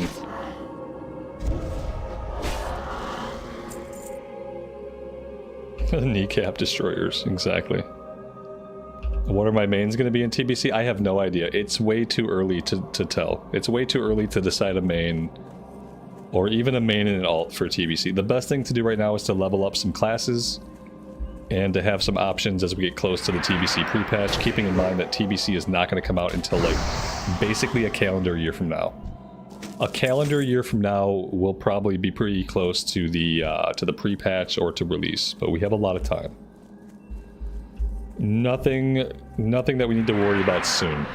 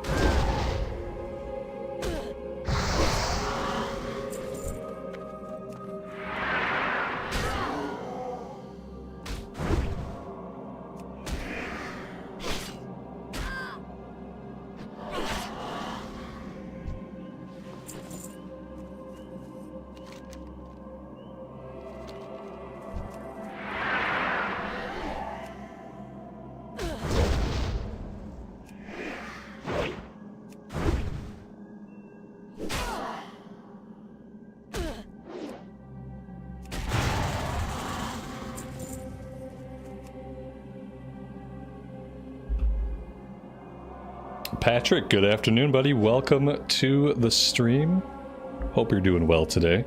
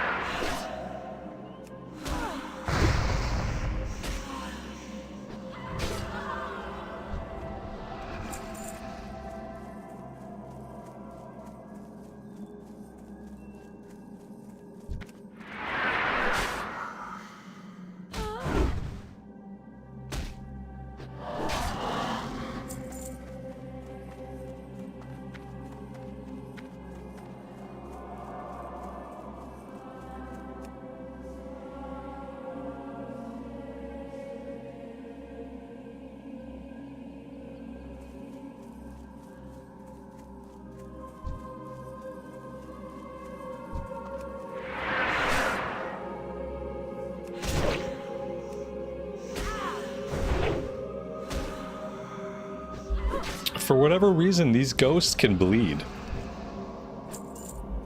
Maybe they're bleeding ectoplasm.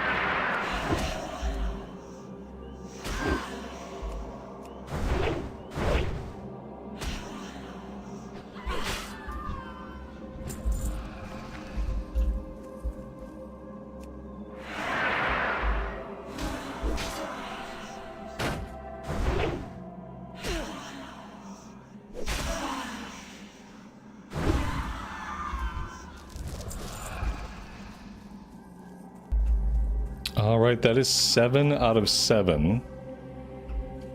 And with that, I think we're done here. What else is going on in the area? We could go out to the beached sea turtle and we could do that one. We could do... what do we have further south? We have grizzled scalps. I don't think we need to do that yet. Although we are level 15, so potentially we could.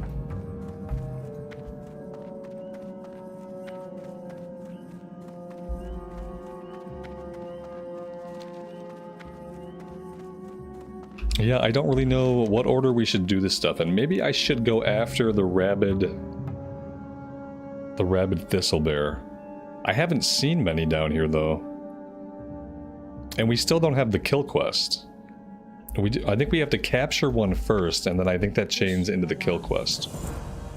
So maybe I should come over here and try to find one. It says they're all over the place. Here we go. That was easy enough.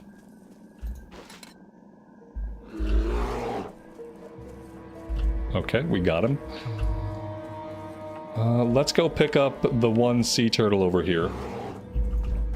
And then we will probably hearth back to town.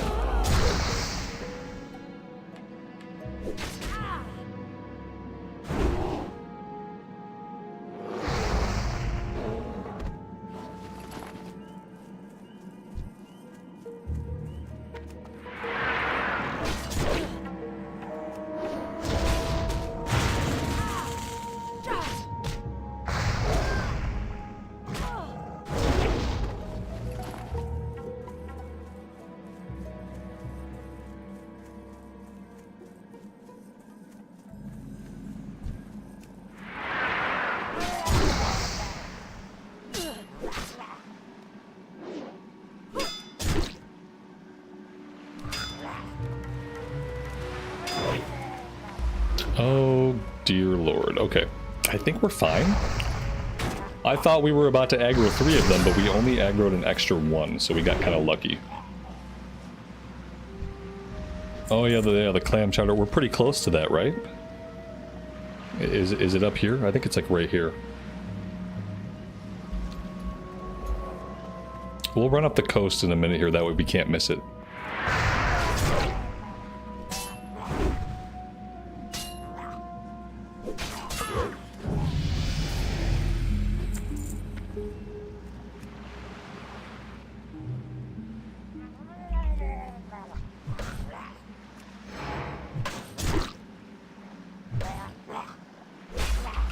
Do we learn anything cool at level 16? Do I need to rush back to my trainer? Let's see, what's training? Demoralizing shout? Yeah, we have to train. We got heroic strike rank 3, we got demoralizing shout I've been waiting on. Probably a good time to train once we get back to town. Take a quick flight over to Darnassus.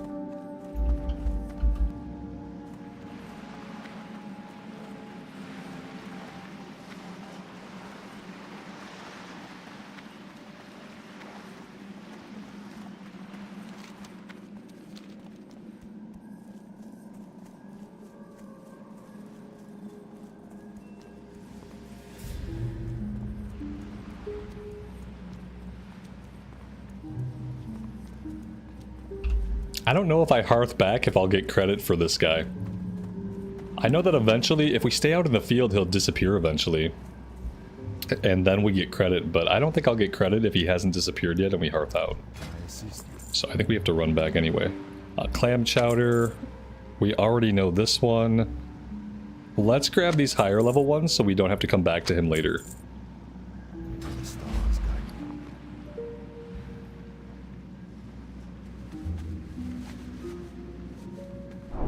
Yeah, I'm not gonna hearth. Yeah, you can run around with him out in the field and eventually he'll vanish and you'll ding the quest complete. But until that happens, you have to run him back if you want to go back early. So what do I need for these? I need clam meat, milk, and mild spices. But not crawler meat. Crawler meat is different than clam meat. Yeah, out of the current clams, I'm getting crawler meat, not clam meat, so we must need higher level clams.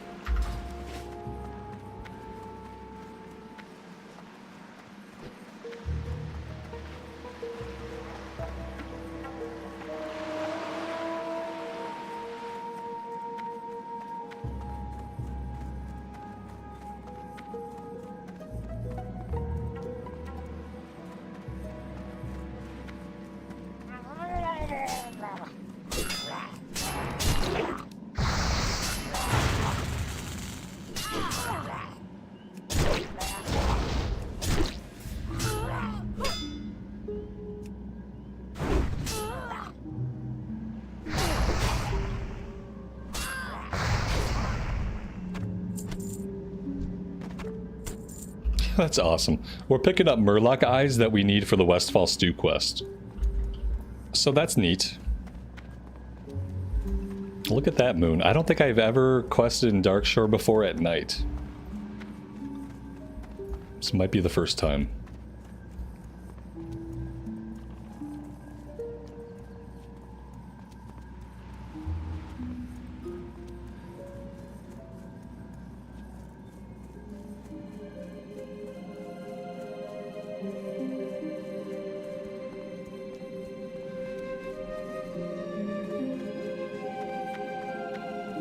Goddess bless you.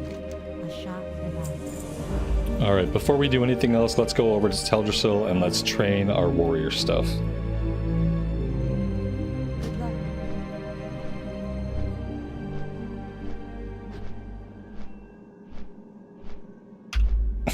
I didn't turn in my bear, did I? Yeah, I didn't turn my bear in. I flew away and I didn't run him to the guy. I got him back to town.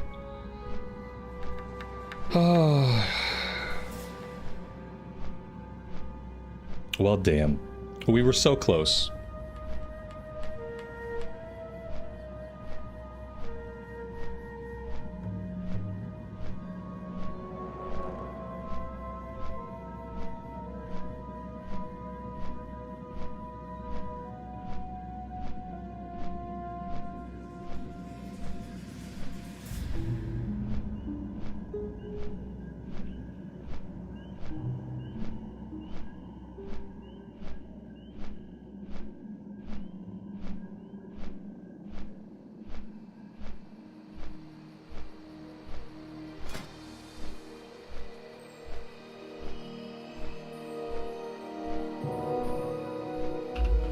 Did I get the ding for completion? Oh, yeah. Yeah, I think I'm good. Yeah, I think you're right. As long as it says complete, we must have got the ding at some point when he was following us. So yeah, I think we're actually okay on that one, surprisingly. I didn't mess it up, guys. I didn't mess it up this time.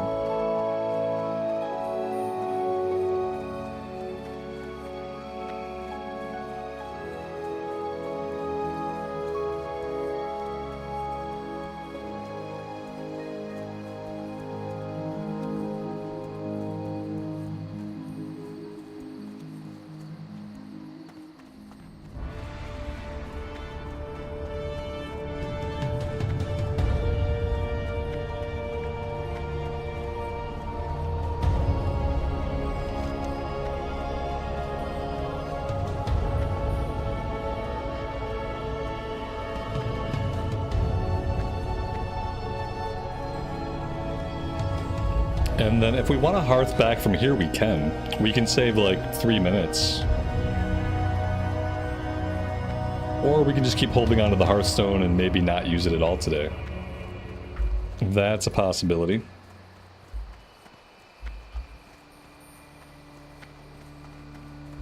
Ishnu Allah.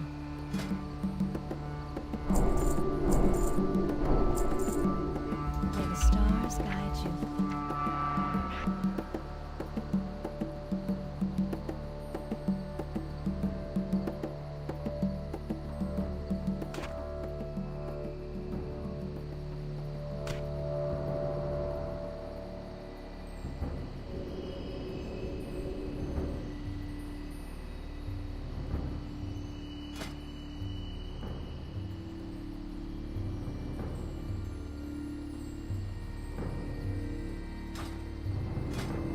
We could check out weapon training. That's about the only other thing I can think of. I don't know if they're going to have any weapons that we need, but let's have a look. Thought the weapon trainer was around here somewhere. Weapon merchant. Weapon master. What brings you? Just bows. Okay, so we have everything else. There we go. Okay, I think that's it. I think we can hearth back.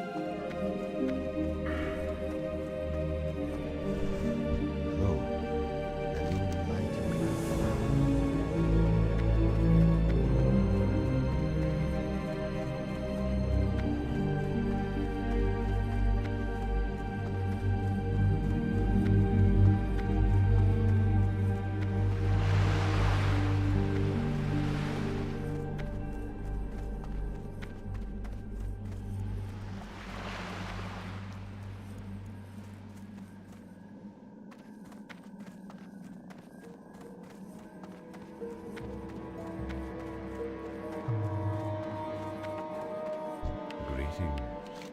Good luck.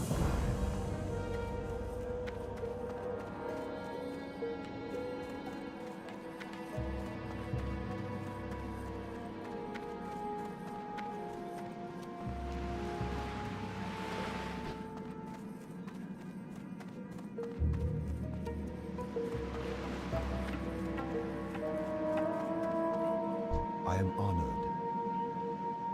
Good luck, friend. Be careful. Goddess, watch over you.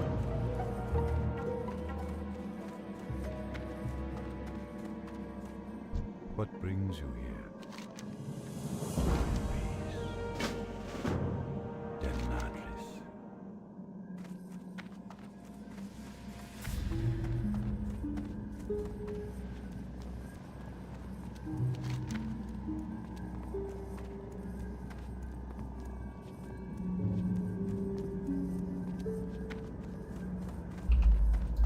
So let's go south first, and we will kill the Furbolg.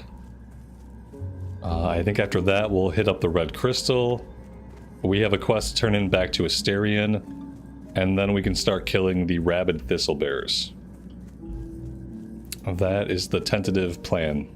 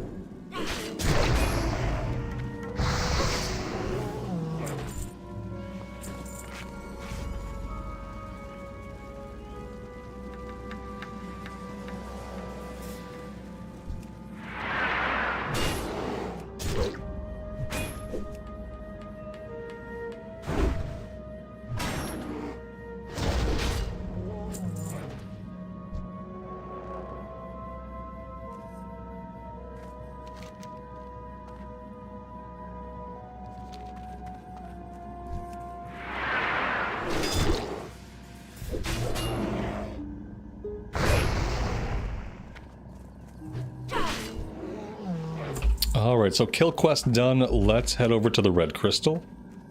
Then we'll turn these all in, and then I think we're going to head to the north.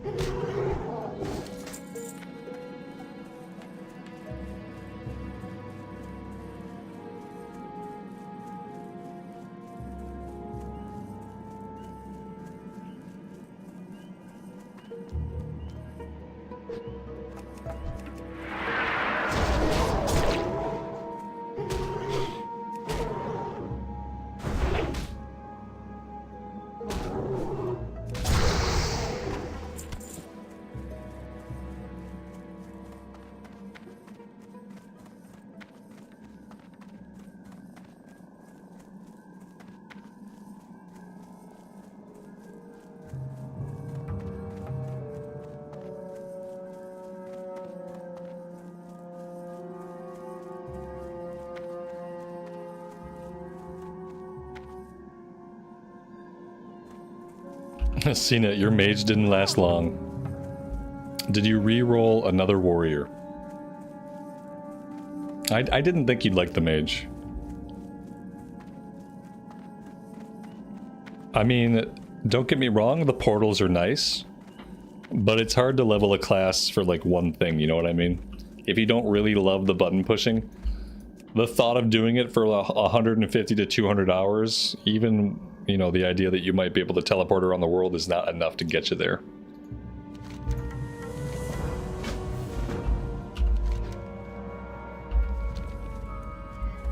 Yeah, I would say definitely. Definitely, you probably have a lot of fun on a rogue. If you want a ranged option, I mean, you might even like a hunter. You're gonna like a hunter more than you like the mage. If you want to try a ranged option.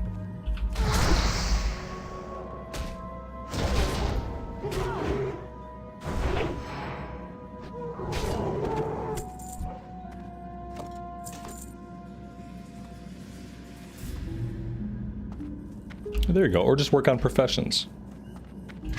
That could be a really good use of time.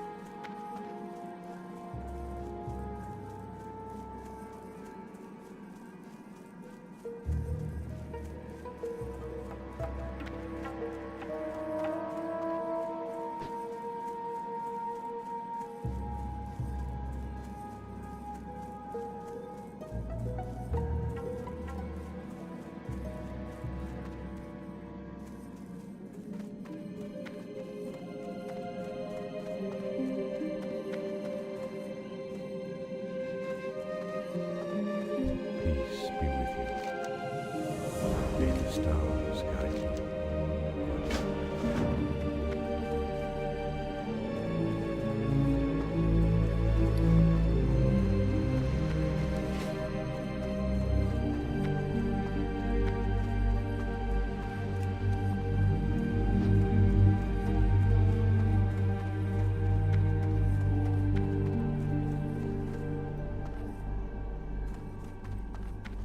My goods are of the highest quality.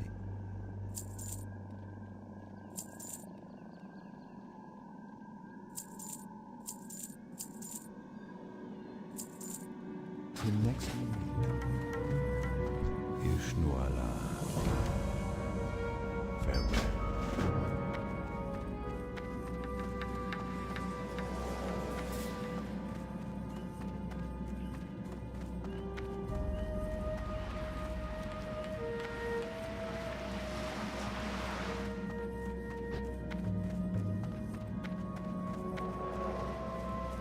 Ishnuala, be careful.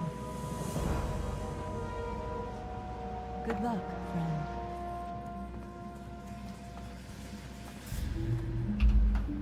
Okay, so what do we want to do next? I think we do have to head north next. We have to turn in this quest at the Bishalaran Ruins, and then we have Rabid Thistlebear. That one's level 16. We could pick up the level 17 quest for the crabs nearby. Maybe they'll drop what we need to cook the next recipe for clams. We're not going to go after the fine Moonstalker pelts quite yet, but we will do the Cliff Spring River sample, and we'll go into the cave to get the mushrooms. I mean, we're a little bit of a low level for that, but since we're not doing hardcore, I think we can get away with it. Maybe we could go do the lock boxes also. I kind of hesitate to do those without having an underwater breathing potion, though. So maybe we won't. We'll see. Yeah, an underwater breathing potion would make that one a lot better.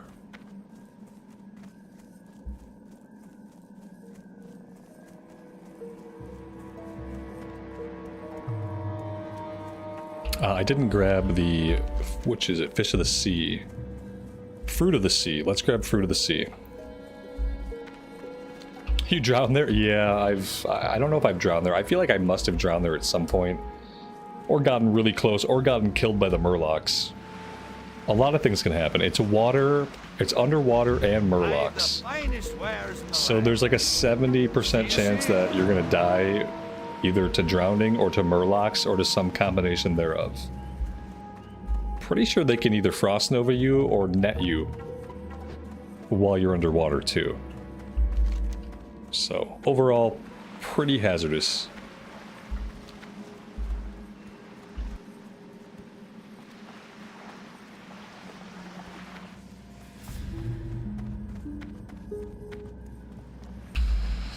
I mean, if we're going to be out that way, it's kind of tough not to just do the Tower of Athalax. I think we just have to fight humans for pieces of scrap paper. Something like that. I mean, it's not too challenging. Let's just grab it. The more we can get done in one visit, the less we have to come back for later.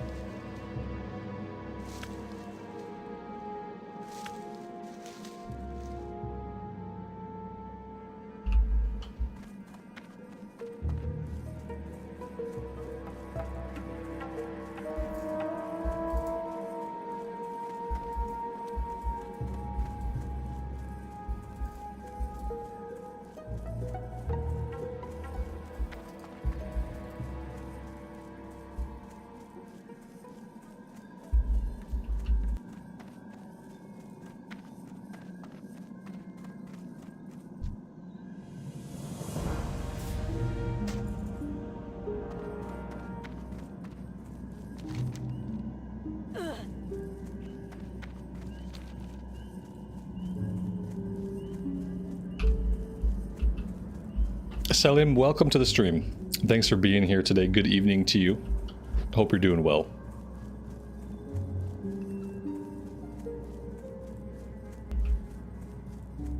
Can I pick up bruiseweed yet? 90 out of 150. I think I should be able to.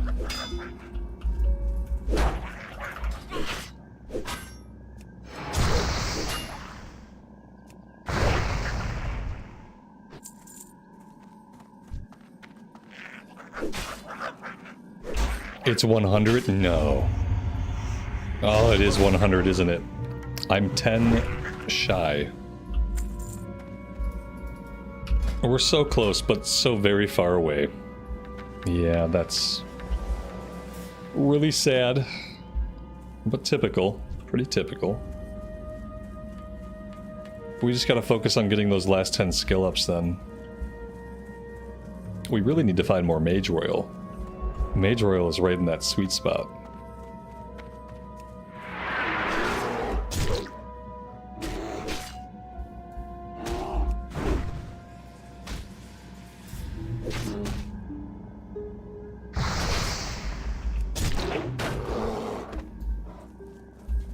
Gunbeat, welcome to the stream. Thanks for being here today. I appreciate it.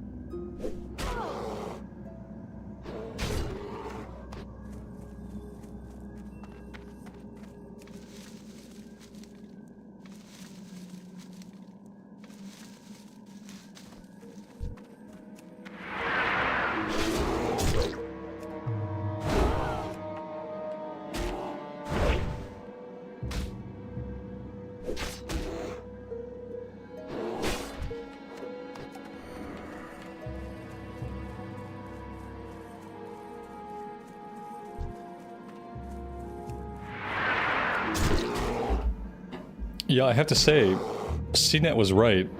This is not a great place for herbalism. We have not been finding lots of herbs. I feel like Loch Modan and Westfall both offer more for herbalists.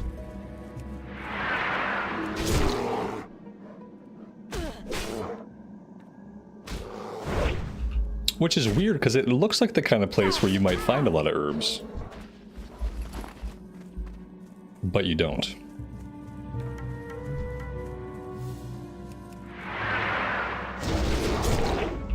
I wonder why this guy is tagged. Like, what's his deal? Who could have possibly tagged him? How can he be tagged and stationary? That's weird. Very, very strange.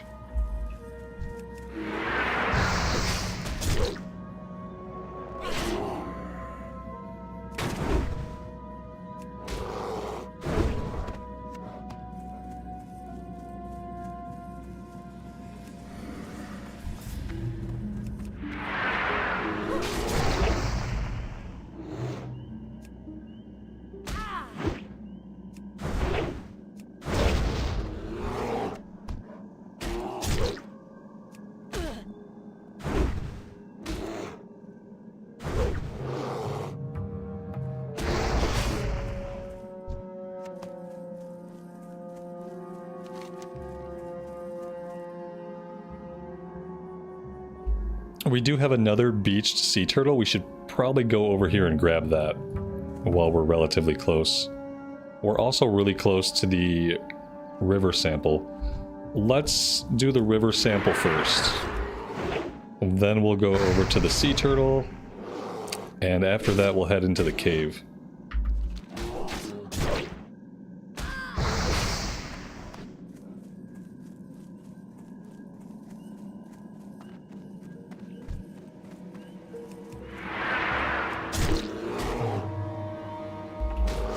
In my opinion, is there a profession that is better than the others at max level? I feel like every profession has a place at max level, and I think it depends on what you're looking to do. For instance, if you're just looking to make money on the auction house, then you probably want to take mining and herbalism. If you want to make equipment for people to equip and you want to make some high-end gear, then maybe you would take something like blacksmithing. Maybe you would do leatherworking. I think it really depends. I don't know if there's one profession to rule them all, so to speak. I'm sure chat has some opinions. But I do feel like they're all good depending on what you're trying to get them to do.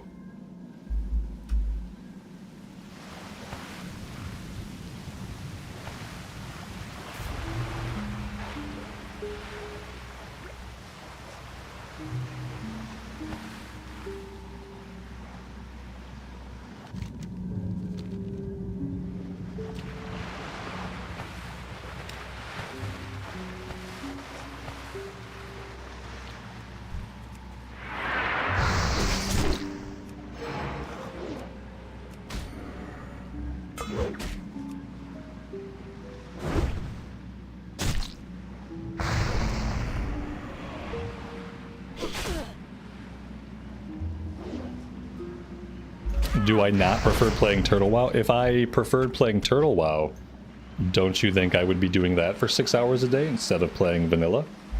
Instead of playing on the anniversary runs? Yeah, if I preferred playing Turtle WoW, I'd probably be doing that. I don't typically do things that I don't prefer.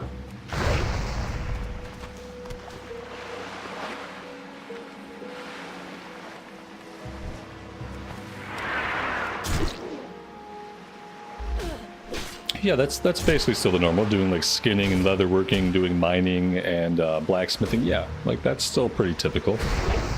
Like we're doing herbalism and alchemy, the things that work together.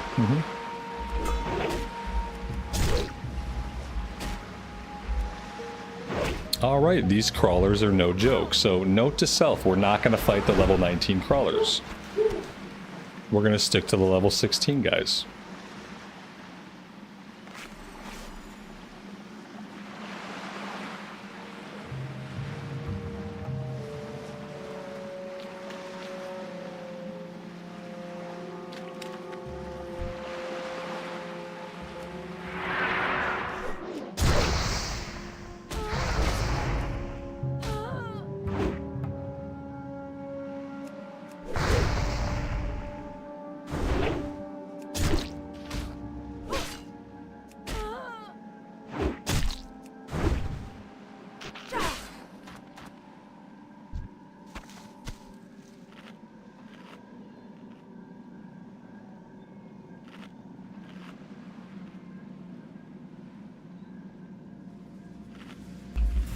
Dragon's Bane, welcome to the stream, buddy.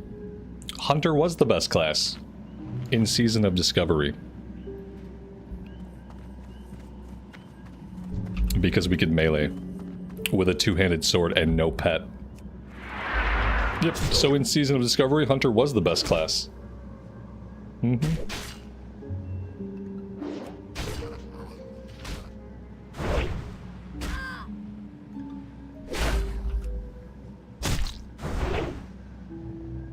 Vericus, you're entitled to have that opinion, but I don't have that opinion, and lots of people that play Anniversary Realms don't have that opinion. But that's definitely a way you can feel. You just have to understand that you're a person and everybody else is a person, and not all people feel the same way about the same things. It's pretty easy.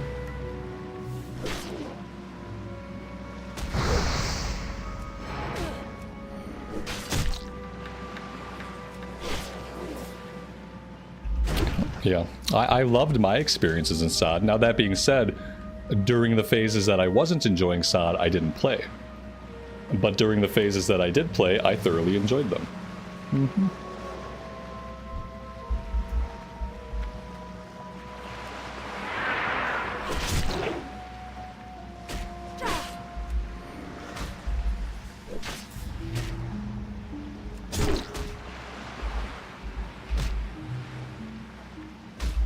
What do the wrenches mean? If you're blue and you have a wrench, that means you are a mod. And for this channel, that means that you can swing the ban hammer. I don't have a lot of mods left around these days. I used to have more mods. And then I stopped voluntelling people. So I stopped making new mods, and then, you know, people come and go from the stream, so I lost some people, and I don't really have a lot of mods anymore. I tend to do most of the moderating myself. Sometimes things slip through the cracks, but I tend to get all of the important stuff.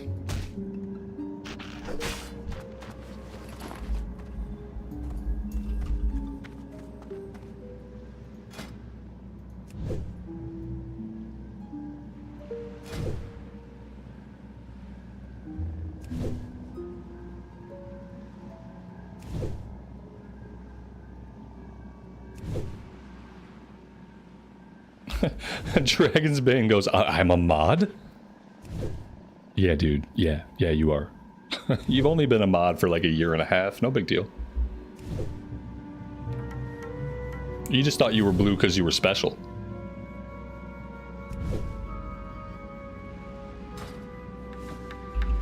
Do I have a favorite level bracket? I don't know. I've never thought about like level brackets as something to have a favorite of. That's interesting.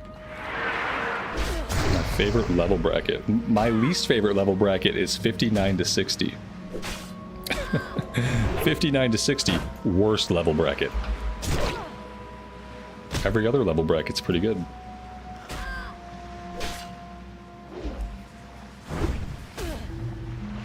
Dragon's Bane, you've had this power all along. You've had the ban hammer at your side this whole time. It's been right there with you.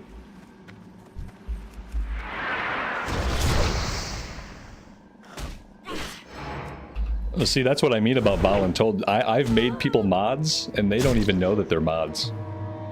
I don't do that kind of stuff anymore. But yeah, I used to. For a while I did. For a while I did, because for a while I needed mods. Nowadays people are pretty tame. I only have to boot like 1 or 2 people a day.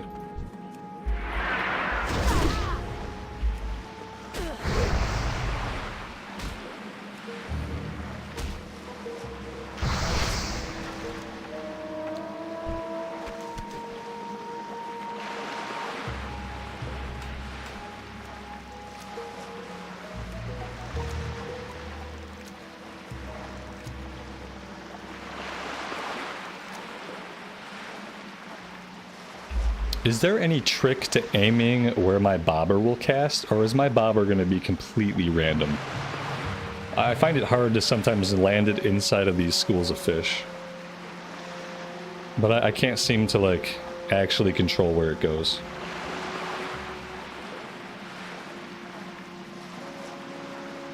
CNET, you got all the quests for Dead Mines now? That's awesome. I have to do that, yeah. I think tomorrow we'll probably focus on getting the Dead Mines quest and doing that. When should we do Dead Mines? At like level 19 is pretty good, right? 18 or 19? That's true. Sometimes I get to boot the same person in one day. Yes. That might be the first time that's happened. I don't know if I booted the same person. Oh, you know, well, except for people that were obviously being trolls. You know, there have been people that were obviously being trolls. I don't know if they count. Level 18? Okay. Yeah, I'll get that tomorrow for sure. I don't think we'll get there today. But tomorrow we'll focus on doing some stuff in Westfall. Come on, Bobber, get in there. There you go.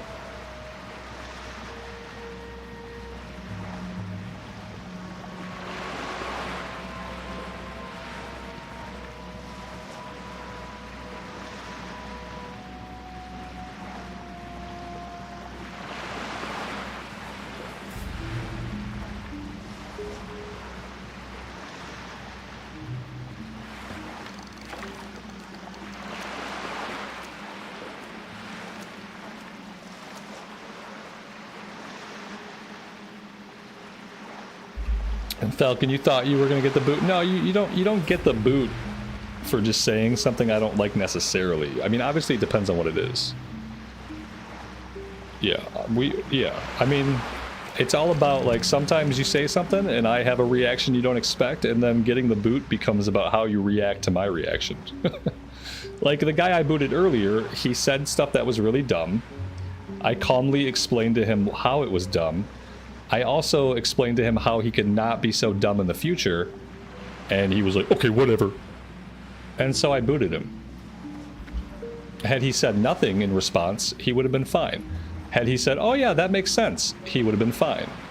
But he responded like a 9-year-old, and so I booted him. A lot of times you can say something I don't like, but then if I have a response to it, what happens next, it's going to be like ball in your court.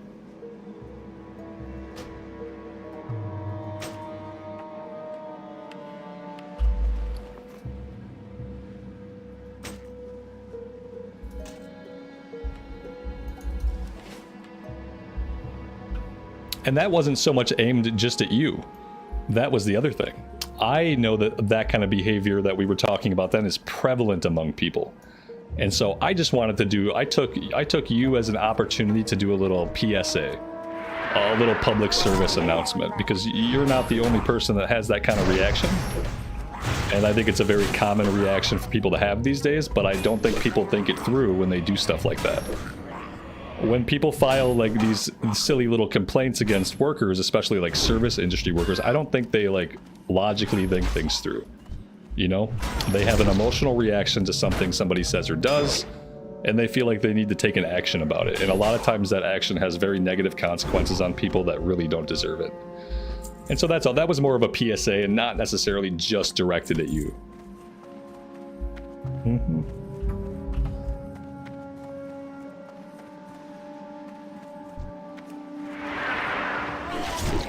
That was directed at anybody who's ever had a similar thought.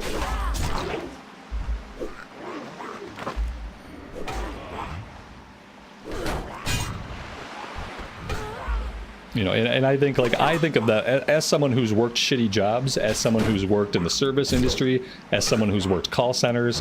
Like, yeah, like, the last thing you want is, you know, you say something somebody doesn't like, all of a sudden you're losing your job. You know what I mean? Because somebody got, you know, a little butthurt about something you said or didn't say.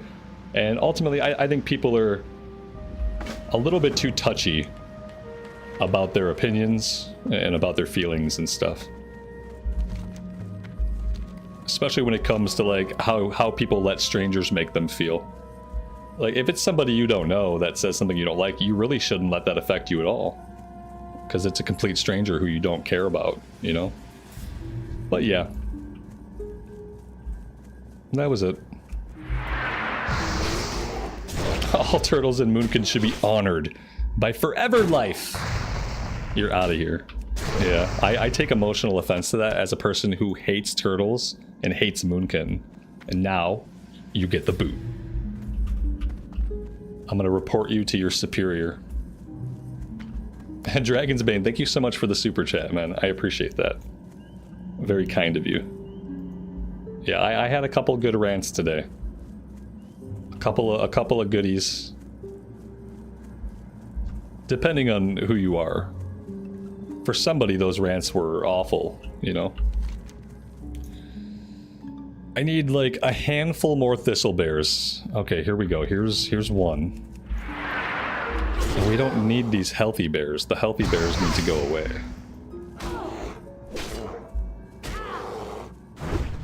What's wrong with turtles? Nothing is wrong with them, but their meat is delicious. And so I often must kill them in droves for their meat. That's it, but nothing's wrong with them. They're actually great to eat. But that's about it. As far as letting them live and letting them walk around, no, I'm not going to do that. I will not suffer a turtle to live. They bite, man. Turtles bite, and the bites hurt, and they're mean as hell. So yeah, there you have it.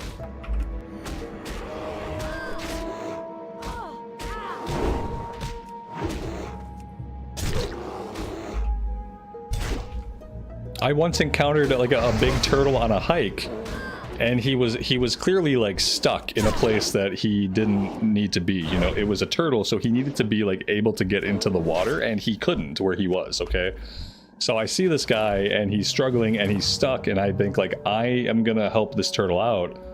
I'm gonna pick this turtle up and move it closer to the water. No, don't do it. Do not try to pick up a turtle. They can reach with their arms and their head a lot further around their bodies than you think they can, and they will bite you, and they do not give any shits. So yeah, after that experience, I've been kind of anti-turtle. Yeah, they're mean.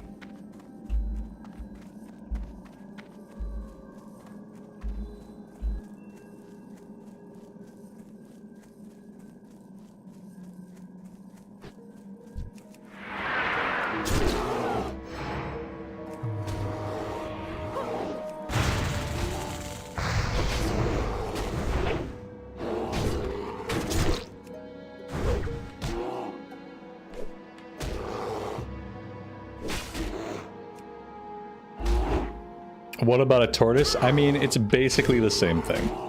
They probably want to bite me too. And I have a dislike of animals that are going to outlive me. So like any animal with a really long lifespan, I just kind of inherently dislike it. Parrots, I hate parrots. Tortoises, you know, they live for too long. What right do they have to live for over 100 years? What right do they have to taunt us with their near immortality? It's messed up, chat. It's completely messed up.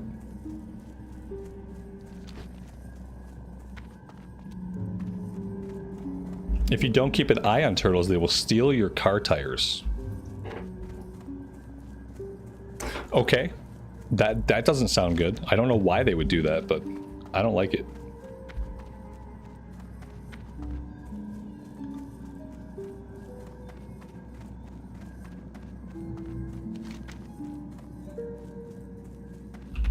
Let's go do the Tower of Altalax quest. And then we'll go down to the caves.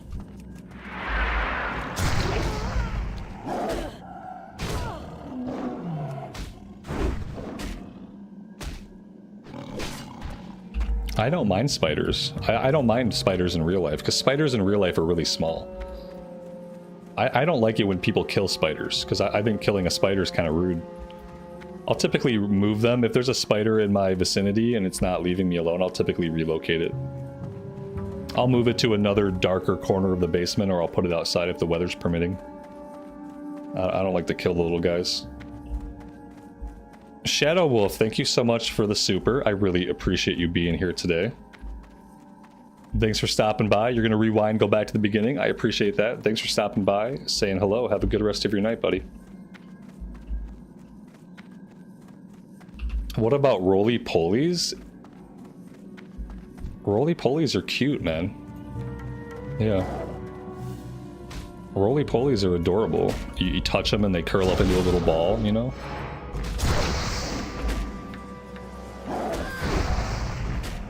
I don't know why lobsters got clumped in with roly-polies. That's a little weird. It's totally different. Can I assist you? The roly-polies are infesting your house. You could have ants instead.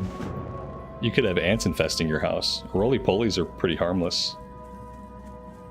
I've never heard of a roly-poly infestation. That's adorable. That's absolutely adorable.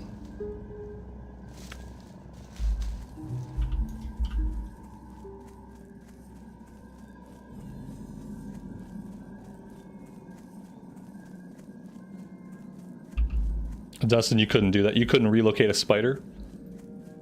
Yeah, I mean, I don't like to kill insects unless it's like involuntary. You know, like something lands on you and sometimes you just smack the shit out of it really fast because it landed on you unexpectedly. So like I've killed bugs that way, like just out of a reflex.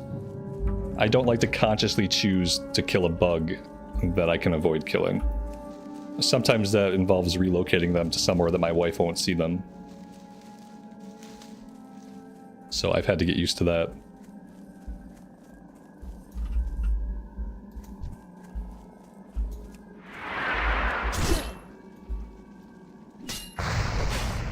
You keep picking them up and taking them outside, but they come back. It's probably not the same ones coming back in. You probably are infested, and they're probably all different. Maybe they're making their way back inside, I don't know.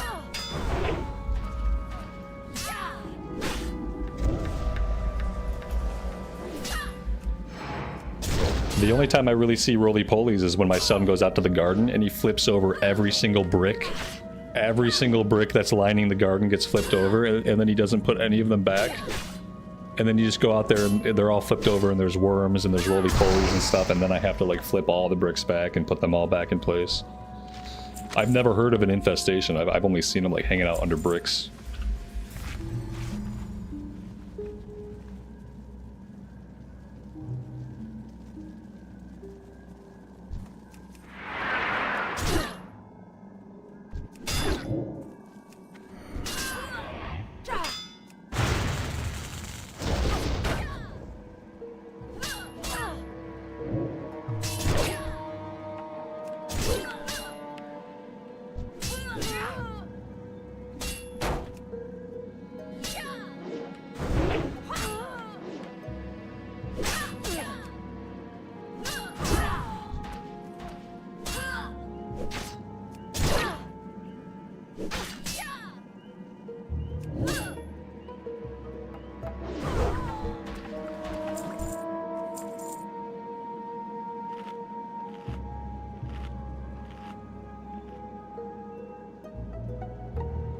These guys are kind of tough. Level 17, level 18. For some reason I expected them to be a couple levels lower than the quest. I guess they are. I guess they are technically a couple levels lower than 18. And we are fighting them 2 at a time. Which is probably not a great idea. Also, all of our elixirs have run out. Elixirs have run out. Buff food is still going.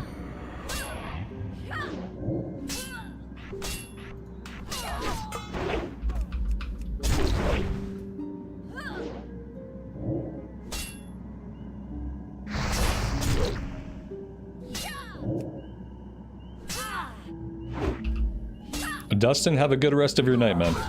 We will see you tomorrow. Take care.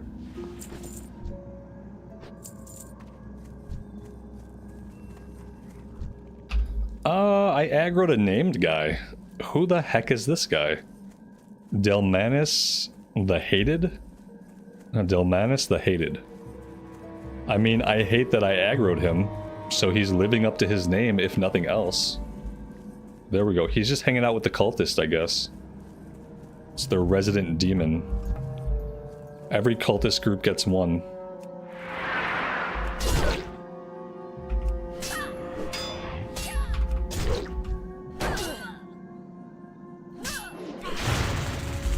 Do I have better potions? I do have better potions. We need to be using the better potions. because we have a bit of HP.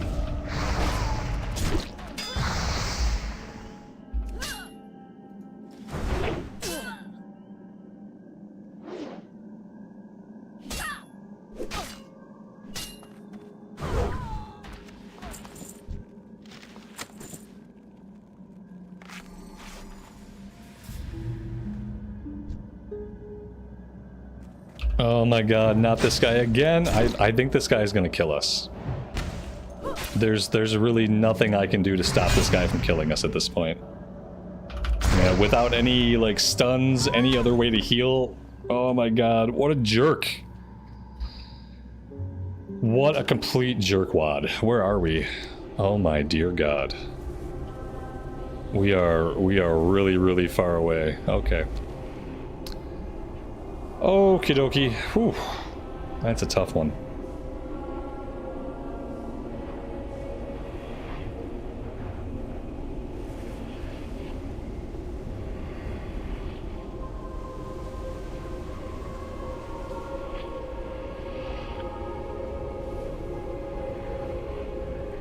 Yeah, he was really low on HP. It looked like we were gonna get him, but I needed one more heal. I needed a potion, you know? I needed my potion to not be on cooldown. But it was... Yeah, that's playing a warrior for you. That's why none of our hardcore warriors make it. Once you're painted into that corner, you can't out DPS them, you're dead. You don't really have a lot of tricks.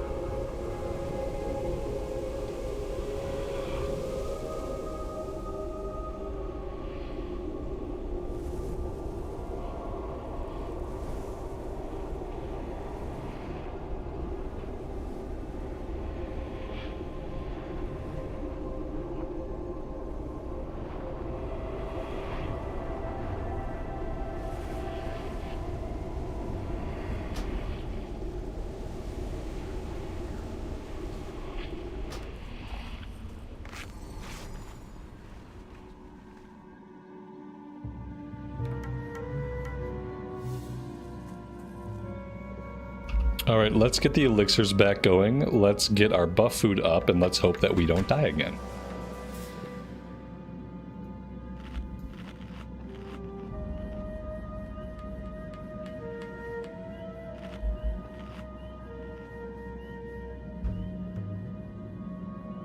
Samantha, I really appreciate that.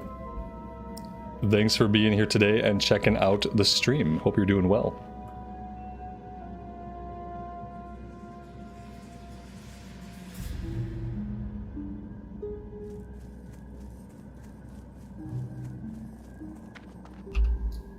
So what are the odds we run into this guy again?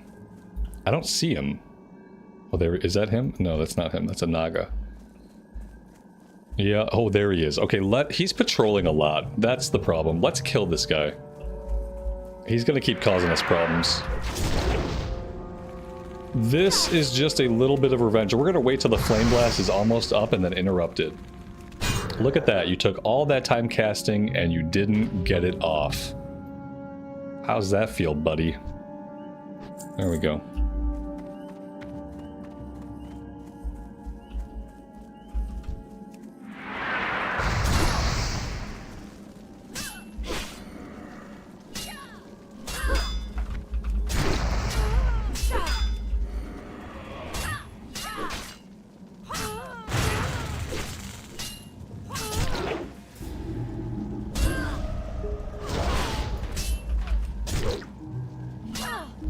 Curse of Mending. 20% chance to heal the enemy target on hit. 20% chance to heal the enemy target on hit. Okay. My sword can heal them. Very nice.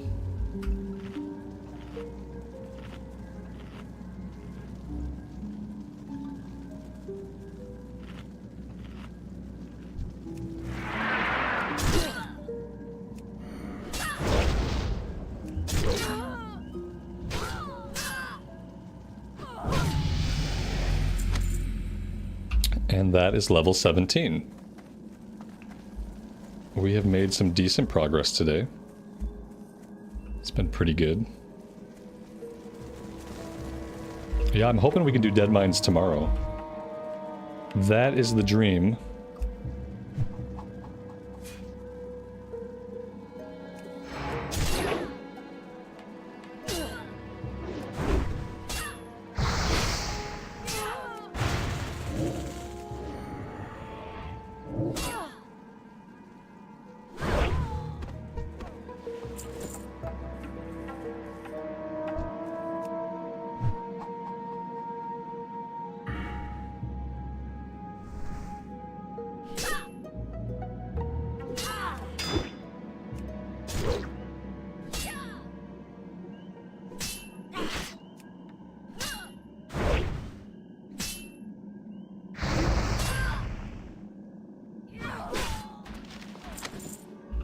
And there we go, we are done with the quest. Let's get out of here and get this one turned in. Part of me wants to go into the cave and get that one done. I guess we might as well. We're all the way up here. We're gonna be sent back up here at least one more time if we want to keep questing here. There's gonna be a quest with the furbolgs that we're gonna do up this way. But let's go into the cave. The cave is relatively easy. We just need to pick up a few mushrooms.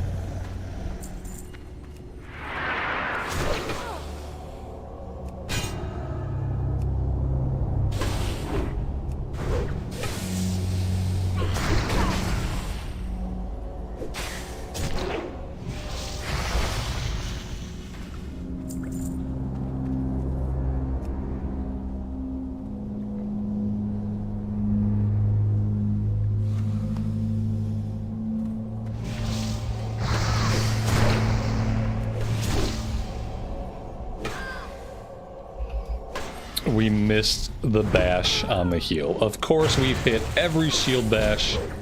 The one that has to stop the heal, we missed. I think we'll still be okay. But that was a bummer. The full heal. Oof.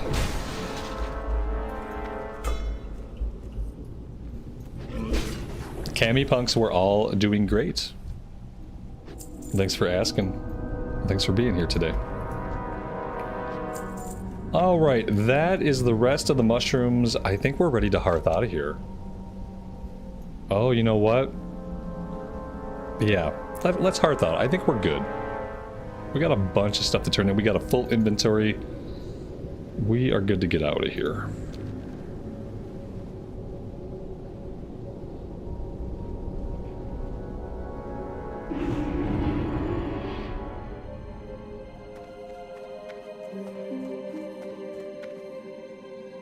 Greeting. May the stars guide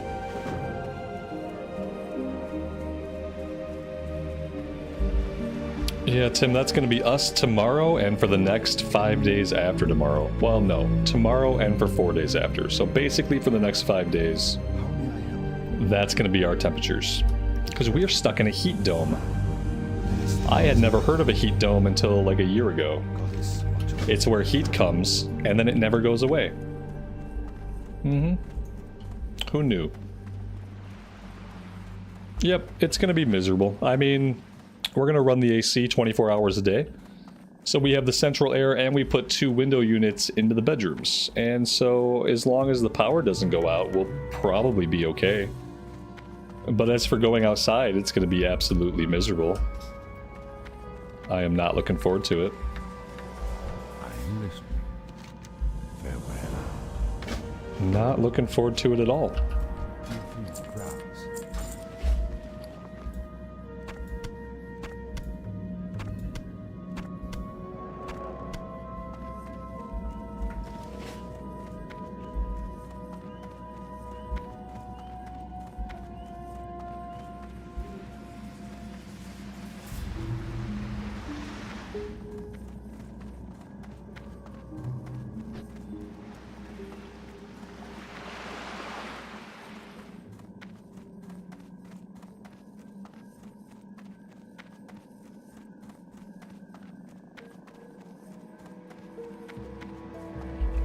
Yeah, 72 is my ideal temperature for summer.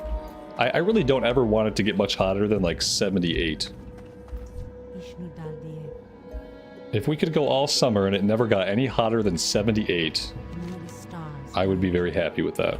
illumined by you. Go in peace.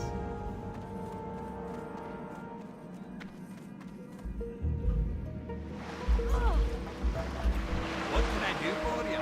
All for you. See you soon. All right. Guys, I think next we would probably head back to Westfall. And we have to start getting ready to do the Deadmine stuff. Which means we have to do the Defias kill chain. We have to fly to Red Ridge. We already have the flight point. We have a few things to do to get ready for Deadmines. And we are going to do that tomorrow. This is where I am going to stop for today. Thank you guys for hanging out with me. It has been an awesome time and we have made amazing progress.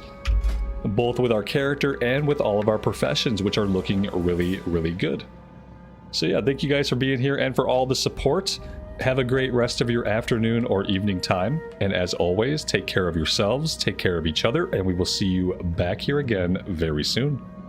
Bye for now.